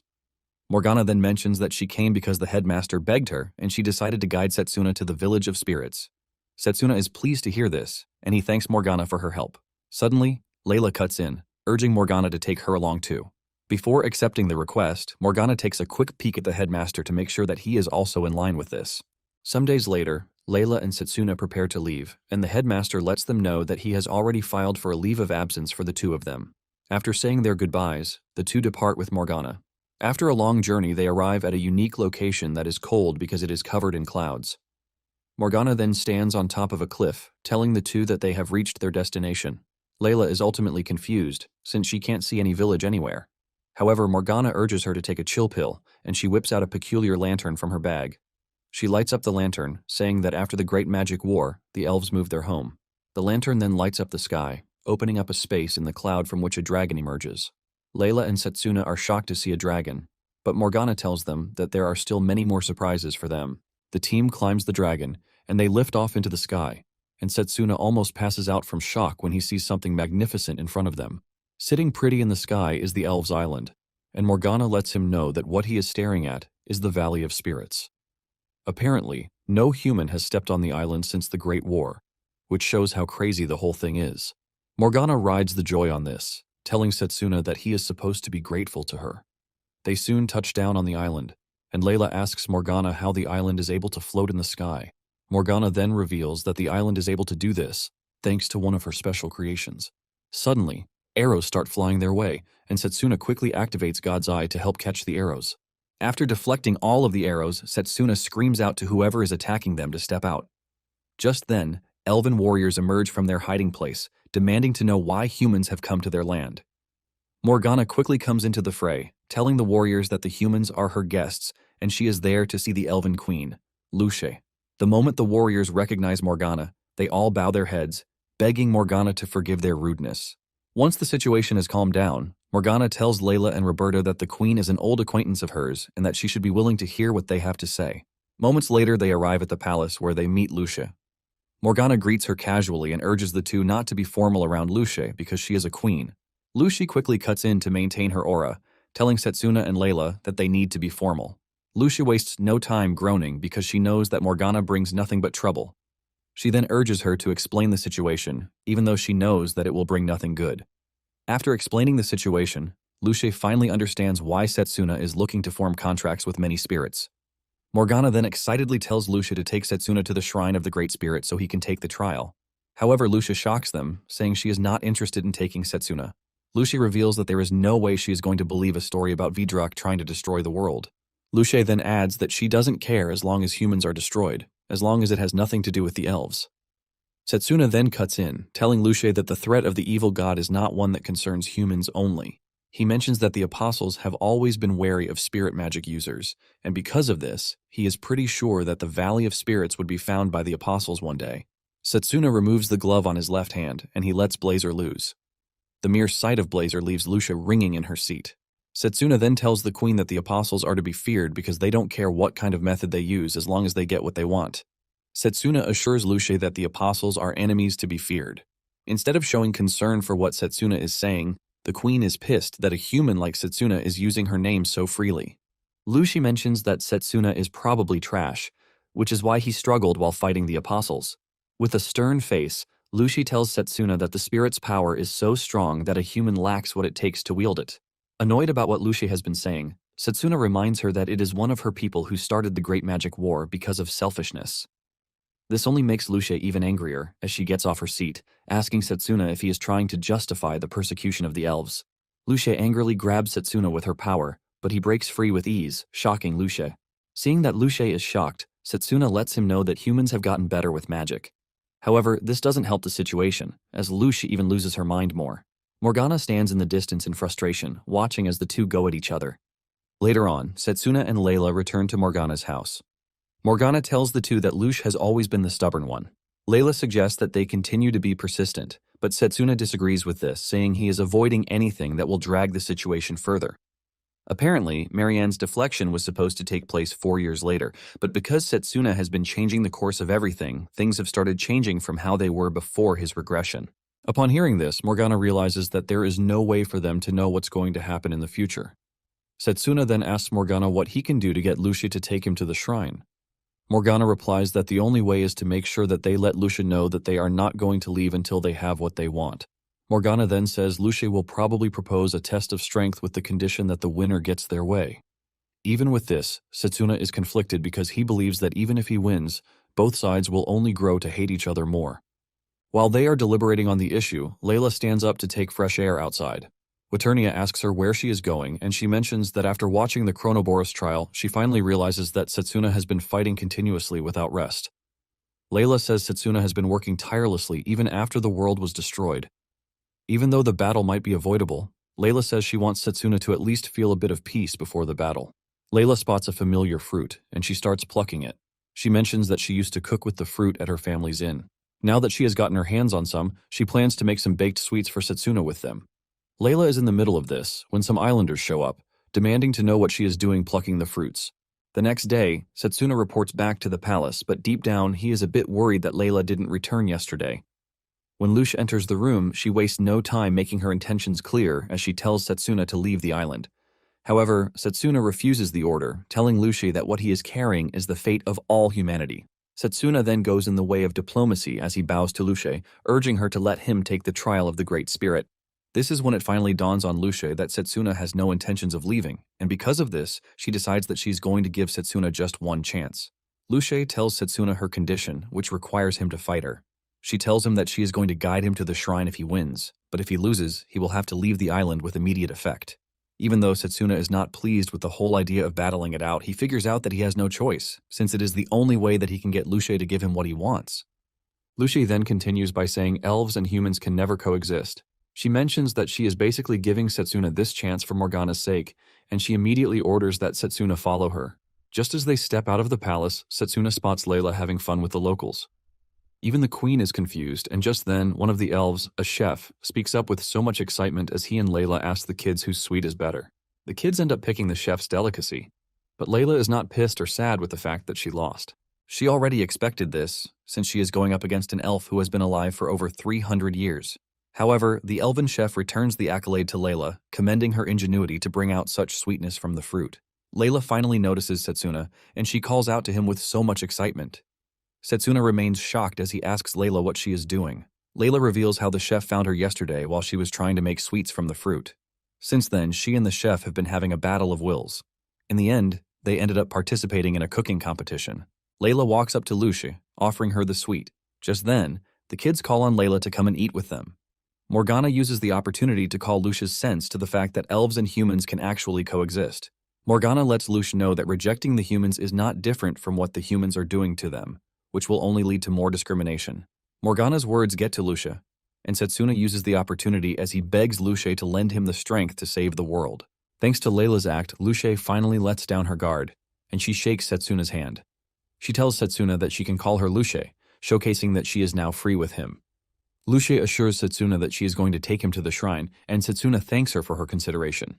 Setsuna ends up thanking Layla for the help, saying it was the best decision that he brought her with him. Layla starts blushing when she realizes that Setsuna is smiling, which is just what she wants. Waternia then tells Layla to confess her love, but Layla refuses, saying this will only trouble Setsuna, which is bad for him at the moment. Layla reveals that she's only going to confess her feelings to Setsuna after they have defeated the evil god. Moments later, they arrive at the shrine of the Great Spirit.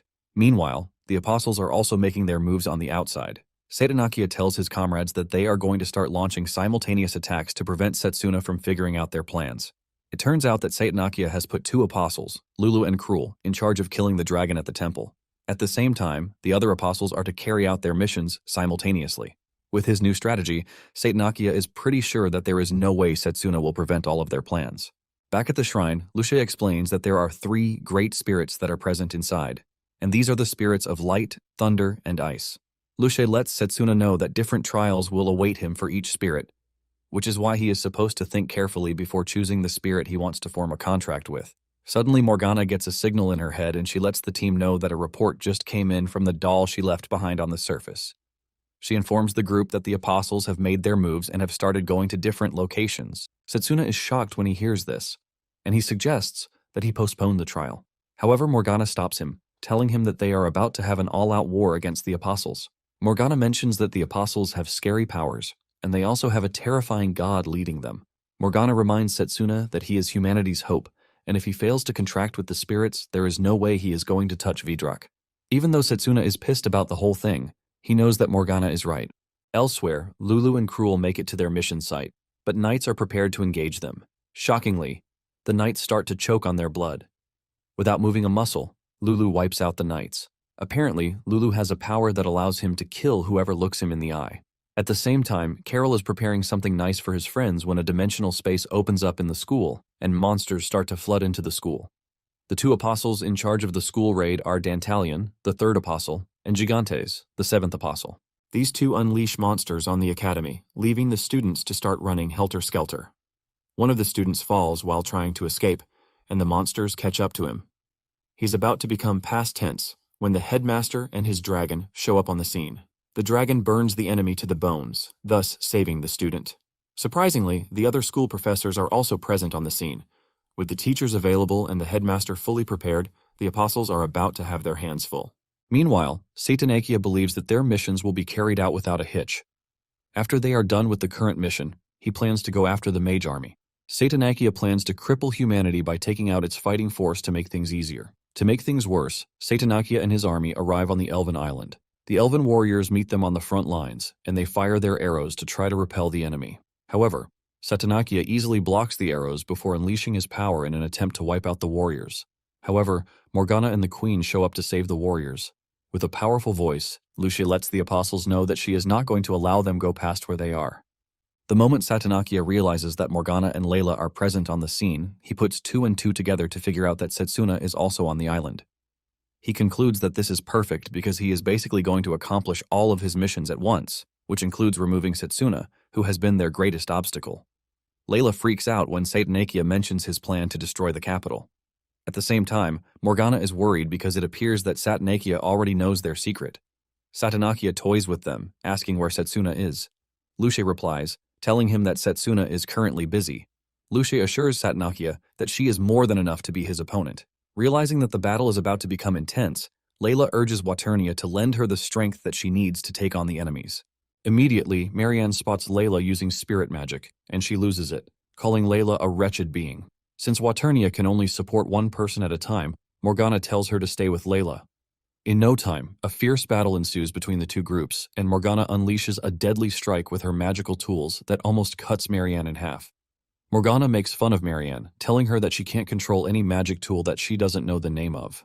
Morgana is confident that Marianne will not be able to figure out the names because she is the original creator of the tools, making her the only person who knows the names of the tools. However, Marianne shocks Morgana when she manages to complete her analysis, while mocking Morgana, telling her that she can't hide anything from a god's messenger. Thanks to the analysis she carried out, she is able to figure out the names of the magical tools that Morgana is wielding. She wastes no time shattering them, forcing Morgana to jump backwards. However, Morgana is not moved by this because she still has a lot of magical tools at her disposal. Even though Morgana is acting tough and strong, she is worried because Marianne's strength appears to be unfathomable. Morgana wonders if she has what it takes to stop Marianne until Setsuna shows up. At the same time, Layla is pledging to lay down her life as long as she is able to help.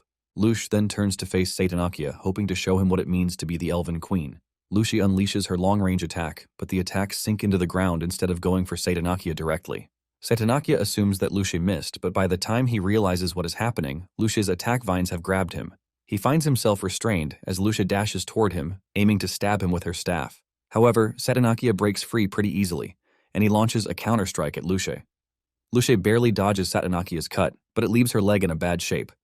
To make sure that she stays in the fight, Lucia bandages her wound with her vines, forcing Satanakia to admit that Lucia is pretty impressive, thanks to her immense mana. Just then, Satanakia mentions something pretty important, shocking Lucia down to her bones. Satanakia mentions that he has figured out that the crown on Lucia's head is what is keeping the island afloat. Morgana is also worried that Satanakia has figured out what they are trying to avoid. Satanakia confidently reveals his plan to take the crown so he can gain total control of the island. He plans to move the island over the capital and crash it there, which will ultimately destroy the entirety of the capital. Lucy cannot believe just how evil the dude is, but Satanakia makes fun of her, asking her just how long she thinks she can last in the fight with her wounded leg. It soon dawns on Lucia that she is at a disadvantage. To make it worse, Morgana and Layla are dealing with Marianne, basically leaving her with no backup. Just as Lucia is about to be overwhelmed, the elven warriors jump in to protect her. However, the team is already getting overwhelmed, and they believe that they have come to the end of the story already.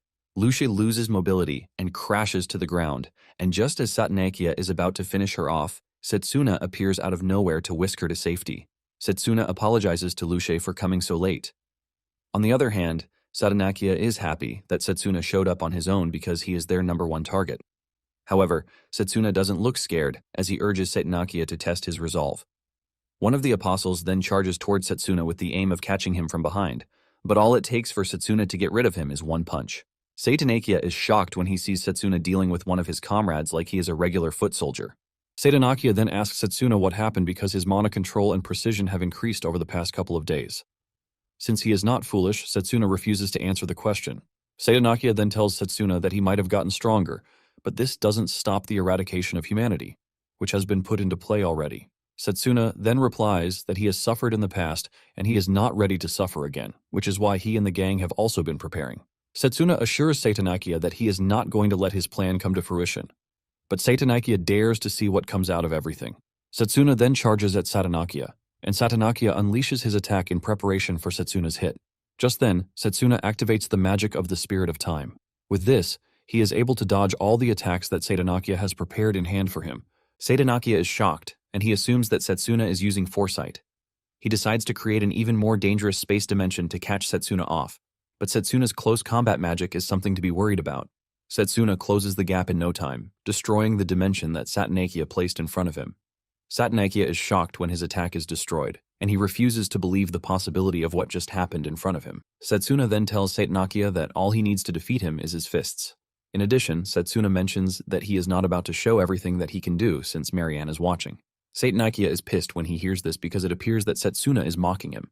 Satanakia angrily unleashes a beast from his possession, but Setsuna weaves and dodges until he gets the clear chance to slice the beast in half. Realizing that Setsuna is coming for him, Satanakia escapes into one of the spaces he has created. However, Setsuna is able to predict exactly where Satanakia will appear. Satanakia plans to surprise Setsuna, but he is the one who gets surprised instead. Before he can react, he gets kicked into the distance, leaving him in a state of confusion. Satanakia is forced to admit that the kind of power that Setsuna just displayed can be compared to that of his masters. Since this is the case, Satanakia decides to go after Lucia. He dashes toward her, hoping to make it in time. Just then, Setsuna activates a lightning magic that grants him speed. This helps him to get close to Satanakia, but Satanakia frantically unleashes a dimension wall to stop Setsuna. This proves to be useless again as Setsuna punches through the wall. This is when Satanakia finally panics because he never expected a kid to have what it takes to surpass an apostle. Setsuna angrily replies that he is not a kid. He mentions that he is the mage who was once defeated, and he has jumped times just so he can come and strike Satanakia down. With all the fury in him and powered by the lightning magic, Setsuna delivers a powerful punch to Satanakia's head, burying him in the ground with just one punch. With Setsuna being able to take Satanakia down, the ladies rejoice at his stunning victory. Lucia is impressed with the fact that Setsuna was able to form a contract with the Spirit of Lightning. The reason why she considers this a great feat is the fact that no one among the elves has contracted with any of the 4 great spirits in the past. Setsuna smiles a little before reminding the ladies that they still have to deal with Marianne. Since the fight started, Layla notices that Marianne has been analyzing all of Morgana's tools, but it appears that she is having difficulty analyzing the staff that is currently in Morgana's hands. Layla then believes that they have what it takes to actually push through because Setsuna has come to join them. Just then, Marianne finishes her analysis, and she mentions the name of what she has been working on, which is the Gravity Crown. It turns out that Lucia's crown is called the Gravity Crown, and before Lucia can even do anything, the crown flies off her head. With the crown now in Marianne's possession, it dawns on Morgana that she was only playing around while analyzing the crown at the same time. Marianne makes fun of them, revealing that her objective from the very start was the crown because she doesn't care about them or what they do. Marianne then corrupts the crown so she can easily crash the island into the capital to make sure that humanity suffers a very great loss. Layla tries telling Marianne that she is also going to die if she goes ahead with the plan, but Marianne doesn't care, saying her life has been her master's from the very start. Marianne then grabs the crown and she crushes it. As if this is not enough, Morgana suddenly notices that her body is glowing. It immediately dawns on her that Marianne has analyzed her too. Marianne unleashes a devastating attack to burn Morgana to a crisp. Layla screams in fear as she watches Morgana get roasted. However, the real Morgana shows up, telling Layla to leave the rest of the battle to Setsuna because they need to find a way to stop the island from crashing. Just as he suggested, Layla helps Lucia get off her feet and they leave the rest of the fight to Setsuna.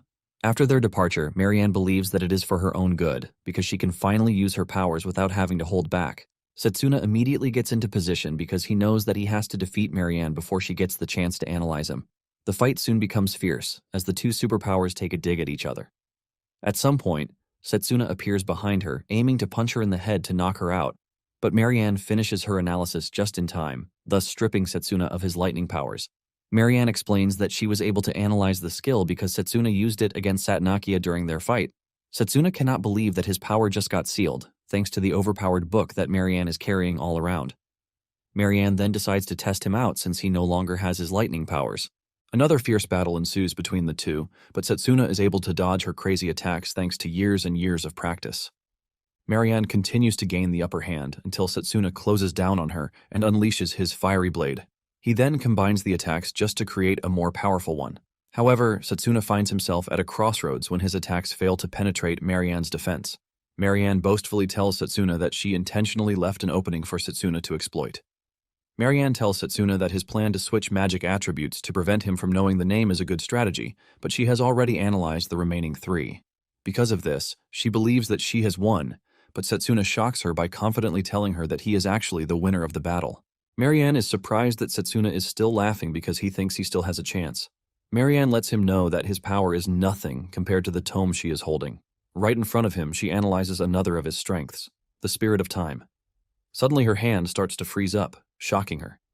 This is when it dawns on her that Setsuna actually has other spirit magics besides lightning.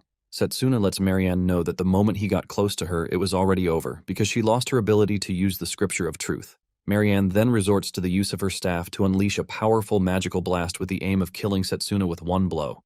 This leaves a cloud of smoke, and when everything settled down, she realized that she didn't hit the real Setsuna, but a fake left behind with the help of refracting light. Marianne realizes the implications of what just happened. Setsuna breaks the silence, revealing that he didn't just master the spirit of lightning, but he has mastered all the other spirits, including light and ice.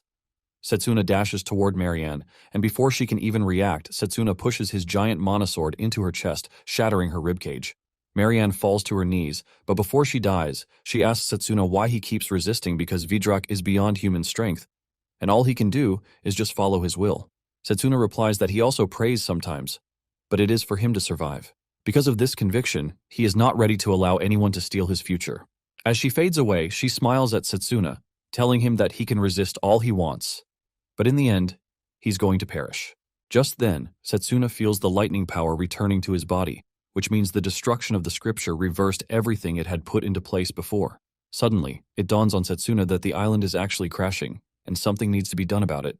Meanwhile, Layla and Morgana have reached the control point, but they are all confused about what to do. The elves hold their heads in frustration, believing that they have gotten to the end of the line already. However, Lucy stands up to encourage her people, telling them not to give up because they have witnessed humanity survive worse instances in the past. Just then, Morgana calls on Waternia for assistance, and she goes down to her plan. With Waternia's help, Morgana is able to move the sea in an attempt to envelope the royal capital in water to cushion the impact. Even though her plan is working, the process is taking a huge toll on her, causing her to start coughing up blood. Morgana figures out that she is at her limit because she is pushing Waternia's magic to the extreme, and to make it worse, she was already exhausted from the previous battle. Nonetheless, she is not ready to give up, and Layla rushes over to cast healing magic to sustain her a bit. Morgana continues pushing herself because she believes that she is the one who is supposed to atone for the sins of the Great War, since her brother was the one who started the whole thing. Moments later, Morgana finally reaches her limit and she crashes to the ground. However, Layla steps up to take over from Morgana. Layla taps into Waternia's full strength, which helps her to move the water in the right position before impact. This cushions the effect of the impact, making sure that there are no casualties. The elves jump in joy, and Lucia commends Layla's brilliance and bravery. On the other hand, Morgana is just happy that humans and elves finally come together again. Because of this, she believes that surviving the Great War was worth it after all. Elsewhere, Setsuna is celebrating the victory when a terrifying appearance shows up in the sky.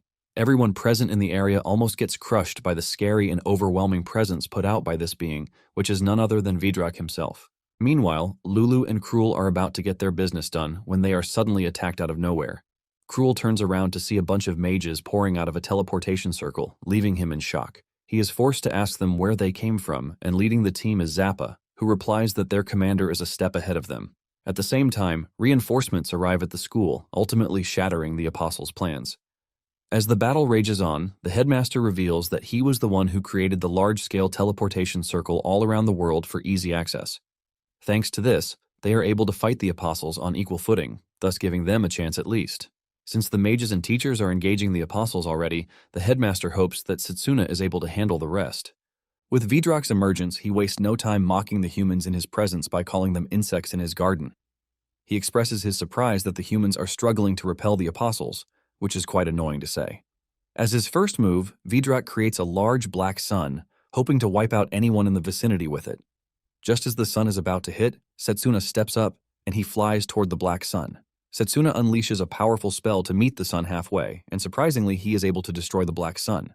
Setsuna then flies up to where Vidrak is to properly face him. Setsuna asks Vidrak why Vidrak is trying to destroy the world when he was the one who created it in the first place. Vidrak then replies that this world is just the same as the countless other worlds that he has created in the past. Vidrak claims that humanity develops at an annoyingly slow pace, but in 1,000 years they are going to become a pain in the ass. To prevent this, Vidrak says he concluded that humanity's destruction is the only mercy that he can offer. Setsuna is still having the conversation with Vidrak when the elves come running to him. They fire their weapons at Vidrak, believing that they are assisting Setsuna. Before Setsuna can tell them to stay back, they have already attacked Vidrak. However, reality dawns on them when the attack doesn't do anything to Vidrak. In annoyance, Vidrak starts to gather mana in his eyes, and Setsuna knows the implication of this. He screams at the group to keep their distance because there is nothing they can do against Vidrak, since magic is useless against his ultimate power, mana decomposition. Once he is done gathering the mana in his eyes, Vidrak activates the authority, Curse of Killing, aiming to terminate Setsuna. However, Setsuna closes his eyes and dashes toward Vidrak with lightning speed. Vidrak is shocked to see that his spell didn't affect Setsuna, but he is still thinking about this when Setsuna lands a punch on his midsection, telling Vidrak that this is the trump card for the final battle. Apparently, the only way to beat his magic decomposition is to attack Vidrak at close range before the mana gathers. Accompanied by immense speed, Setsuna unleashes the 1-inch Trinity Fist that sends Vidrak flying into the distance. Setsuna then uses the opportunity to tell Vidrak that he has it all wrong. He tells him that humans can actually overcome fate and grasp a new future if he tries to believe in their potential. Instead of taking Setsuna's words into account, Vidrak concludes that he is just an insect saying trash in his ears. Since Vidrak is not ready to change or have a rethink, Setsuna forgets all plans to convince him and just decides that Vidrak is an evil god. Suddenly, Gustav, also known as Balam, and Satanakia appear on the scene. Vidrak then tells the two to surrender their cores to him, which is obviously the source of their powers. Being the loyal servant that he is, Satanakia is the first to offer himself up. But suddenly, Gustav rips out his core from behind, shocking Setsuna. Just then, Gustav's face changes to reveal the real person under the mask, which is none other than Leo. When talking about the Apostles, it turns out that they are also beings who came from the same other world as Vidrak. Each of the Apostles was given their authority, but it turns out that Leo stole Gustav's authority and used it to disguise his true identity. Setsuna screams at Leo when he realizes that he has also been scheming. Leo then reveals that he and the other Apostles were inhabitants of a world that was destroyed by Vidrak a very long time ago. However, in exchange for offering their hearts to Vidrak, the Apostles were imbued with divine cores and granted authority each. Because of this, all of the Apostles swore loyalty to Vidrak, but it turns out that Leo was the only one who didn't. Leo then dashes toward Vidrak in an attempt to attack him. Vidrak doesn't seem concerned because he believes that Leo is beneath him and cannot touch him. Vidrak unleashes a power blast from his body that puts Leo in a bad spot. Vidrak then mentions that the divine cores were originally a part of him, but they disappeared after they were swallowed by a higher existence. Leo laughs out loud when he hears this, as he tells Vidrak that he has been waiting for the exact moment. Leo then tears off his shirt to reveal something shocking. It turns out that he has 4 cores embedded in his body, which is why he is cocky. Leo thanks Setsuna for ruining all of Vidrak's plan until the very moment, because Vidrak has not been able to recover a single divine core thanks to this. On the other hand, Leo has managed to gather 4 cores. Thanks to this, the line between him and Vidrak has shrunk. Vidrak angrily unleashes another wave of magical blasts at Leo, but Leo tanks everything. Leo then tells Vidrak that he might be absolute, but his ways have gone obsolete and boring. Vidrak is annoyed at Leo's insolence, but Leo keeps instigating him, telling him that they don't need a boring god who only thinks of crushing things. Just then, Leo unleashes a massive wave of energy from his body, which ultimately overwhelms Vidrak. Vidrak watches in disbelief as Leo absorbs him before totally defeating him. When the dust finally settles, Leo emerges from the smoke, looking all cool. The elves start celebrating because Leo defeated the evil god, but Setsuna remains conscious. Leo boasts about his victory, but Setsuna is disappointed at how easy it was for Vidrak to be defeated. Leo then replies that Vidrak might have been a powerful god, but his personality was quite dull. Leo mentions that Vidrak has a knack for crushing a world that he no longer likes, which is a childish desire for control. To Leo, he believes that it is better to have fun than to be bored. Leo then starts going deeper, talking about how he would make things entertaining if it were him. Setsuna is confused by what he means, and Leo decides to show him a practical example. Leo unleashes a choking energy that grabs the elves and starts to drain the life out of them. Even Lucy and Layla are not spared by the intense energy that is coming out of Leo. Leo playfully mentions that things would be more fun if he could just spread a fatal disease while watching humanity scream in horror. Setsuna is pissed when he sees this, and he whips out his mana blade.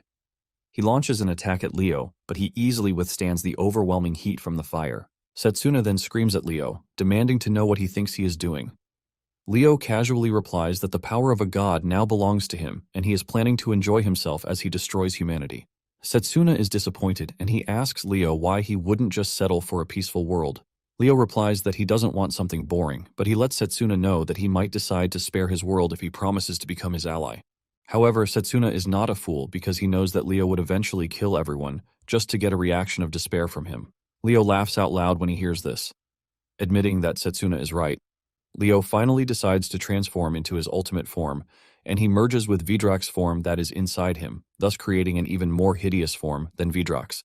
Because of the amount of pressure coming from Leo's body, Setsuna concludes that Leo might have even surpassed Vidrak's initial power thanks to the amalgamation of the 4 divine cores and the power of a god. Nonetheless, Setsuna prepares himself for a tough battle, as he is not ready to just give Leo a pass. Enjoying the power surging through his body, Leo decides to test out the perks of his new power. He activates Tsukuyomi's authority, which is the power to raise the dead.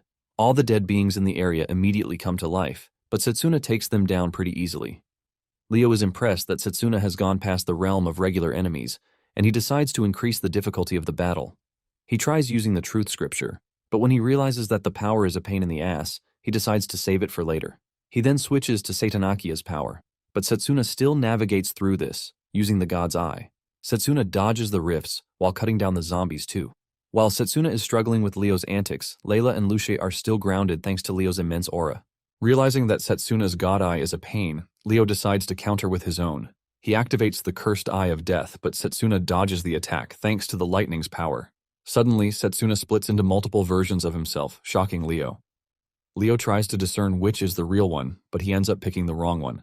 By the time he realizes that he was focused on an illusion, Setsuna has gotten close to him. Setsuna then throws the deadly 1-inch fist at Leo, but to his surprise, Leo blocks the attack like it is nothing. Leo then replies with a punch of his own, telling Setsuna that he is done trying out new powers. He just wants to engage in an old-fashioned fistfight with Setsuna, and his punch is powerful enough to push Setsuna backward. Setsuna is surprised that just a single punch was able to shake him up, and he figures out that Leo is combining the power of the divine cores with his own. This is when Setsuna confirms that Leo's power is way above Vidrak's power. Meanwhile, those who are watching the fight from below are seeing 2 shooting stars go at each other. Setsuna and Leo continue punching each other around, and judging from the immense mana that is leaking out, Lucy tells her people and Layla that they don't have what it takes to intervene in the battle.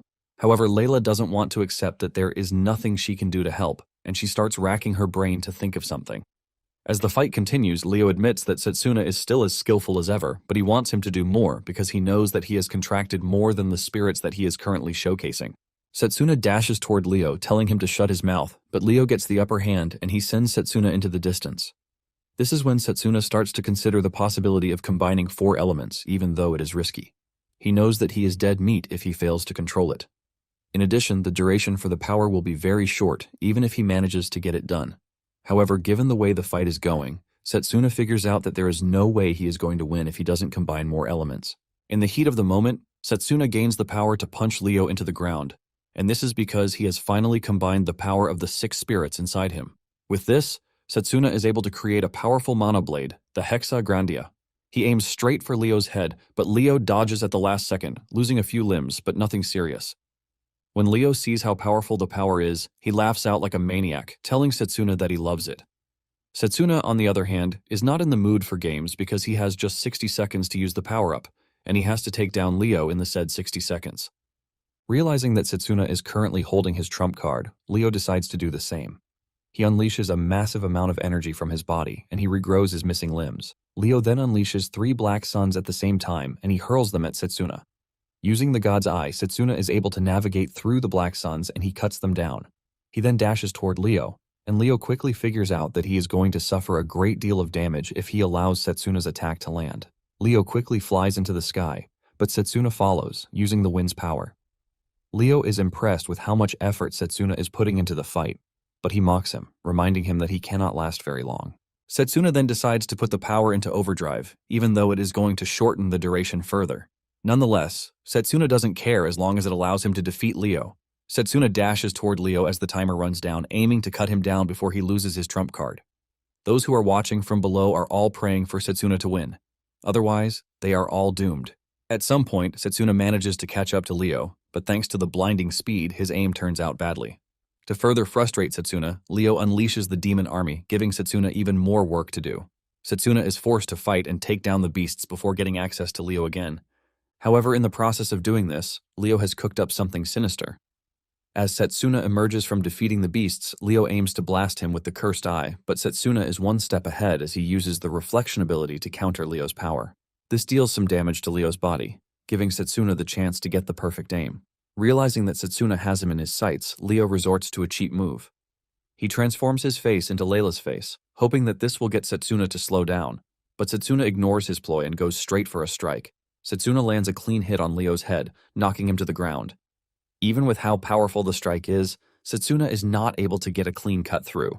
Leo managed to block the attack from reaching his chest. He pulls out the sword and kicks Setsuna while teasing him for not even hesitating when he saw Layla's face. Leo finally decides to use his trump card, which is a spell called Magic Devouring World. He whips out a giant sword that increases in size depending on the amount of mana poured into it. At this point, Setsuna has just 10 seconds left on the clock, and Leo has forced him on the defensive. With just 4 seconds left, Setsuna risks everything to try and get to Leo so that he can land one final strike, hoping to take Leo down with it. Setsuna's plan works just as he planned it out in his head, and he manages to reach Leo before the last second. He lands his hit, leaving a cloud of smoke. Because of the amount of energy expended in the battle, all of Setsuna's mana is expended. However, when the smoke clears out, Setsuna is shocked to see Leo still standing. Setsuna cannot believe that even after everything he did, Leo is still standing. On the other hand, Leo commends Setsuna's strength because he was able to go head-to-head with the power of a god. Even Leo thought he had already lost when Setsuna landed his last attack. Since Setsuna has finally lost all of his energy and mana, Leo teases him, telling him to scream so he can hear him. Leo then hits Setsuna with an energy blast, and even though he is at a disadvantage, Setsuna refuses to give up. He runs at Leo with his bare fist, and he punches Leo in the head. At this point, Leo doesn't fear anything from Setsuna again, and he easily grabs his arm. Leo then returns the favor by punching Setsuna in the chest to send him flying. Leo commends Setsuna for his refusal to give up even though he has no mana or stamina left. Setsuna then replies that he only made it this far because the word give up is not in his dictionary. Setsuna lets Leo know that he won't give up as long as he is able to clench his fist. Since this is Setsuna's resolve, Leo decides to help him end it all. Leo then creates a powerful energy blast, and he hurls it at Setsuna. The attack hits, leaving a big explosion. When everything clears off, there is no sign of Setsuna anywhere, and Leo smiles because he has finally won. Leo then decides that it is finally time for him to annihilate everyone and the planet itself. Unknown to him, Setsuna actually survived because Layla was able to whisk him away at the last minute. Since there is no one to rival him again, Leo starts thinking about where he needs to destroy first. He thinks of visiting the academy since he has unfinished business with the headmaster. Just then, he is attacked by the mages, and he immediately switches his attention to the royal capital. Back at the cave where Layla took Setsuna, Layla is worried because she can see just how badly wounded Setsuna is. After he manages to gather some strength, Setsuna thanks Layla for saving him. Setsuna then suggests that Layla leave the area because he can see that she is also out of mana and stamina. Layla smiles, saying she can say the same for Setsuna. Layla then opens Setsuna's hand to give him something, saying it is for him. It turns out to be the brooch that Setsuna helped Layla win back from the upperclassmen at the start of the story. Before coming to rescue Setsuna, Layla had gone around urging everyone to pour their magic healing into the brooch since it could store mana. Layla urges Setsuna to use the brooch to heal his wounds. Setsuna is hesitant because Layla is also wounded, but Layla lets him know that he has been putting his life on the line from the very start. Because of this, Layla has decided to put her life on the line, since Setsuna is the only one who can actually defeat Leo. To calm Setsuna down and get him to use the brooch, Waternia appears, telling Setsuna that he has nothing to worry about because Layla was able to escape sustaining a fatal wound thanks to her power. Waternia mentions that she was moved when she saw Setsuna fighting with no care for his own life. It suddenly dawns on Setsuna that he might have just passed Waternia's test. Setsuna confirms this from Waternia, and she lets him know that it is possible he forms a contract with her. However, she lets him know that his life is at stake if he does this because he is already at his limit with the 6 spirits residing inside him. Setsuna then tells Waternia that he really doesn't care as long as he gets the chance to beat Leo. Waternia then turns to Layla, asking her if she is free to lend Setsuna her power. With a smile on her face, she tells Waternia that she is free to do so. However, Layla tells Setsuna that he has to promise her that he is going to come back alive no matter what. Layla reminds Setsuna that he has been fighting for so long, and he deserves to enjoy a peaceful world. Setsuna smiles, telling Layla that he would have continued fighting on his own if he hadn't met Layla. Setsuna comes clean, telling Layla that he is really glad he met her on the second loop. Because of this, Setsuna tells Layla that he is going to protect the world. After they are done with their chit-chat, Setsuna finally leaves with Waternia riding on his back. Leo is about to get down to his intended destruction when Setsuna shows up. Leo is shocked to see Setsuna back and alive. He angrily launches an attack at Setsuna, but his attack does nothing, shocking Leo. Just then, he realizes that something is different about Setsuna, and this is the fact that he has combined the 7 elements. Right in front of Leo, Setsuna allows the power of the spirits to manifest inside him. This leaves a blinding light that even forces Leo to cover his eyes. When the light finally takes shape, it turns out to be a beautiful rainbow. While everyone is left in shock about what is happening, it appears that Chronoboros isn't, because he has already caught a glimpse of Setsuna's final form in his foresight. This is basically the existence that saves all worlds, known as the Rainbow Spirit King, Bifrost. Setsuna's hair has turned into different shades of color, and his body is also glowing. Blazer then calls Setsuna's attention to the fact that his body is crumbling because his body can't withstand the mana of the spirits. However, Blazer urges Setsuna not to die because he has to return to Layla since he made a promise to her. Setsuna smiles when he hears this, and suddenly, his facial expression changes into a serious version of himself. Setsuna dashes toward Leo at a blinding speed and lands a powerful blow that causes Leo to scream out his lungs. However, Setsuna is not done with him as he flies around, landing blow after blow with Leo unable to do anything about it. Moments later, Setsuna tries to pin Leo to the ground, but he dodges it and leaps into the air. He then dashes toward Setsuna, and the two end up punching each other. However, Setsuna's punch is so powerful that it shatters Leo's left arm, forcing a painful scream out of him. Setsuna doesn't stop there, and he finishes the combo with a powerful punch to the midsection of his body, sending him into the distance. Leo is all beaten up, but he manages to crawl out of the rubble that Setsuna put him in. Leo screams out in horror, refusing to believe that Setsuna's current power now exceeds that of a god. Setsuna then walks up to him, telling him that he is about to end the fight, but Leo argues, telling Setsuna that he is going to fight till the end to make sure Setsuna doesn't get the happy ending he so much desires.